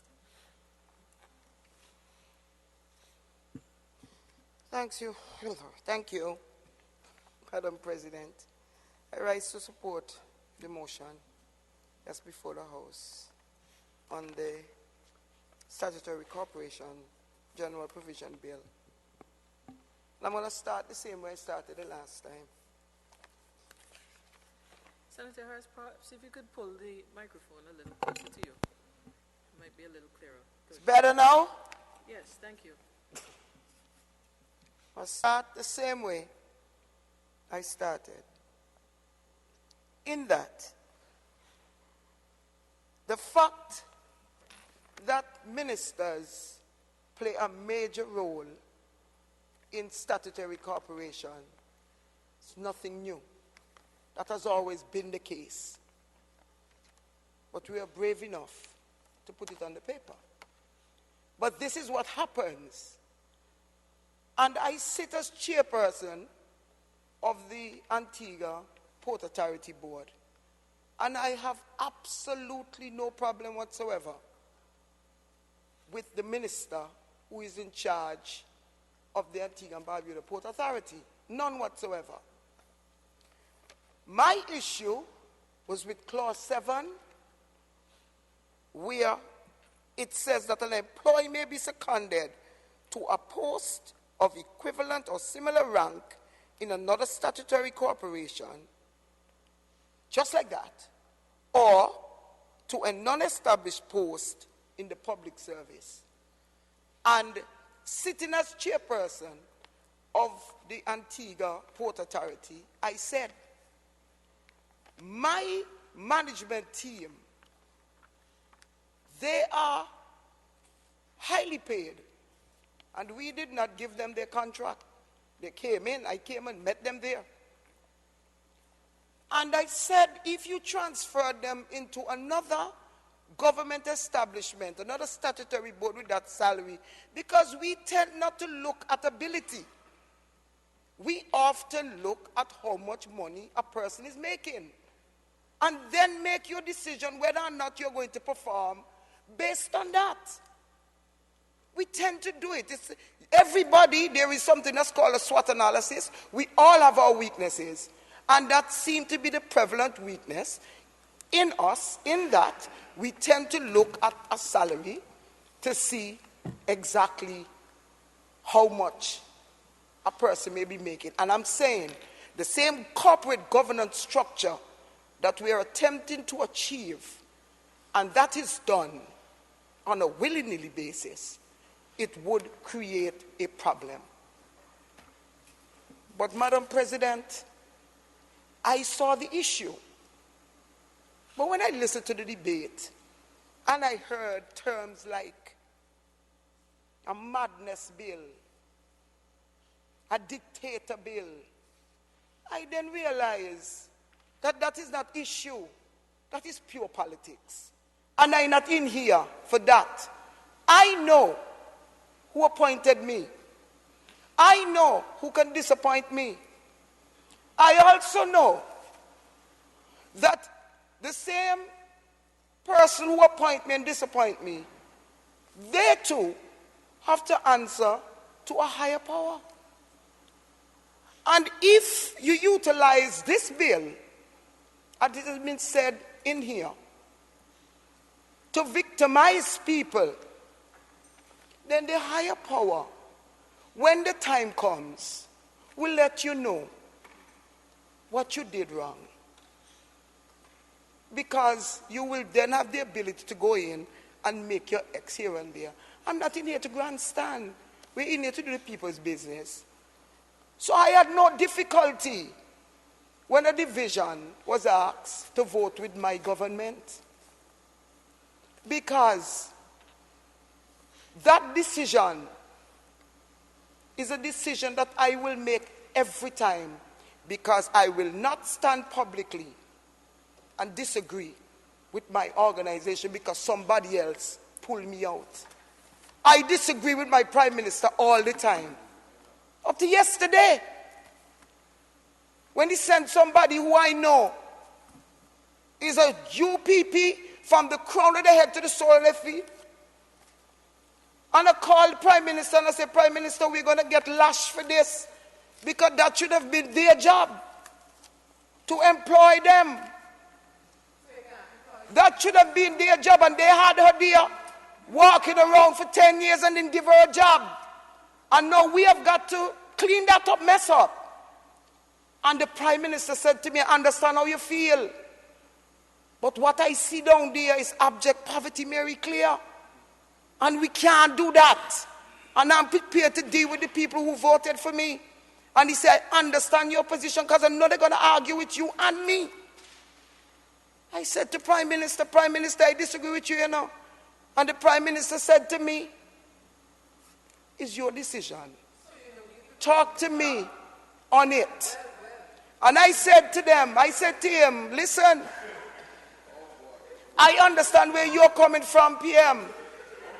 But we still have to look at the entire constituency, and you know how they are. And I said, that should have been their decision, and they didn't do anything about it. And none of them can stand over there and tell me about victimization, because I worked in the government service for almost 25 years. I left and went to the States, but I worked in the mission. And I moved back to Antigua, and on March 31st, 2004, my contract came to an end and went to their cabinet. And not one of them, all of them sat down and decided that they wasn't going to hire me for one reason, that I supported the Antigua and Barbuda Labour Party. And 2004, with a cabinet decision in my hand, that's saying that my contract should have been renewed. It was not renewed. And 10 years later, I never worked in this country for a government. And I started working for government in 1983, when many of them would not have worked for the government of Antigua and Barbuda because it wasn't fancy so to do. My boss, Mr. Scouten, came with me to the ministry, and he said to them with almost tears in his eyes, don't fire her. She's one of my better workers. She handles my workers in the field up to today. All of them who worked with me in Inland Revenue still call me boss lady. Karina, Kemba, Kelvin, I can go on and on. I can pick up my phone and call them any day to do anything for me, even during the UPP time. Why? Because I was a good boss. I was a good supervisor. We worked well together, but I couldn't work. And for 10 years following, I didn't work for the government of Antigua and Barbuda until 2 years before they lose. So one of them come and tell me, you can get a job with me, you know. We have to keep your mouth shut. I'm like, excuse you? But, Madam President, the point I'm trying to make is that when you make bad decisions, it will haunt you. And people will make, the voters of Antigua and Barbuda will make the decision when the time is right. They have proven that. And that is why some of them are speaking from that side. But none of them, Madam President, can talk to me about victimization. I've lived it. And none of them equally going to pull me out to say that I disagree publicly because they say so. No, sir. I make my own decision. And nobody died and will me, as Senator Frederick said. There's no will left for nobody to say that I should be in the Senate.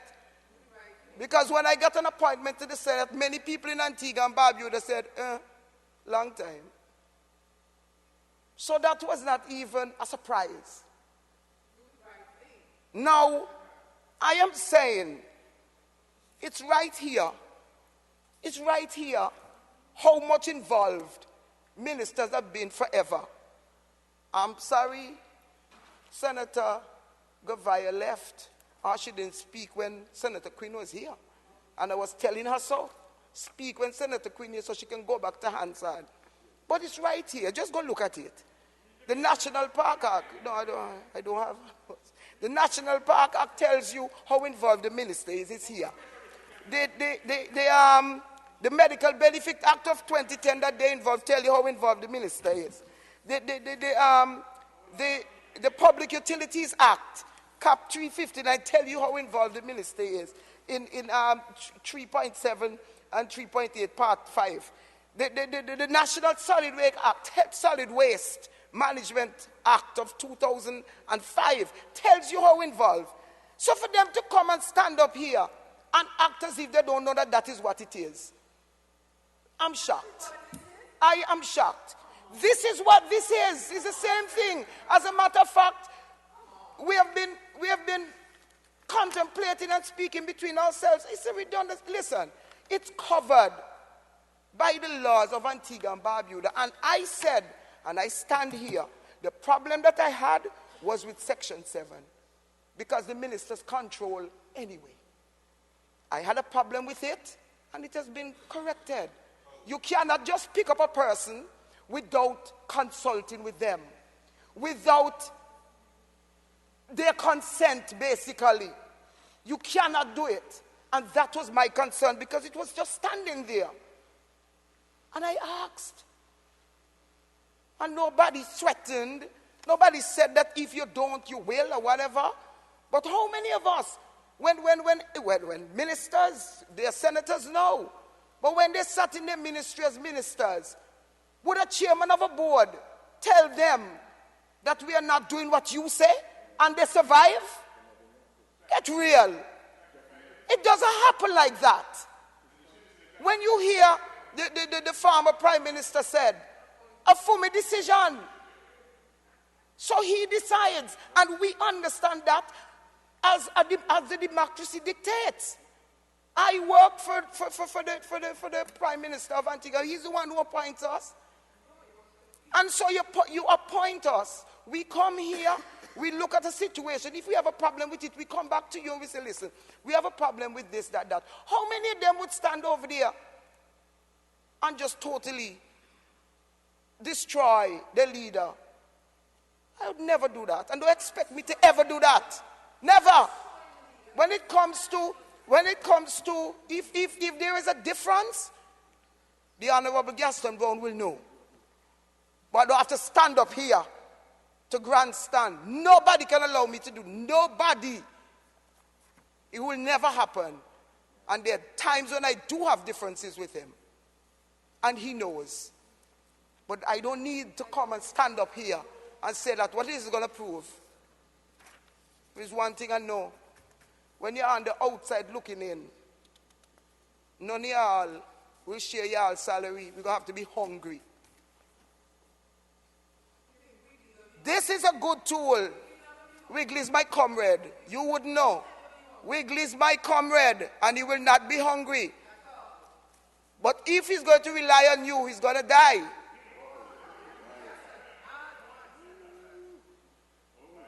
There is a line in a calypso that says, and it is applicable to all, if you choose to misuse and abuse it, it will all disappear. It will all disappear. Better to see you. It will all disappear. Because you must use the tool that is available to you to make sure that you enhance, that you encourage growth, that you encourage performance. You don't use the tool that's available to you to victimize, because, Madam President, if you do, you will be history like some of them are, if it pleases you. Tal, she working from today. Senator Weston, doesn't seem like anybody else is up for the... Thank you, Madam. Yes. Thank you, Madam President. I just rise to make a few comments on this bill and give my contribution to the debate. I'd like to associate myself with the comments of Senator Parker, Gavia, Frederick, and Senator Hurst, because a lot has been said in this regard about this bill and it's been dictatorial and all sorts of things. What the bill seeks to do is to make the running of government more efficient. We've heard about poor service delivery. Now, no one can be happy if they need something from the government and it takes 6 months to get a letter, or you have to cajole and speak nicely to civil servants to get what needs to be done. They're being paid to do a job, and if you're being paid to do a job, then you should execute your job and do the best of your ability. Because if you are going to take 6 months to do a letter, then you are not giving the public the service they deserve. Change is always met with resistance, and we expect that. But you have to change with the times. There are modern management techniques which can be employed to make our government more efficient. And this is in line with the government making Antigua an economic powerhouse. Now, you have to start somewhere. If you do not have administrative and modern management techniques, you're going to fall down. So what the government is seeking to do is to bring everything up to a particular standard. Now, during the debate, a lot has been said about it's this person's bill and that person's bill, but the bill is there for all statutory corporations. And in talking, a point that has really not been emphasised is the fact that it is a secondment. Persons are being seconded from one statutory corporation to another, or to the public service and vice versa. The point is, a secondment is a temporary thing. It is not a permanent thing. And also, when my colleague, Senator Frederick, referred to what Dr. Ghani has said, I support that, because the whole point of bringing Dr. Ghani was to say, look, we have a government which has brought a bill which has been dubbed this dictator bill, when in truth and in fact, that experienced man, despite all the questions that were put to him, supported what the government was doing. He was looking at the bigger picture. He was looking at the bigger picture. He wasn't just seeing it as a very taking a very myopic view and personalizing it. A gentleman from the University of the West Indies who has no, as far as I know, connections with any politicians in Antigua, looked at that very objectively, and he came to the conclusion the government was doing what was right. The government was not doing anything that was wrong. The government was fulfilling its mandate and doing what it believes to be in the best interest of the people of this country. And I recall when the bill was debated on the last occasion, comments were made that the bill was badly drafted, it was a bad bill, and by the way, no disrespect to the draftspersons. Well, you know, you cannot say a bill is badly drafted and say no disrespect to the draftsperson. But Dr. Ghani made the point of saying that whoever drafted the bill was very clever. And yes, he said so, they were very clever, and they wanted to ensure that it did not run afoul of the Constitution. And that's very important, because often I stand in Parliament and I listen to people criticising draftspersons for the work they do. But here was a very learned gentleman in the area of politics standing up and saying they were very clever. And I'm going to quote from, well, I'm going to say what he said. He said, whoever drafted the bill was extremely clever, and he kept emphasizing that. So I think I want to tell the draftspeople, well done. But what I want to say, and I want to thank Senator Gavai, even though she's not here, is to refer again to the Hansard of February the 11th, 2010, when the Medical Benefits Act was in the lower house, when the UPP were in government. So this idea and notion that we're seconding people, we're moving people about, and we have a malicious intent. I think that's what they're trying to put over to the public, that this idea of moving a civil servant to a statutory corporation or any form of movement is a vindictive, malicious act. So what they're actually telling the public is there can be no other reason for wanting to move one person to another corporation. A lot has been said that if someone is excellent at their job, they're very good, why would you move them? Well, maybe you would move them to another part so that they can display the excellence there and bring one institution up to the same standard. We all understand the strong must help the weak. So because you've been in a position for 25 years or 30 years, that doesn't mean you own the job. That doesn't mean you cannot be transferred. And that doesn't mean your skills cannot be used anywhere at all. And I want to say the idea of transfer, I want people to understand there's nothing evil about it. There's nothing sinister about it. It happens all the time. It happens all the time. Yes, Dr. Quinn, because on page 99 of Hansard, and this is from the Honourable Member for St George, Dr. Jackie Quinn Leandro, and been talking about the bill. And she says, I think we are very much seized, with your permission, Madam President, of the importance and the significance of this bill. And here is our part of our responsibility as parliamentarians and representatives of the people would come the responsibility to inform and enlighten persons about bills that come before this Honourable House. And I agree with her. But if you're going to inform persons and enlighten them, be honest. Be honest about it. We are not here to... Oh, they have more coming. I have more coming. I agree with you. I just to be honest. Be honest about it. Because when we come here, we say we're doing the people's business. We're not here to forward our own personal political agendas. We're here to do the people's business. And when the people listen, they should be able to listen and learn something. They should get a better understanding of what has happened or what has happened in the past. Now, in discussing this bill, and I'm quoting the words of the Honourable Member for St George, Dr. Jackie Quinn Leandro, she says the Act also allows for a Chief Financial Officer, and what I found interesting is that it is also allowing for the transfer on secondment of the officers in the public service to the service of the board. So there's going to be a smooth transition, as it were, of the workers from the public service to the service of the board. So if in 2010 it was going to be a smooth transition. Why in 2016 can it not be a smooth transition? And thank you, Senator Shkavayev. And she said, and so they can go backwards and forwards from the public service if they are not required in the board. And in the service of the board, they can revert back to the public service and vice versa. So what's different today? What is different today? Well, I'm happy that she would do with me. What is wrong with that? And then a transfer is described. So she says, so again, there is a consultative process. We have that in the bill. That was amended. We have, that's the big surprise. That's the big surprise.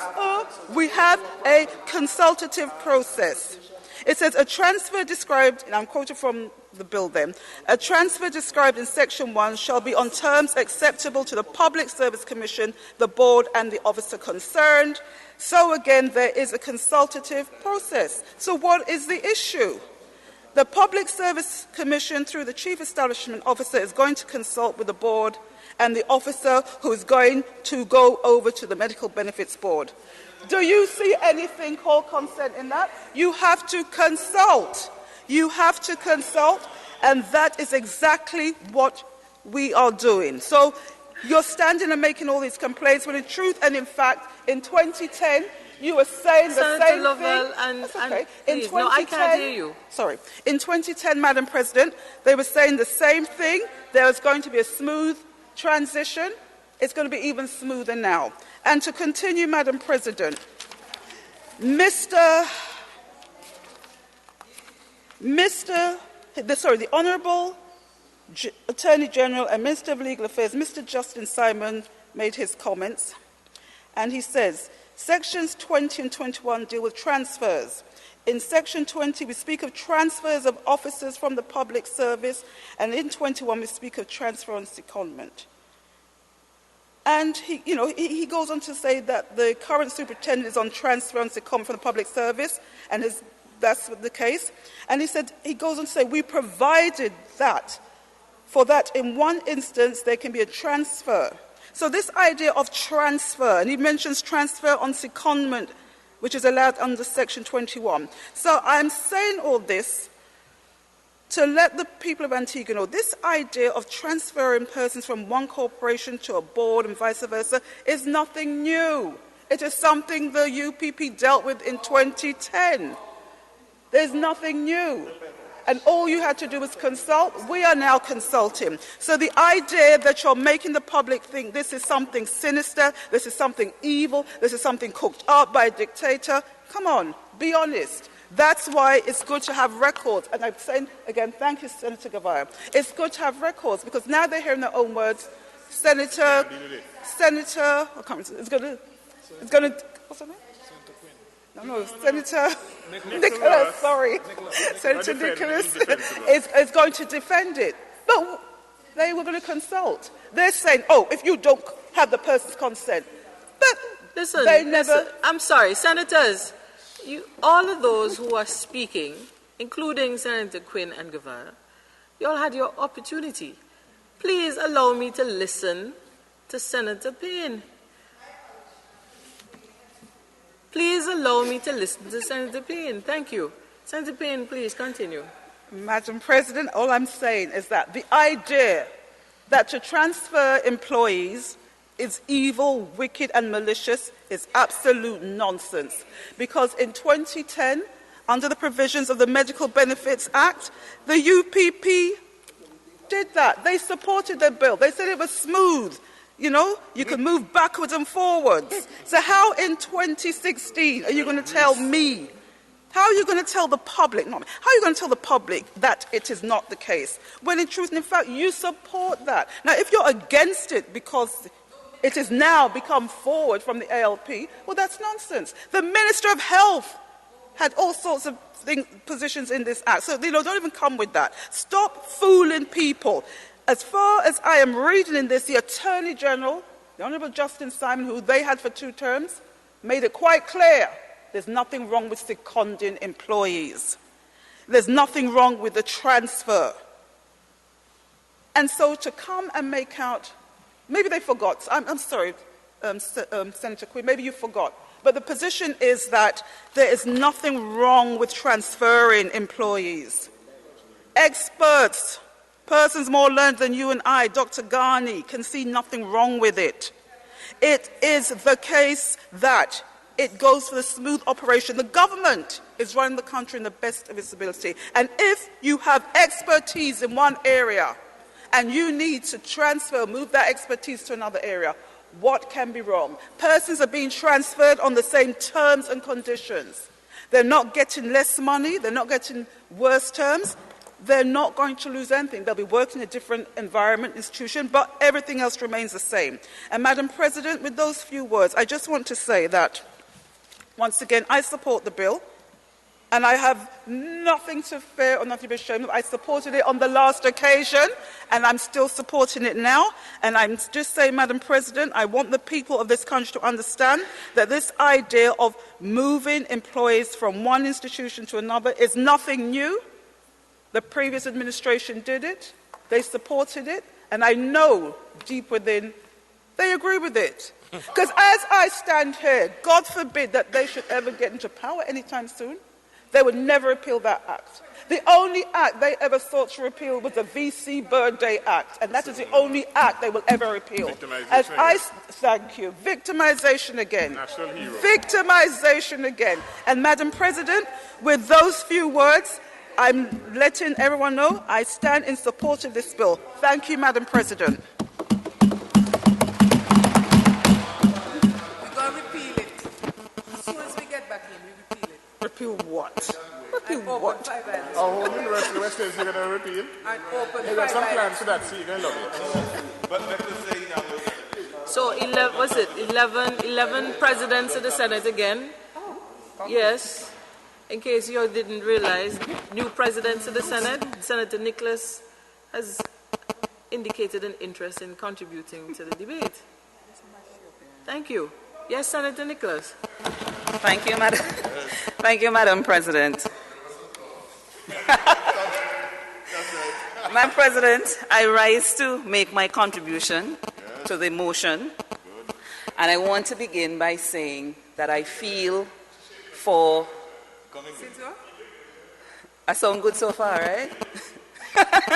Sorry, Madam President. He will not derail me this afternoon. I'm not giving you any protection. You're encouraging it. It's my swimming partner. We understand. Madam President, I start this afternoon by saying that I would like to express my concern over what we witnessed in the House this morning. Yes. Madam President, the manner in which one of us was evicted from this House, and I have to say evicted. When former Senator, we will be told shortly, Wiggly George spoke, I sat and I listened to the debate. I listened to his contribution. And I was able to follow exactly what he was saying and the reason why he took the stance that he took. Madam President, it's a dark day in the history of the meeting of the Senate in Antigua and Barbuda. And I jokingly said when he was, I jokingly said when I saw him walking and touching the comrades going out, I said to myself, that seemed like a final walk. And I shouted across, make sure you come back to vote. And he said, he has been fired. Madam President, Senator Wiggly George was not even given the opportunity to vote. We don't know how he would have voted. He made a contribution. He could have abstained. Yes. Just as they did the last time, the leader of government business could have made a presentation at the end that would have caused him maybe to rethink. We don't know how he would have voted. And for him to receive a message which he went outside to take, Madam President, I am left to believe that that letter was typed before today. Yeah. I am left to believe that. And I'm hoping that the comrades on the other side would reach out to Senator Wiggly George, because it is disrespectful. Disrespectful, Madam President. And you know what? It is funny because for the bill that we're debating, And the bill that I find to be very minister-centric, and I'm coming back to that point, it tells me that that is what could happen. Yeah. When we pass this motion and say, well, yes, the minister has the right to hire, fire, shoot down, disappoint, however he or she sees fit. In the middle of everything, could have put the last sentence to his contribution, and then he receives a letter, Madam President. Resignation of appointment as senator. Revocation, I'm sorry. Dear Mr. George, I wish to inform that, acting under the authority of Section 28(2) of Antigua and Barbuda Constitution Order 1981, I have decided to revoke your appointment as senator in the upper house effective today. As you may recall, the cabinet of Antigua and Barbuda held consultations. Senator Nicholas, what are you reading from? Madam President, in this age of technology, the revocation letter has gone viral, and we were able to get it. The revocation letter of whom? From the Prime Minister to Senator Wiggly George. Is that before us now? Yes. It can be forwarded to you. Would you like it that electronically, or you like a hard copy, Madam President? Excuse me, I am speaking, not you, Senator Lovell, or you, Senator Quinn. I was just wanting to know if you wanted to be sent electronically, Madam President. I don't have the privilege of reading like you. Please, I would like you to deal with the motion before us. It is the motion, Madam President. Very relevant to the motion. I don't see that there is any relevance to the motion before us. The motion before us. It is as a result of voting on the motion, Madam President. I'm speaking. I haven't even finished my sentence. How are you objecting to what I'm saying? Sorry, Madam President. And I would ask your colleagues to refrain as well. Let me say what I have to say, and then if I want to entertain you, I will entertain you. When I checked last, the motion that is before us deals with secondment of employees of statutory corporation. Does that letter relate to the employees of statutory corporation? May I be permitted to answer now? Yes, I'm asking. Yes, Madam President. How is that relevant? I think it is. Madam President, we're talking about a bill here that has an intent. And we're saying this that was delivered to Senator Wiggly George today confirms that. Confirms that, Madam President, because what we're saying, there is no room for dissent. And Senator George, representing a constituent of thousands of workers, making his position clear. As he said, he could have asked for us to recess for the workers to go to the PM or the cabinet and have a discussion. That didn't happen. But he was not against the bill. He said he had one small concern. Those were his words. He had one small concern about the bill. And he aired the concern in the House, in the Senate here this morning, Madam President. And as soon as he was done, the letter was delivered to him. So, of course, it has a connection with what we're discussing here, Madam President. You're going to spend any more time reading that I just want to the context is noted. My colleague senators, so that we all know. The context is noted. Okay. But Madam President, I just want to say, Madam President, that the letter said to Senator George, as you may recall, the Cabinet of Antigua and Barbuda held consultations with the government-appointed senators regarding the division which took place in the Senate on the Statutory Corporation Bill. Your defiance in the face of the understanding reached leaves me no choice but to withdraw your appointment immediately. I thank you for your contribution to nation building and for the valued role that you have played in advancing the agenda of my administration. I wish you all the very best in the future. I remain Honorable Gaston Brown, MP, Prime Minister. And I'm saying, Madam President, this is worrying. This is worrying, Madam President. Yes, the Prime Minister, he appoints, and yes, he can disappoint. But, Madam President, the senator was not even given a chance to vote. The session we are still here in session. We have not yet gone to a vote. And he has received a letter revoking his appointment. And it is worrying for the very bill that we're referring here to this, Madam President. It is frightening. So I am wondering now, Madam President, if that was a preemptive step. So for those who may be contemplating, should I or shouldn't I? The letter came preemptive. So the rest of you make sure that you vote. Clear, lucidly clear. And Madam President, that is frightening. Madam President, I want for us to cast our mind back. Disrespectful, of course. I want us to cast our mind back. And I don't wish to rehash the bill, because that is not what we're here doing today. Senator Lovell, as minority leader, I'm going to ask that you encourage your deputy to act more. You look like a little boy. I mean, it's Senator Lovell, you're trying to make this farcical, but I'm very serious. I'm having a challenge when senators have the opportunity. They get up to an hour in the first instance to make their presentations, and then others who are on their feet trying to do so, they're disruptive. And it's unparliamentary behavior, and I'm not going to tolerate for the rest of the afternoon, including you, Senator Lovell. So please, admonish. I don't need to hear from you, really. Well, I just want to say I agree with you, No, Madam and you're President. going to apologize as usual after you've done what you've done. Speaker, I So hereby please, admonish Senator my Quinn, deputy. and Senator Lovell. Senator Nicholas, please allow your continue. Thank you very much. But I hear Senator Quinn saying we didn't even afford Senator George the opportunity to eat his lunch, and that's bad. On an empty stomach, that's really, really bad. But Madam President, just to move on, as I say, I don't wish to rehash the bill, but we on this side still remain opposed to the entire bill. Yes.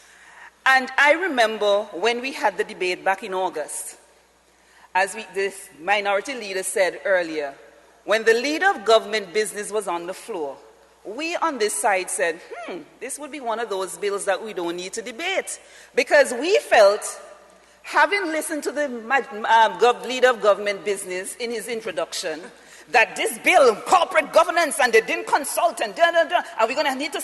We were waiting for him to say, send it back. And then all the support came. Some senators said, I don't know where they got the gumption to put this on paper. Others say, oh, they're insulting our intelligence, and I won't live with anything in government that I won't live in opposition. And Madam President, it went on and it went on and it went on. It was never about Clause 7 only. It was never about Clause 7 only until whatever message came through cyberspace or wherever, that everyone started catapulted and saying, okay, let us change. Because we on this side felt that we would not have debated, because everyone over there was saying basically what we were thinking. So what I would ask of my colleague senators, those of you on the government side, I, just like members of the public, would want to know, Senator Payne, we're talking about educating and enlightening the public. I would like to be enlightened as to the reasons why there was a change of heart on that side. I would like to know. Senator Weston came with a thesis this morning, and at the end of the thesis, I still didn't understand what he was saying. I would like to know what was said to the senators on the government side that caused you, perhaps, whatever was said to you, and you tell us, whatever you tell us, we might be able to say, oh, perhaps we can think like that. We would like to know. We would like to know, and the public would like to know. We demand an answer. What caused you to change your mind? The Riot Act. Vote for it or else. No, it cannot be right. But Madam President, I want to continue. Madam President. Madam President, as my colleague Senator Quinn said earlier, the motion on which we are debating this afternoon, the amendment rather that was sent back to us, it makes absolutely no sense. It makes no sense at all, Madam President. If we are to read Clause 1, and I'll read it again, the Cabinet may, if it considers it in the best interest of public administration, transfer an employee on secondment from one statutory corporation to another statutory corporation or to the public service.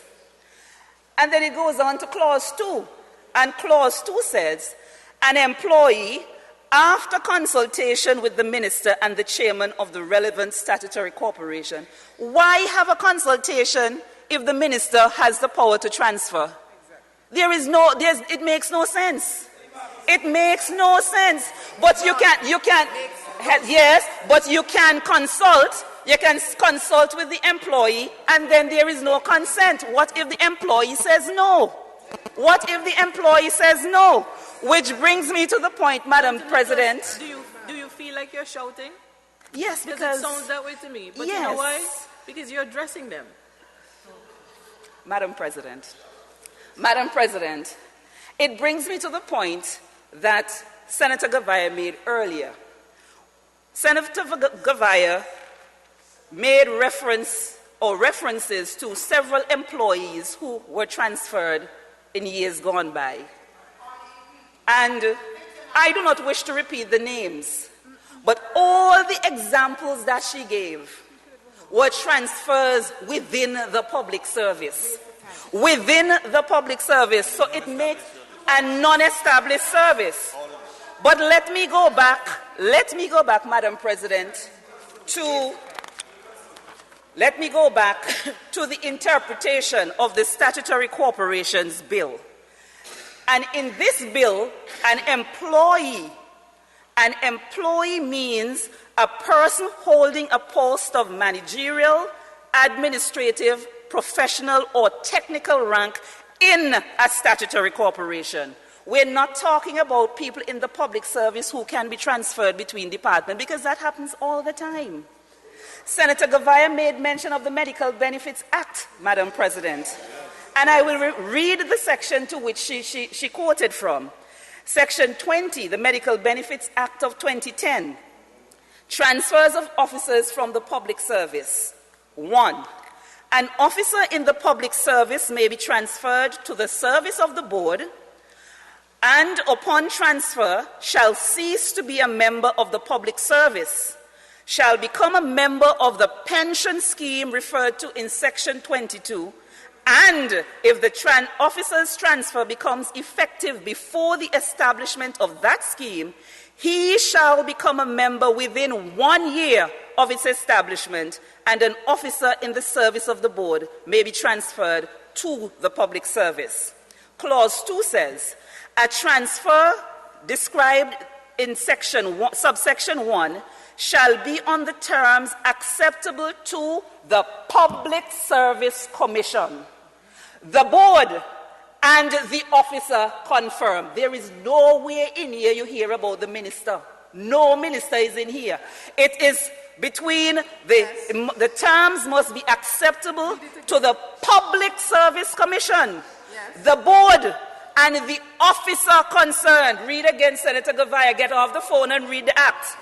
And the pension or superannuation rights accruing to the officer at the time of his transfer shall be preserved until his retirement, when they become due and payable. Yes. Madam President, the difference between this, the Medical Benefits Act that they say is the UPP pass, and what we have before us today, this is all about the minister. Yes. Senator George said it in August in his presentation. It allows the minister to micromanage, to get away from making general policies for boards and getting into the day-to-day operations, which the board was appointed to do. Ministers are not supposed to be in up daily operations. It's not every memo you send, every contract under 6 months. Who is going to buy it, to sign a contract for 6 months, Madam President, unless it's toilet paper you're going to buy? Exactly. All this is saying consent. We're asking for consent.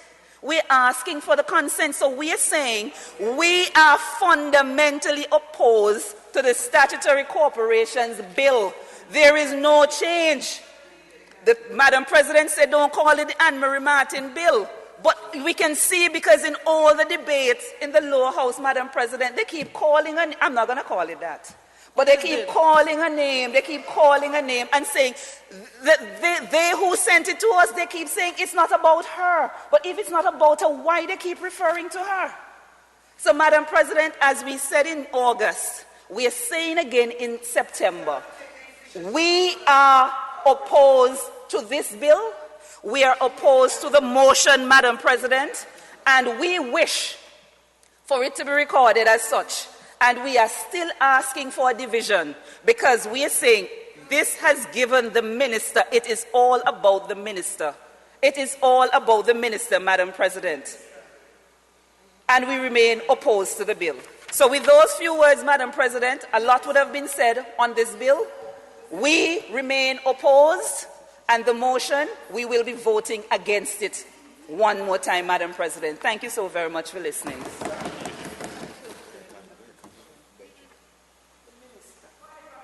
Is that Senator Benjamin?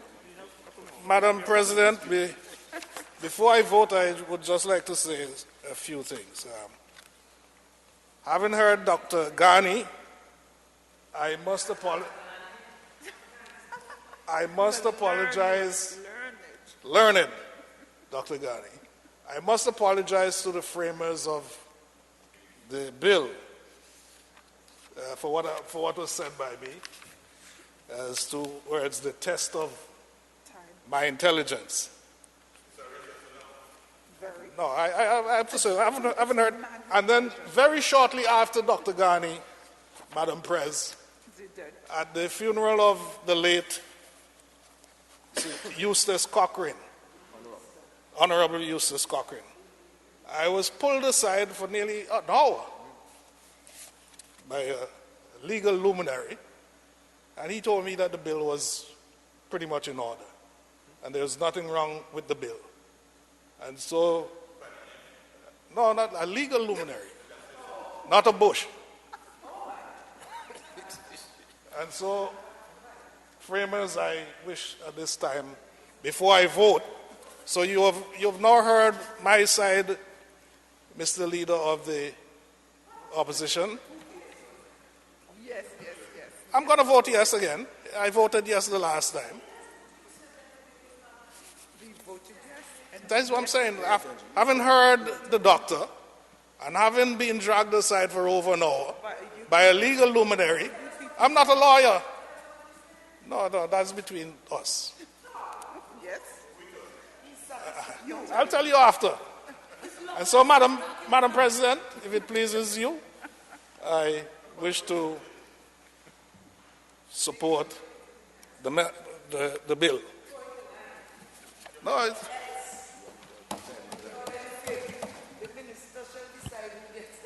Oh, Senator James, you've been quiet today. I remember. Yes, please. Thank you very much, Madam President. I believe I was absent when the initial bill was debated. I was off island on other duties and family matters as well. So I didn't have a chance to neither vote nor speak on the bill initially. But from what I gathered, senators generally had some issues with certain clauses in the bill. And there is no doubt that certain sentiments were expressed in terms of how someone felt about certain clauses. And as a result of that, the bill was sent back to the Law House, and there was a meeting between the Cabinet and members of the Senate. And my understanding is that certain clarifications were made, and from all indications, whatever misconceptions that were there have been cleared up in terms of the interpretation and the intent of the bill. And we're here again for a second go at it. And, Madam President, it brings me to a situation where sometimes I ask myself, in our small country, if we appreciate the whole question of discussion, dialogue, debate, whether you agree or disagree. Because that's the essence of what life is all about. Madam President, I'm married. I don't agree with my wife every day. But that doesn't mean that we're going to have a separation. Simple and bottom line. You can disagree vehemently. The leader of the majority in the House, Senator Weston, will tell you, in his days as president of the Football Association, the Antigua and Barbuda Football Association, we would debate issues vehemently. But by the next day, we're on the football field playing. Whether it's a law change, whether it's a regulation, whatever it is. And Senator Benjamin can tell you the same thing too. So, it is not, in my view, it's not a case of, you disagree to destroy, but you disagree to agree to move forward. And if you can't live with that, well, you're in the wrong place, in my view. You got to be manful about what you're about and speak up if you have to. Say clearly what is on your mind. I don't understand what is the big deal in some respect. And I want to remind two of my colleagues on the other side that in this thing that we call communications, media, journalism, whatever you want to call it, when you write an article, you're not agreeing or disagreeing with what was said or what happened, You're putting the facts and the issues out there for the public to make a judgment call. And that is why we're still living in this situation in Antigua and Barbuda that whenever the media says something, we're judging the media by what is said and not saying, look, the media is putting information out there for public discourse. You can disagree. I can write an article about something that I disagree with. But that doesn't mean that I'm agreeing with what the person says. It's just what the person's point of view is. And that's why someone told me years ago, there's our street sides to a story. Your side, my side, and somewhere in between the truth. So, Madam President, looking at the issue at hand, and the consensus issue surrounds the whole question of transfer, secondment.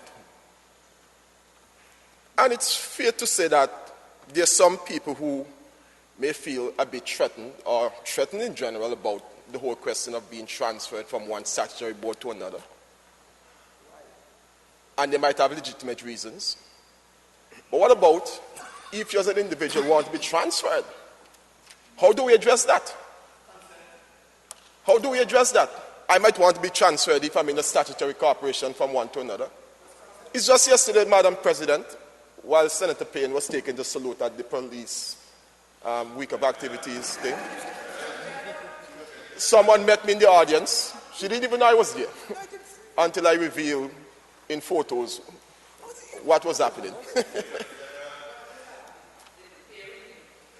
Someone asked me in the audience, Madam President, if they can get a transfer to the Ministry of Sports.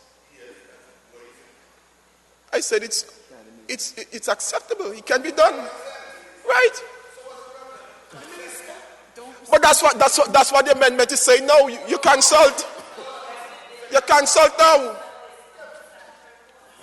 So why can't it be in the statutory boards? What is wrong with the statutory boards? Are they divine? They're divine? They're untouchable? Are they untouchables? But I'm asking you, are they untouchables? They can't be touched? So once you appoint someone to be a part of a statutory board, you can't do anything to them? Eh? But I'm asking you, but you seem to believe that statutory boards are untouchable? Eh? I'm not telling you nothing about not Attorney General. I'm telling you what conversation I had with someone yesterday. So, Madam President, there seems to be an issue with the whole question of transfer and controversy and personality and so on. But let's take the personality out of it. Let's forget about the personality. Because, sometimes when the opposition speaks, and it reminds me of something someone told me years ago as I was getting more and more into journalism. They remind me of the British media. When the West Indies had their heyday, and we were beating all and sundry, and whenever England came to the Caribbean, or whenever the West Indies toured England, they always want to pick the team the West Indies should play. You must pick a spinner, because 4 fast bowlers is going to make you go over the overrate and all kind of foolishness. That's what the opposition tries to do now. They nitpick at every simple thing and bring personalities and issues that don't pertain to the bill to make a point. That's what they do. They're a carbon copy of the British media. They always try to pick the team that they can beat upon. So they pick the issues that they can sound nice about. I know in my notes I say, opposition picks on juicy sound bites to make a point without giving all the facts and information. How come they're not talking to us about what Professor Ghani says on the big issues? I wasn't here, but I was privileged to see some comments he made. He's a law professor. Poor little me. He has no principles, that's what they say? So, Madam President, I'm going to divide my presentation about personalities and names of different statutory corporations and basically make my few points on what the bill is intended to do. Yes, go ahead. Go ahead. That's the reason why I allow you to speak, you know. Yes, Because I want to rebut what you were saying. Because you coup us in the budget debate, but I make sure I coup you this time. Yes. Madam President. You're worth it. You're worth it. And you know I have privilege to use language because of my media practice. So don't forget that. I can defend what I say. So, Madam President, we talk about transfer, consultation, secondment.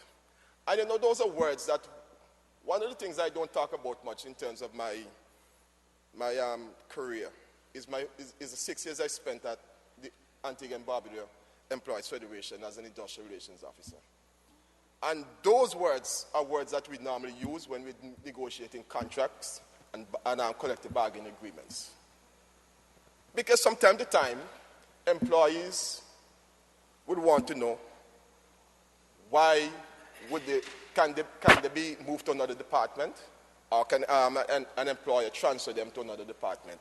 And we always use the word consultation. It's a very nice word. It's soft in terms of its effect. And it gives you that benefit now that you can sit down and eyeball your employer and say to him or her, look, I don't think this is a good move for me, but in the best interest of the company, maybe I'm willing to do it for 6 months, maybe a year, whatever the situation is. And we can look at it after a while. And I like that word consultation because it gives you comfort. It gives you comfort that you know that at least you're sitting down and you're talking.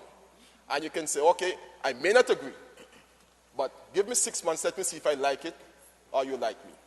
And that is why in the labor code, you have a 3-month probation period. That as an employer, you can tell the employee, I don't think you're suited or you're suited. And the employee can say, I don't think this is for me. Maybe I need to go somewhere else.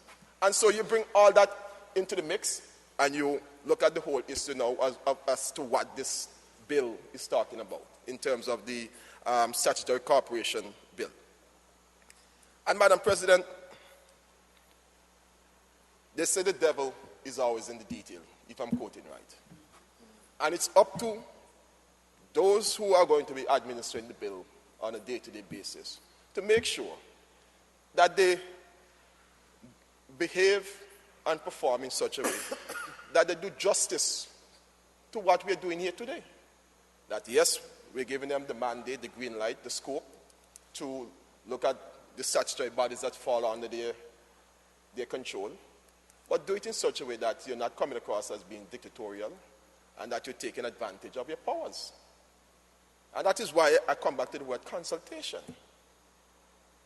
The drafters who are more legally trained than us, and you yourself, Madam President, you will be able now to, help us with the education process to the general public, to let them understand that this is in no way to give a minister of government too much power, that he can wield a big stick and feel that he's the be-all and end-all of this creature, because the bill is a creature of the whole question of governance and what we're trying to do.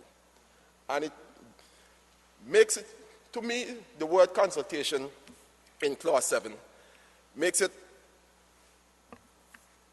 acceptable that we can work together as both minister, in the case of whoever the minister is, and also who the employees of the statutory corporation may be. And I will urge my ministerial colleagues to err on the side of caution and consult. Do not give the impression that because you might have certain inherent powers and responsibility that you can do things willy-nilly. And I don't want to sound sanctimonial and that kind of way, Madam President, because everybody operates their own style of management.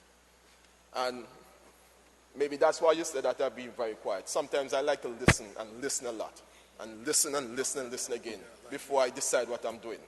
And some people might use that as being weak. No.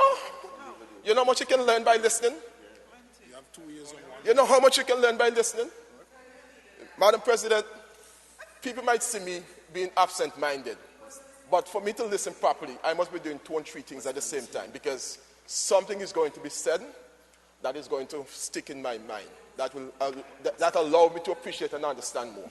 I don't know if it's dyslexic. Senator Quinn, you're not listening either. But it's just a trait that I have noticed from ever since I've known myself, that I concentrate a little bit better by doing 2 or 3 things at the same time, but still focusing on the main thing. And if my senatorial colleagues from the media are true to what we do in the media, they will know that you have to do 3 and 4 things at the same time while concentrating on the main thing in terms of getting that news item ready for the news story, for the news package. And yes, sometimes you may get confused, but again, it's a whole question of listening and listening and listening. Madam President, the whole question of the union looking after the interests of the workers is paramount. That's their job. And we are not going to take away that right and that responsibility from them, because their job is to make sure that they seek out the best opportunities for the bargaining agent or the members as a whole. And I know that at least one union has said that they will be challenging Clause 7 in the court. That's their right. That's their right. And if they do, well, we'll wait the outcome of the court ruling to see if we have to come back here again and make an amendment. And in true democratic style, if it comes down to that, we'll do it. But I'm not going to gainsay what the outcome is going to be. I'm not going to bash the union, because they might be seeing things from a different perspective than we are. And that's their right, as I said before. So if that legal challenge comes forward, we'll wait to see what happens. But we must not believe that because we think of something, because we have an opinion, I know the word I use, Madam, opinion, Madam President, not because we have an opinion and we feel strongly about that opinion, that our opinion is the best or the correct one. Because equally, I have a right for my opinion, and I must feel strongly too that my opinion is the best and the right one. It may be a third party who now adjudicates on both opinions and come up with something, a compromise. And there's where sometimes we feel that I feel in Antigua and Barbuda, we don't accept the word compromise. So we talk about consultation, but there's another C word, compromise.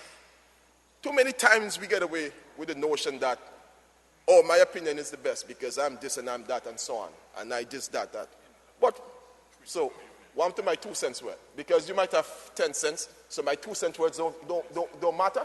So there can be a compromise between what you say and what I think, and we can come to mutual understanding. We got to deal with these things a little bit more mature. And I know my colleagues on the other side accept the notion that consultation, compromise, are things in life, things that we do on a daily basis that will help us to go forward. And if we develop a little bit more of that in terms of how we go about doing certain things, whether it's in government or private life or in the private sector, it will be better off for all of us. Because, not because you might be legally trained that you can't listen to a layman. Sometimes some of the best ideas and suggestions come from the man on the street. And that is why in journalism, when there's an issue, your editor will tell you, go on the street and hear what the man on the street is saying. Because he has something that could make sense. He brings a different perspective to the debate. I remember my editors, especially those in Barbados when I was with Kana, would tell me, going to the barber shops. Yeah? Going to the barber shops. Going to the hairdressing saloons. Go to the cinemas. Hear what the people are saying. But if I'm saying it, it doesn't mean that I listen. It doesn't mean I listen. But if I'm saying it, I practice what I preach, you know. I practice what I preach. That's why I come from the grassroots. And that's why I can always talk about the grassroots.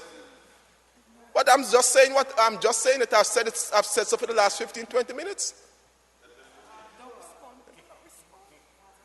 If the ministers overuse the power, they'll leave them.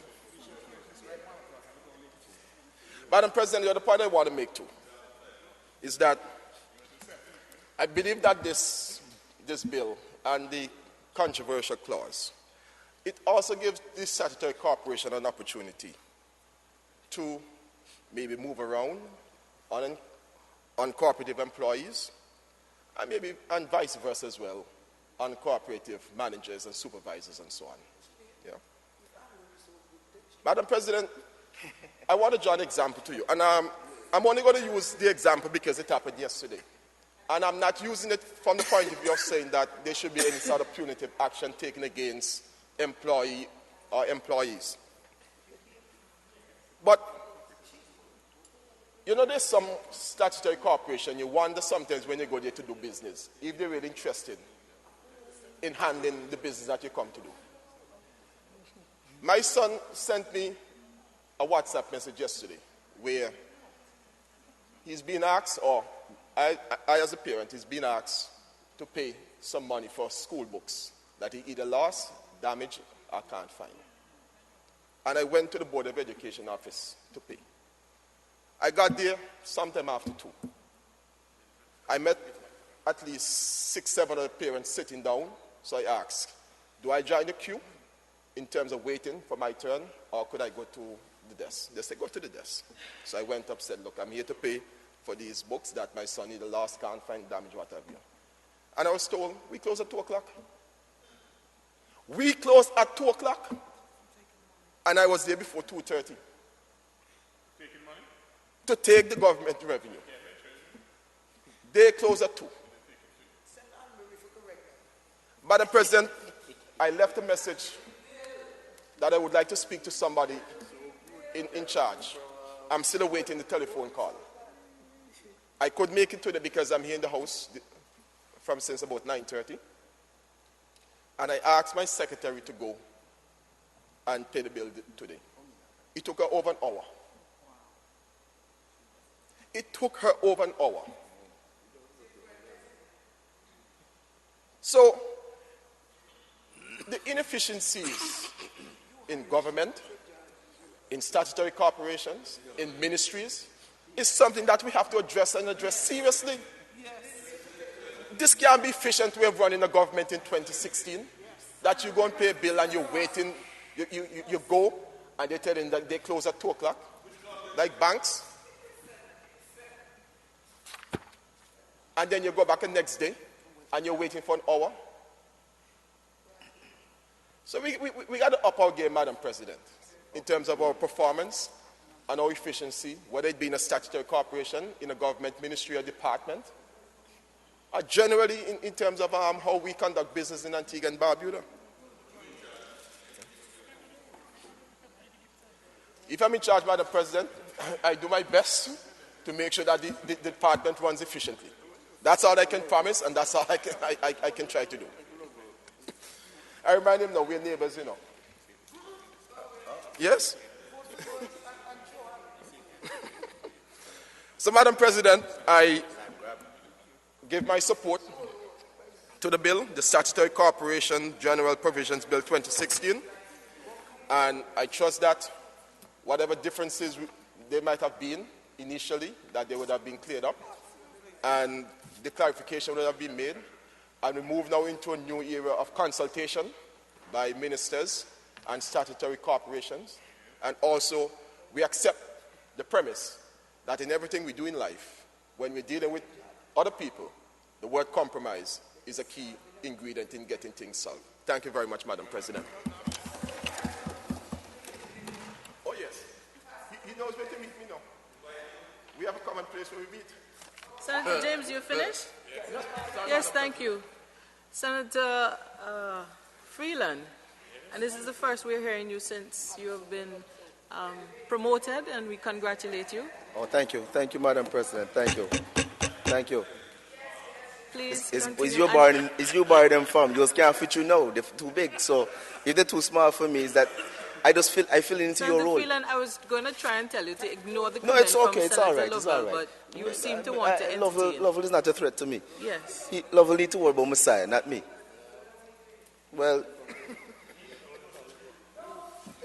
Madam President, thank you for giving me this opportunity to speak on the Statutory Corporations Bill 2016. Madam President, we in this honorable house, we're brought here to make laws and amend laws, and this bill is no different. Today we've been asked to look at this bill with minor changes, minor amendments, that in my mind speaks to a modern way of doing business, a more efficient way of getting things done when you can recognize talent. Madam President, in my mind, the cabinet is the governing body over boards and statutory corporations in Antigua and Barbuda. The cabinet. Who sits in the cabinet, Madam President? Ministers, elected members to Parliament. Unless it's an appointed member with a ministerial portfolio and asked to sit in cabinet. So, Madam President, if that's the case, that the ministers who make up the cabinet are the same ones who sit and consult with each other, sit and consult with maybe past ministers who may have some experience in statutory corporations, to elect members to the boards, then why is it so difficult to look at this legislation and realize that they have the right to do so? If they are the ones appointed, Madam President, why is it so difficult that cabinet or any minister don't have the right to move workers around?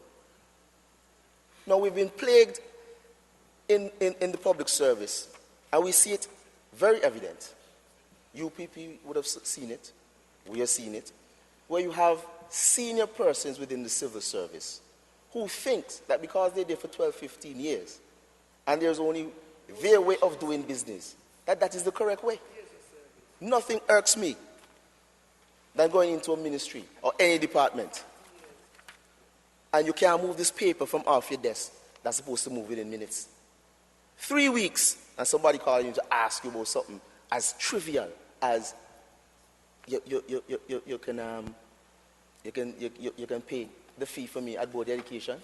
What is that? I understand what Senator James experienced, because that, in my mind, is no way of doing business in this modern day.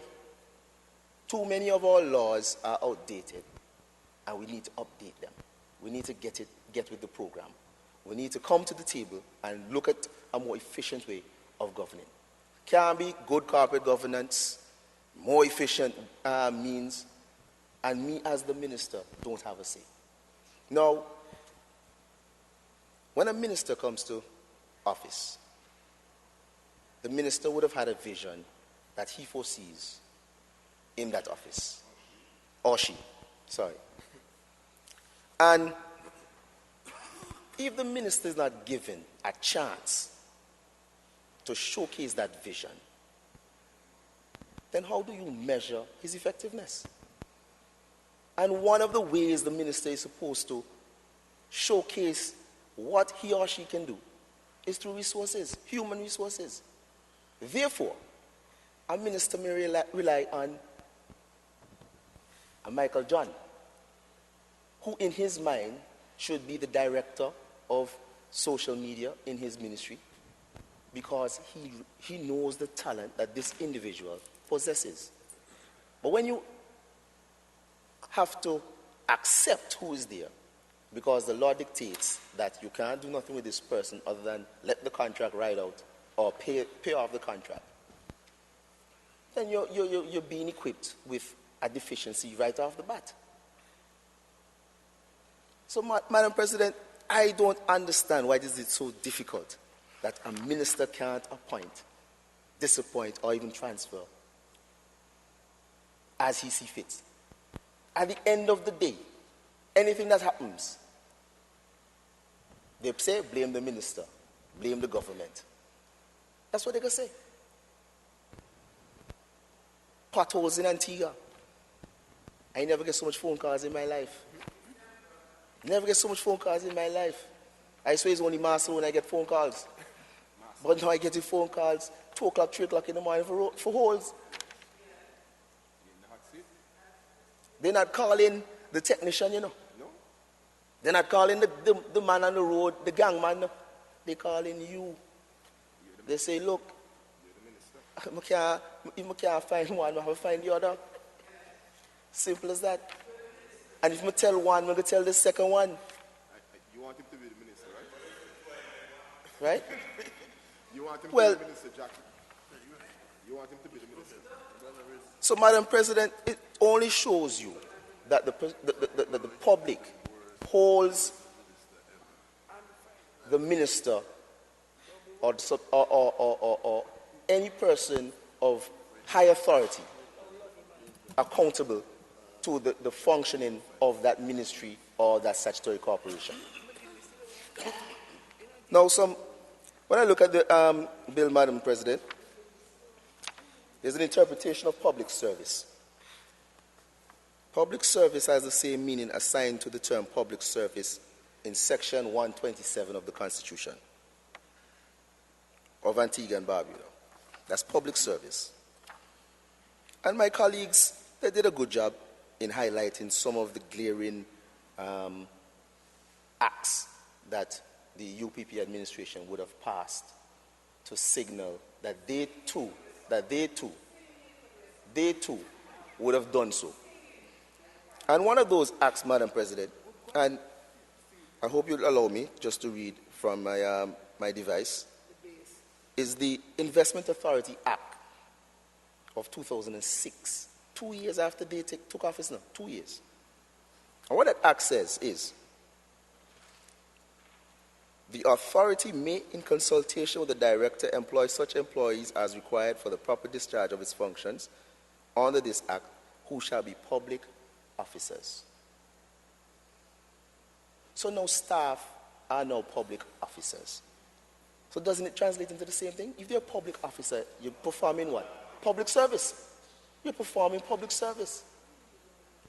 So if they can recognize that individuals who are assigned to a statutory body are public officers carrying out public service, then how is it that we're making a hoopla of transferring a public officer from one statutory corporation to another statutory corporation or to the public service? What is the qualm about? So it is okay for my director to leave public works and go to APUA, but it's not okay for a director at APUA to come to public works. Can't make sense, Madam President. There has to be some sort of reciprocity. Must. And I'm going to continue with the same acts because we need to highlight the hypocrisy that the UPP keep manifesting into our public domain. We need to. And I'm going to read this one, is the National Training Agency Act of 2008. And this speaks specifically to secondment. Where secondment of public officer to the agencies approved by the Public Service Commission, subject to the conditions that may impose the officer so seconded to the agency shall be employed in accordance with the provisions of this Act. But the service of the seconded officer during that period shall, in relation to pension and gratuity, as a public officer, be treated and continue service in the public service, right? And it continues. A public officer who is seconded to the agency shall exercise an option at least 3 months prior to completion of the period of either becoming a member of the permanent staff of the agency or returning to a substantive position in the public service. A public officer who exercises option can become just repeating what I said. A public officer who is seconded to the agency shall exercise an option at least 3 months prior to the completion of the period of his or her secondment of either becoming a member of the permanent staff of the agency or returning to his or her substantive post. Senator James said it. Hyman Payne said it. That if you're seconded to another agency, it is only for a term life. It has a short life. It is not forever. So then and therefore, if it is that at the end of the day, I have moved you from solid waste into CBH, right? Into CBH, because I think that you possess the talent to transform CBH. After 2 years, I can make that position yours. You can now assume the position as the person, whatever the title is. If not, you go back to solid waste. And so, when you look through the act and you look at the conditions, I still don't understand why there's so much hoopla when it is very evident as to what it is the secondment means.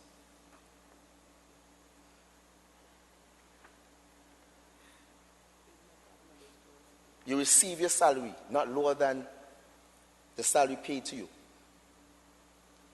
You're entitled to higher remuneration.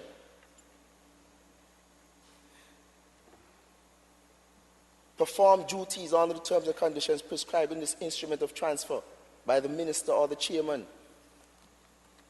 I don't understand. And this clause that the senators, the opposing senators, the amendment to clause 7, cabinet may, an employee may. Madam President, this is normal contractual language. There's no difference in this to any other contract. Whether it's cabinet, the minister, the board, the language is the same. Any contract you take up, you see words may, shall, and this is simply saying that cabinet, if it so considers the best interest, to move you from one statutory body to the next, then so be it. So be it. What is the hoopla about? But again, we have the mindset that because we're in a position for 12, 15 years, and we continue to do the things that we always do, that no one's supposed to move me. How can you be in a position for 15 years and you don't aspire to move on? 15 years? To do what? You're not running a country. 20 years, 25 years, people are content being in a position for 30 years with no upward mobility whatsoever. Comfortable because it's safe. I secure. The little pension that I'm going to get, yeah, right.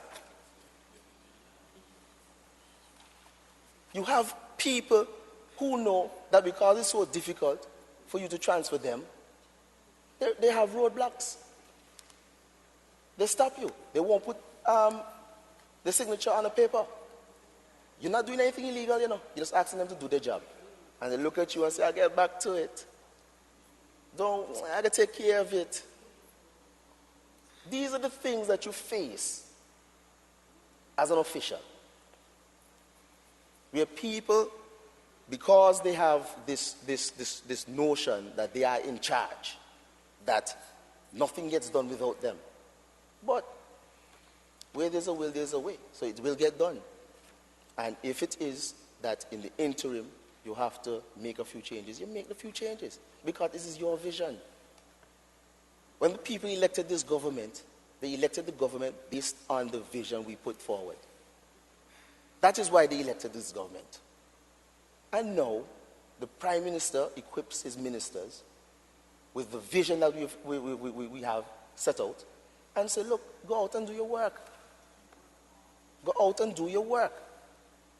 And let not anyone stop you from doing your work. He asks you nicely. He asks you politely. He may even ask you aggressively. Do not do nothing that will jeopardize yourself. Don't do anything that will compromise yourself or your position. All I'm asking you is to deliver on these promises that we've made to the public. And if it is that, as a minister, you have to make changes, you have to shake up your ministry, then so be it. You shake it up. You shake it up. No man's supposed to be an island. No one person supposed to stop the show. No one person. And so I cannot imagine why we're having such a grave difficulty in passing this bill. Why this bill is seen as the most controversial bill and people's rights are being infringed. Where? If you're the CEO of a company, Madam President, and you want to move your CFO into another business that you have, you move the CFO. You move them. And if the CFO believes that he has been disadvantaged in any way, he hire a lawyer and he sue you. So then what's the difference? If you think when me move you from buildings to road, and you think that, well, oh, your job description, the match, this. Some of us fail to see the little part that underneath. No. Your duties as may be assigned by the. Some of them fail to see that. If you're more competent being a painter than a carpenter, that is what you're going to be. You're going to be a painter. You can't be a painter and telling me you're a carpenter, and when you get a job to do, everything off. You're costing us money. You're wasting money. And Madam President, what the UPP has done, what the opposing senators what they have done in the public domain, is they've become what persons call armchair pundits. Armchair pundits. They know everything now. All of a sudden, they're bright. They're bright. Oh, this is the so-and-so act. What's so-and-so act? I don't even know who the lady is that they're talking about. But when I look at national parks, highlight to me where national parks has gone in the last 10 years. Highlight to me what 10 years prior to the 2 years away in office. Show me the difference. Show me the comparative difference. 10 years prior to the 2 years. And if you're telling me that in the last 2 years, we have not moved on in a steady manner, a much more progressive manner, then you're wasting time. And we have no time for time wasters. We have a job to do. People demand answers, and we have to answer to the people. Madam President, I coach a basketball team. And this is why I say that the UPP, they're armchair pundits. I coach a basketball team. And every time we lose, which is rare, every time we lose, you have 15 people in your ear. Oh, you should have done this. You should have done that. You should have done this. You're the coach. You have to make better decisions than that. Right? Then no. Tell them, come and take a seat. They say, no, you're all right. But good. Me okay. Safe, man. Go ahead, man. You do what you do. But when you win, then I'll come whisper in your ear, boy, good job. Then say, boy, you're the star. Then point to the players. Yeah. You're the star. Without you, they couldn't win. That's how they behave. So the UPP behave too. Just so they behave. You hear them jump up over there? Oh, Wrigley, you have principles. You're this, you're that. You're the star. You stand up. You're the man. They go on with all kind of things in here. Because what? Wrigley defending his position, and his position is in line with what they want to hear. And so they want to run with that ammunition. But now one of them jump up when they fire Stuart. Just recently, not one of them. Every last one of them over the stone with their head bow. Every last one of them. When when we came here in the first session, the PM appointed who he needs to appoint. The opposition leader appointed who he needs to appoint. And they had a runoff, and they changed the leadership. And all of a sudden now, the leader needs to come into the Senate. And so, then he even say, oh, well, let me do this a little bit more softer, No. Fire him, bam. And not one of them get up and say how lovely, wicked, or disrespectful. But then they want to read something from their phone about people get terminated for make a decision and all kind of thing. Well, since they want to read from their phone, but when people get fired, let me read something too. I have a phone. And I'm not going to read all of it. I'm just going to read parts of it. On Wednesday, February 13th, 2013, the Senate failed to pass the bill. This failure was due to 4 government senators ruling with the opposition. Right? And you're reading from? This is a letter that was sent by the then leader, the minority leader, and of Senator Quinn, and another. Remember here, Senator Quinn even alluded to it, that she was called. She said so. She said the Prime Minister called her and asked her what to do. And we saw the result. She told her what to do. Okay. And let me just read this last part. She was a chief advisor. I have recommended to the Governor General to withdraw the instruments of appointment to the Senate of Colin Derrick, Anthony Stewart, David Messiah, Malika Parker. 4. And not one of them jump up and say, oh, no, that shouldn't happen. That shouldn't happen. Or wicked.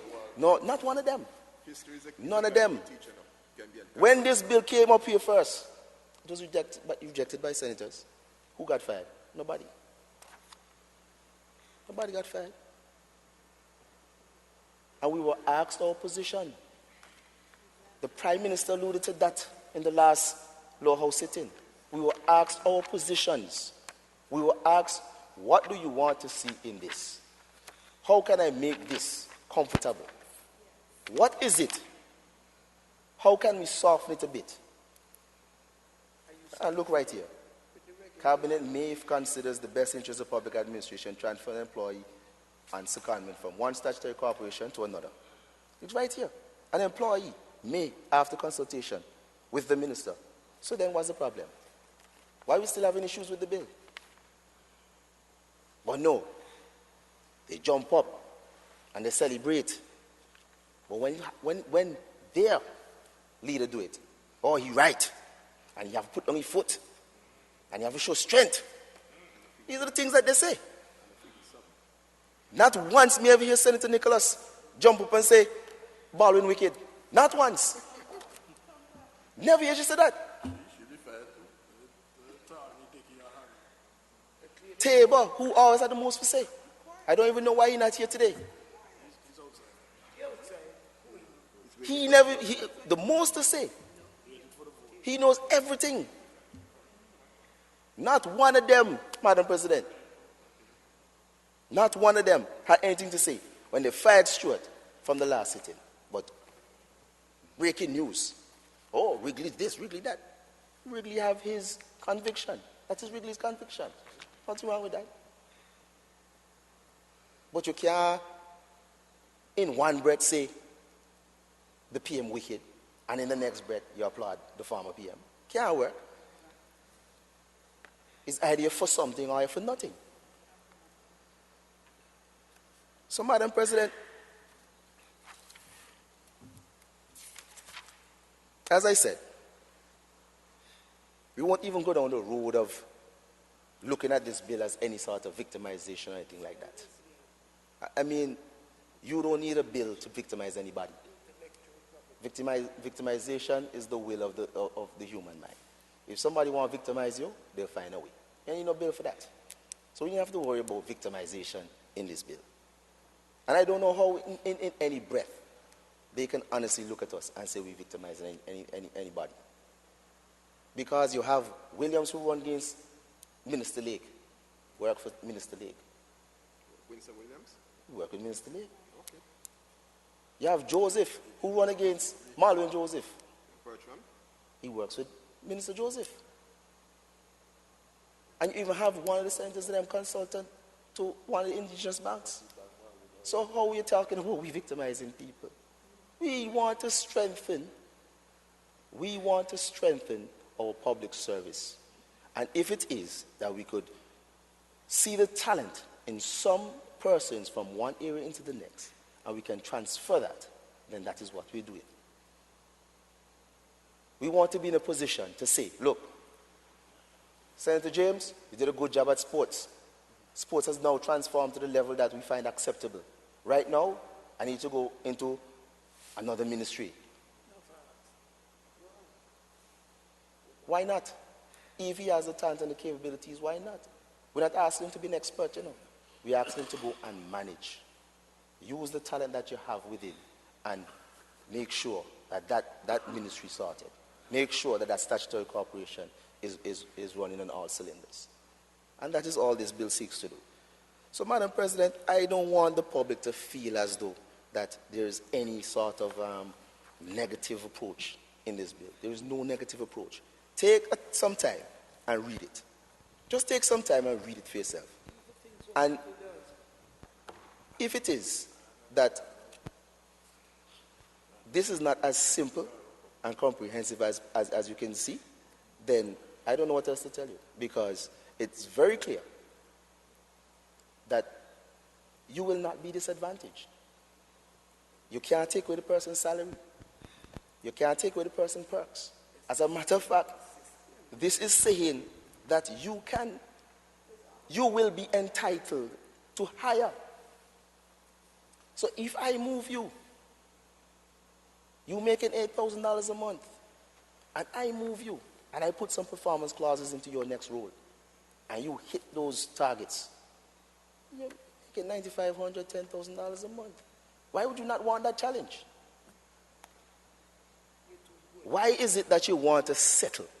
What is so sweet that you can sit down in a statutory corporation for 15, 20 years? What is so sweet? 15, 20 years, and you don't want to go into another statutory corporation and make your valuable contribution. Why not? If you're that good. If you're so good. Madam President, I remember now, a couple months ago, let's have some of them calling religiously. Some of them that said they're disenfranchised. They moved them from this department to another department. And the biggest thing I find with these opposition senators and their cronies, the biggest thing I find is that they always have titles. So they have PhDs, they have MBAs, they're the most marketable persons in the world, yet they cry. They cry about, oh, you disadvantage me. You're the most marketable person in the world. If you're so good, how you can move from this statutory corporation to that statutory corporation and perform? How? If you're CEO at Apple, you try to tell me you can't go be the CEO at Microsoft? But that's what they do now. Huh? They don't say one place all the time. If after 6-7 years you run Pepsi, you can't run Mountain Dew now? Or you can't leave from Pepsi and run any other multinational corporation? Nothing? That's what they do. So if you're so marketable and you have all these nice letters behind your name, I am so and so, and I have so and so. And I can go anywhere and work. Anywhere. It don't matter. Anywhere. And they don't want to move. They don't want to move, Madam President. So then how they can confess that they're good? How they confess that they're good? You want us to give them voluntary separation? Madam President, Madam President, let me just wrap up quickly because I don't want to go down that road. I don't want to go down that road.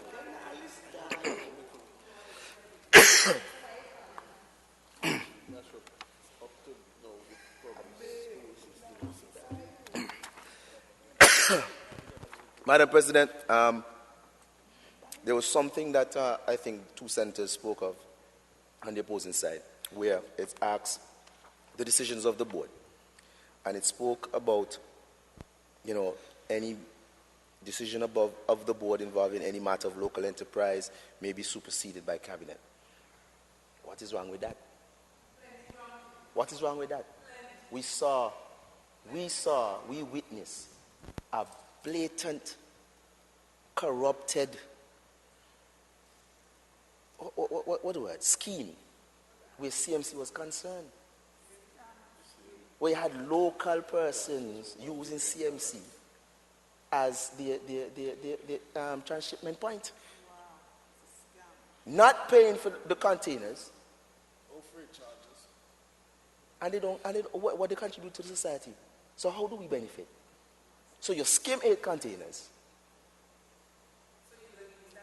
You skim 8 containers. And it's okay. Local enterprise. You also have local contractors, and Senator Wesley can attest to this, who come and say, hey, owe me. I owe me. You have $3 million for me. And you look at them and you say, okay, let me see the work. And when you go, you see one road from day to day, no sidewalk, the road doesn't chip up, no drainage, and the contract says it's supposed to pull the road from that point to that point.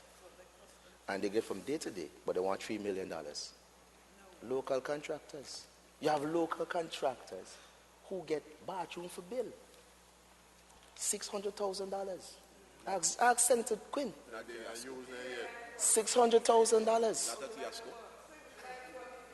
And not up to now. Well, I don't know if they've transformed it now, because I saw them doing some work the other day.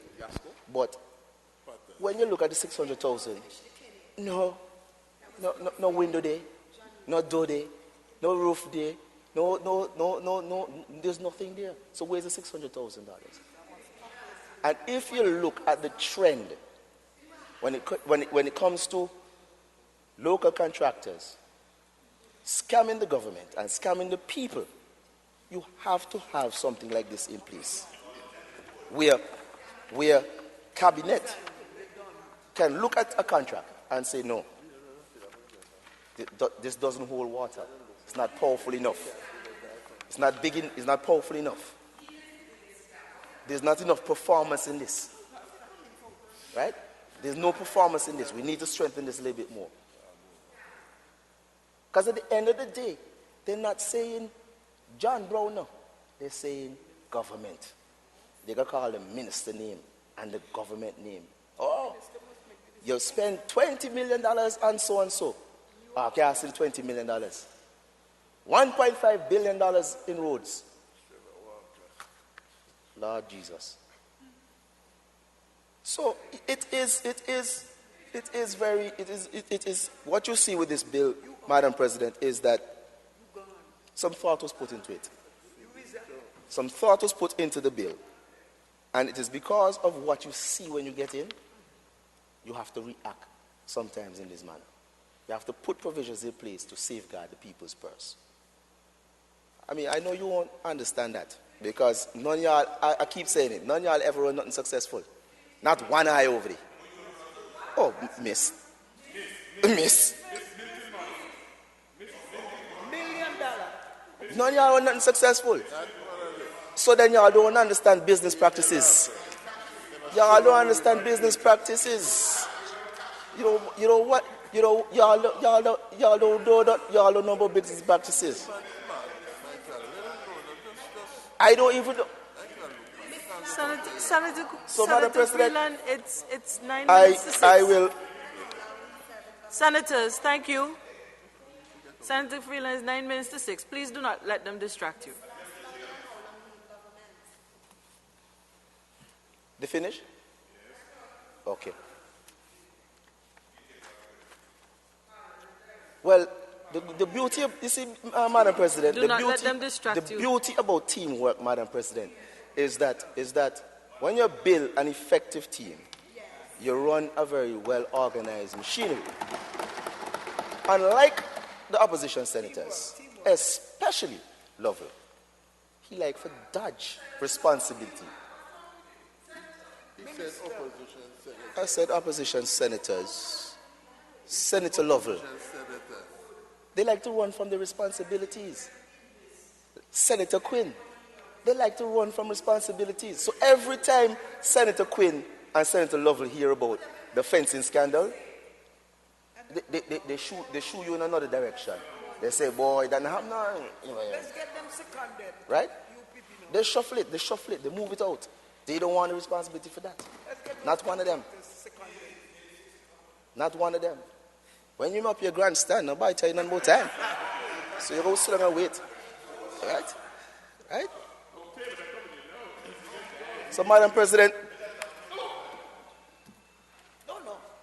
I have no difficulty with the language in this bill, and as such, I would lend my support to the Statutory Corporations Bill 2016, if it so pleases you.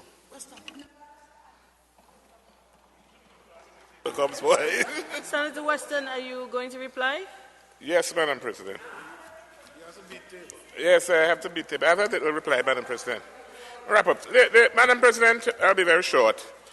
But I think we've had a good debate. It's unfortunate that we had a casualty of the debate. I was hoping not. But, the ways of the world, you go to come again. And the trade union is also going to be a strong organization, so they'll be fine. Madam President, we just need to end this motion by just reaffirm a couple points.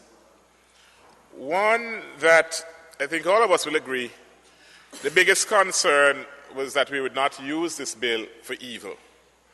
I think when you listen to the opposition and you listen to the union and you listen to concerns that we had on this side, we wanted to make sure that our party and our ministers were fully appraised of the fact that none of us will support the use of governmental power, ministerial power for evil, for doing wrong.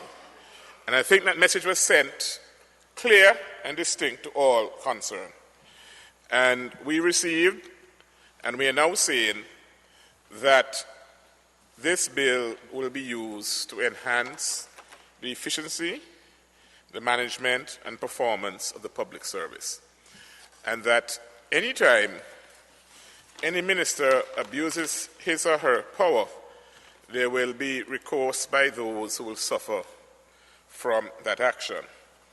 And when I looked at some of the legal disputes, which didn't come up in our debate, it really wasn't about codified rules.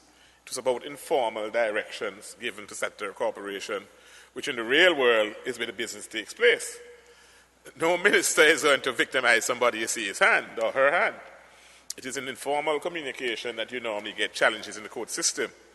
And so it was a little bit surprising that we are now being challenged where things are very clear and transparent in being codified.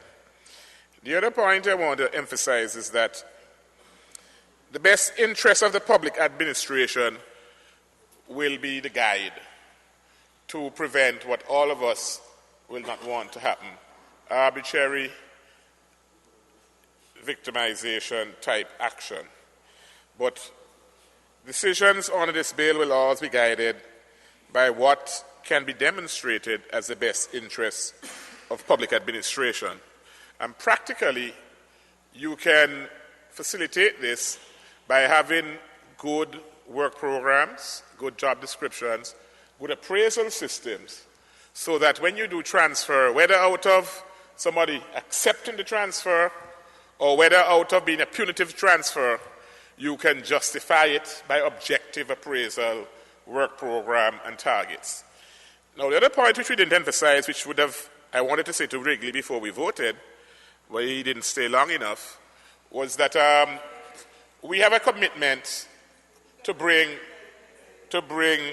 regulations to further buttress any fear that arbitrariness or victimization could occur, and that some of his fears, latent fears, would be further addressed in codifying some of those rules which you read, for example, making sure the public service has some say in the matter, making sure that there's a match between skill and career paths of individuals and so on, to again make people realize that none of us on this side would ever support the use of naked arbitrary power for personal or vindictive actions. And I was just hoping that I would have had a chance to make another attempt at convincing him and his union that we are on the same page as they are, that we would not support victimization, arbitrariness, or any officials who would have gone wild in terms of their behavior. The other point I want to make, which we need to be sure, yes, in the past, the tendency and practice has been to have ministers operating at the policy level, approving the work program and the budget. And you would not have as many codified rules in terms of day-to-day intervention. This clearly is an attempt by ministers to have further intervention in day-to-day operation. It's a tightening of the operation. There's no doubt about it. It's very clear that ministers have decided that they needed additional powers to affect some of the day-to-day decision-making. Now, my point is simple, that it is always the minister's responsibility. And the minister, through these codified rules, would have delegated policy, would have kept policy, would have kept the appointment of board members, would have kept the whole approval of budget and so on, and would have let the day-to-day functioning to statutory bodies. The truth is, though, that the statutory bodies have performed very poorly. We have seen some very poor management decisions. Now, my position would have been to fire people, right? But people said that is being cruel.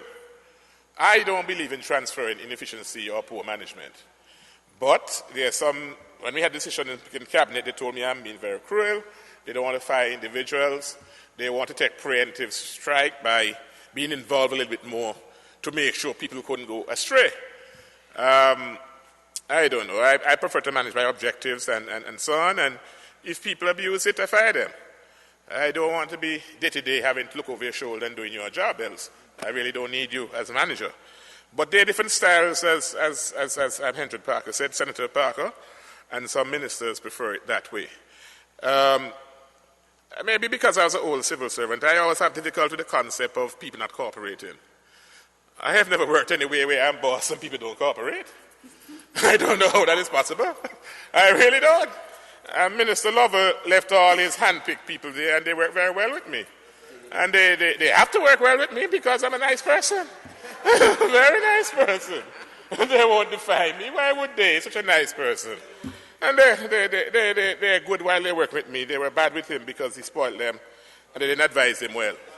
No, it's true. It's true. You see, I'm trying to protect you. I don't want to say he did all the bad decisions because I really beat you up, but Lutus had to give you a chance.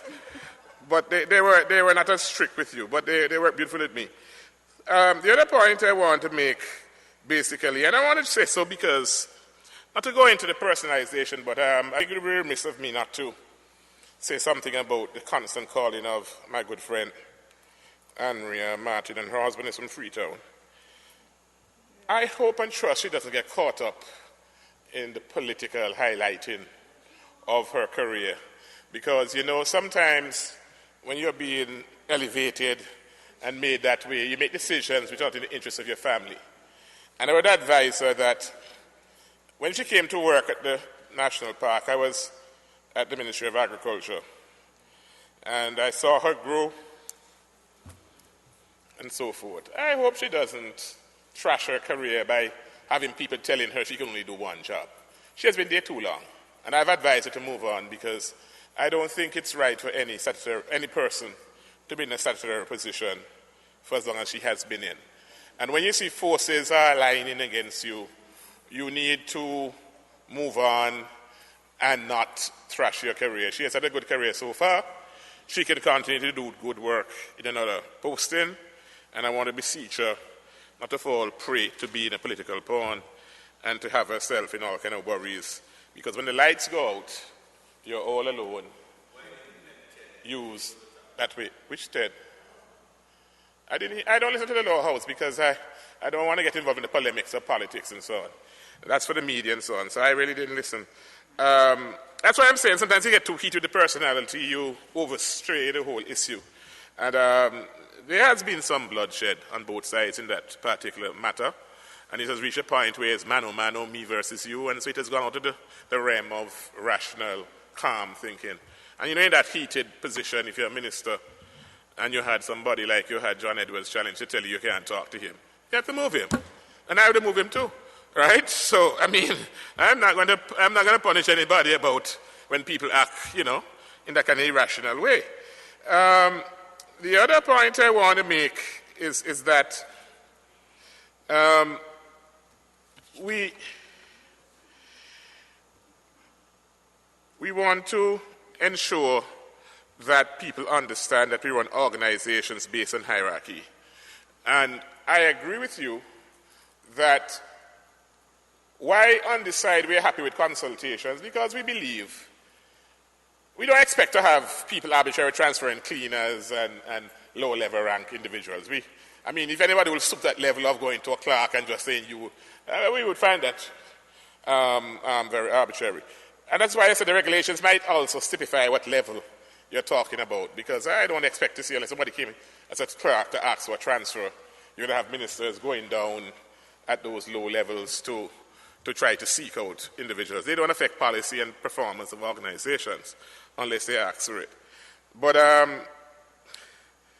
I really think that when you have consultations between people who are in management or senior position, I think in that consultation, if it's done in an open way, if you have records of performance and so on and so forth, that big people can come to a consensus. And I don't see any public servant or any statutory worker who sits across from a minister or from a board of directors who will say to them, I really don't want to work with you. I don't want to be part of my organization. I don't see you wanting to stay there either, if you have reached to that. And so I think we are underestimating the power of consultation in people looking at each other and say, what is in my interest? What is in your interest? And if it's a negative or punitive transfer, and you see the boss, they don't want you there, they don't want to give you any work, you might say, you know what, let me get out. Right? You might even ask them to pay you off, they might even agree to pay you off. Or you might say, there's another opportunity somewhere. So I just want to caution us not to knock, and I would have said to Wrigley, even though you didn't get all that you wanted in terms of being in agreement, consultation is a big step and a big concession. Because unless you're not really evil and you're here to do punitive things, when professionals meet and professionals sit down and you come to some consensus, it would be very hard to see that you have minds not agreeing that even though I'd love to stay here with your desire not to work with me and not to have me here, in the interest of all of that, I should move on. I think enough has been said that all ministers are under watch, that their actions will be reviewed and will be scrutinized. And I have said, historically, it's a political price to pay for arbitrariness and for victimization. I think we have done enough in terms of the debate of the bill to sensitize the public that we expect that this is in the interest of good governance. And in that respect, we have ensured that we have created atmosphere and environment that we can expect good decisions to be made. The only sad thing about it is that we have lost Wrigley as the head of the union, and I think all of us regret that. But in politics, you know, it's warfare sometimes. As a senator, not as head of the union. But sometimes one disappointment follows another. You never know. But again, one of my fears, I can say personally, is that I was warning our ministers on our side that to the extent you have mainly comrades who are ministers, to the extent you have professional people managing organizations, we have to be careful we don't end up chewing up our own. Because as you can see, the only casualty so far in this is a big comrade. Opposition members are enjoying themselves. The guys on Observer enjoying themselves. The only casualty is the head of our union. And sometimes, as I said, I was really concerned that if we didn't frame this thing and get commitment on all sides, that we utilize this thing not for arbitrary decision making, that the first target might be our own very comrades, which would cause real problems within our own party, and of course in terms of our re-election. And as I said before, I don't expect that we will lose power for the next 30 years. And so we have an obligation to protect the confidence the public has bestowed in this party. We have a responsibility to make sure the conversation in this country will be about economic powerhouse, creation of jobs, investments. Let's have debate in those areas, but certainly not in terms of whether or not there's anybody here who will support victimization and harsh and arbitrary use of naked power. We have long passed that stage in terms of management principles and management techniques. And as I said before at the very beginning, we are now spending $16 million a year under the Prime Minister's scholarship and over 30-odd million a year to educate young minds at degree level. Those individuals ain't going to come back for arbitrary decision making. They are going to come back and demand due process and procedures and so on and so forth. We are spending another nearly $100 million on housing, empowering the middle class. We're giving duty free for cars so people can build themselves. They're not going to take arbitrary decision making. And so as we build the middle class as a government, we have to make sure our decision making structures fit into middle class thinking and middle class objectivity, or else we lose the election. And so we wanted to make that point, because we don't pretend that every now and again we wake up with evil in our hearts. All of us do. Sometimes we choose not to feed it. But from time to time we fall prey to evil, and we need to make sure we minimize that tendency from even the best of us. And so, Madam President, we have had a good debate. We have made our point. We are now left to watch it being implemented. All of us say should be used for good. We regret deeply losing Wrigley, but we know, and I know personally, sometimes you leave to come again and to rise stronger. And with those few remarks, I recommend this motion to the House for approval.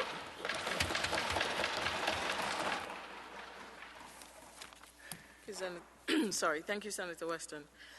Now, therefore, be it resolved that the House of Representatives on the 6th of September 2016 made the following amendments to the bill for an act shortly entitled the Statutory Corporations General Provisions Bill 2016, which the Senate sent to the House of Representatives on the 30th of August 2016. Amendment of Clause 7, secondment of employees of statutory corporations. Subsection 1, or Subclause 1.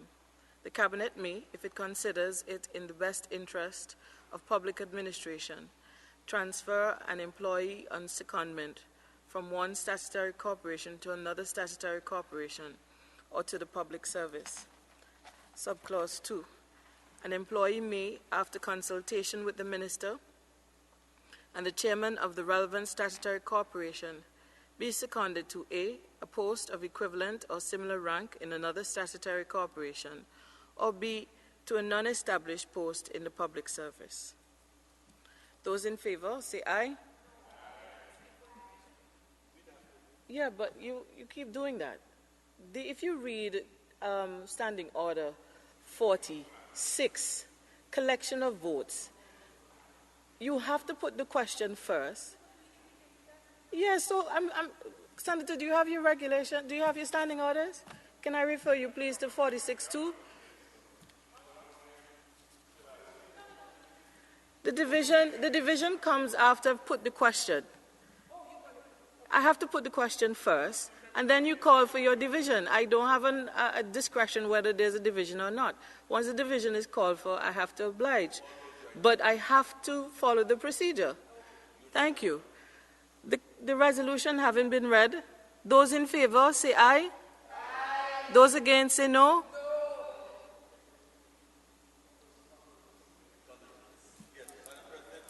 We need to hear you on record, sir. Yes. Madam President, pursuant to the standing orders of the Senate of Antigua and Barbuda, we would wish to have a division on this matter. Madam Clerk? Is there a unanimous decision on whether we go? It's just one clause, really. It's amendment. It's the amendment. Yes. Madam Clerk.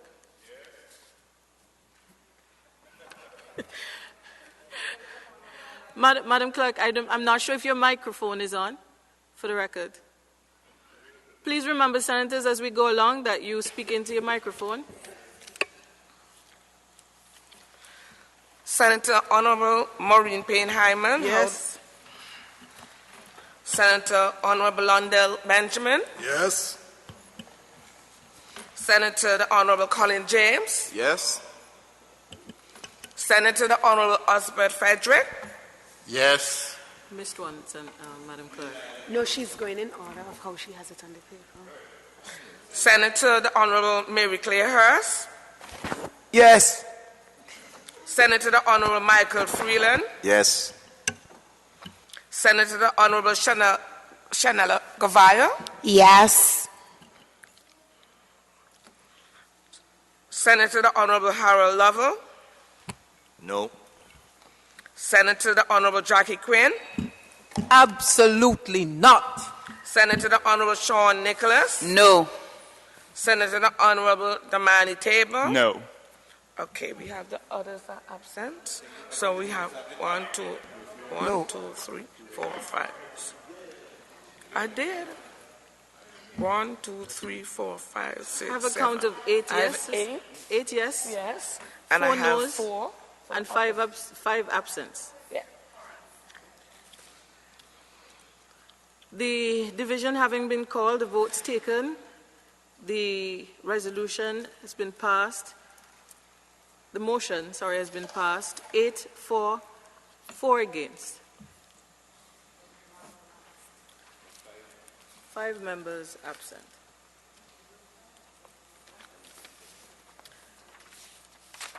The resolution has been passed accordingly. I believe we're at the end of the session for today. I thank you all for attending. This has been a complete surprise. I really thought I would have been at my office a long time ago, but the business of the people has to get done. Tell my business out, everybody.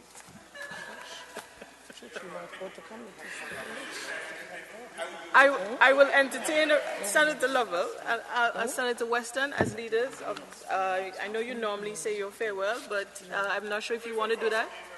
Well, thank you all, everybody who has contributed today, members here, the team here at Parliament.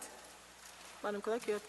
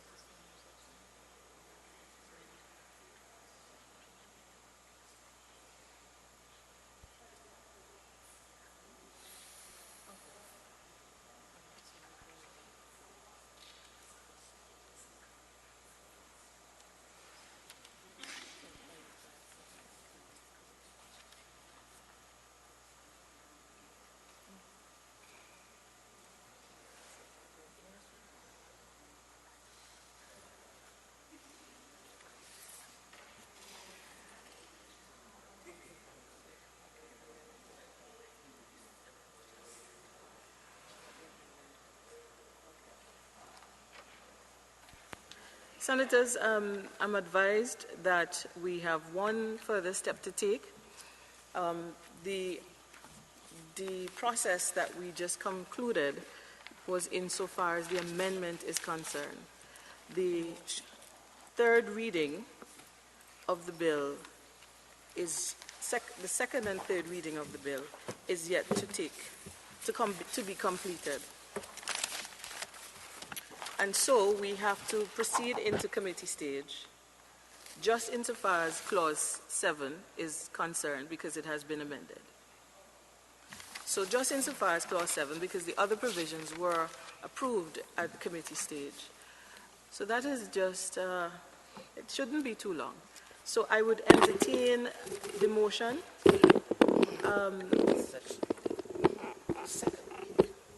that the bill be read a second time.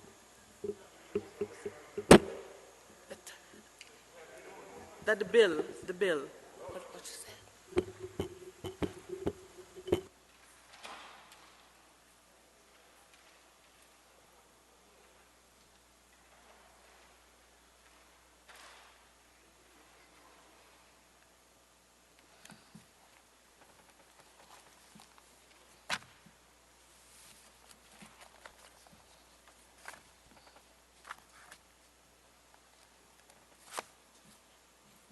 Oh, the third reading. Sorry, the third reading. Yes, just the third reading.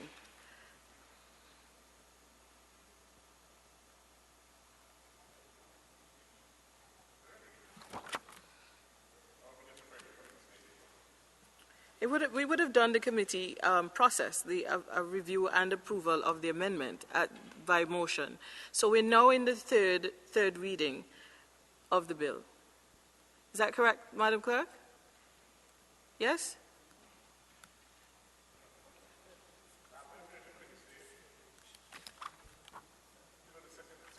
I'm sorry. Senator Weston, just a minute for me, please, because I thought I had it on the last occasion.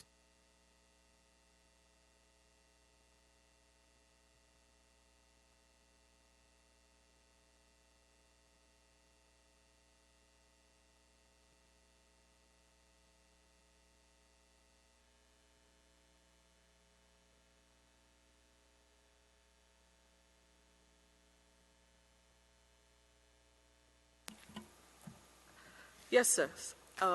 Yes, Senator Weston, we are entertaining, because we have to go into committee stage, to facilitate the second and then the third reading.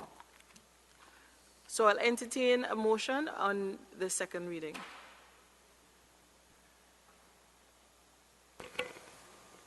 Madam President, I beg to move the second reading of a bill shortly entitled Statutory Corporation General Provision 2016.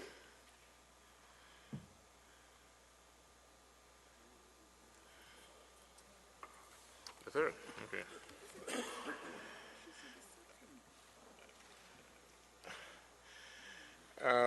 Madam President, I view the decision we made in terms of accepting the language of the motion is tantamount to it being passed in the committee stage. And so I'm pleased to report that the bill shortly entitled Statutory Corporation General Provision 2016 has passed to the committee stage with the amendments referred to this Honourable House by the Lower House, and I move the adoption of the report of the committee on this bill. I have a second on that motion. Madam President, I rise to second the motion. It has been moved and seconded that the report of the committee of the bill be adopted. Those in favor say aye. Those against say no. I believe the ayes have it. Madam President, I beg to move that the bill shortly entitled Statutory Corporation General Provision Bill 2016 be read a third time and pass. Madam President, I beg to second the motion. It has been moved and seconded that the bill shortly entitled Statutory Corporations General Provisions Bill 2016 be read a third time and passed. Those in favor say aye. Those against say no. I believe the ayes have it. The bill will now be read a third time. An act to apply the provisions of this act to statutory corporations for the purpose of utilizing the available administrative, professional, and technical resources within the service of the government to improve administrative efficiencies and for related purposes. The bill has now been read a third time and passed accordingly.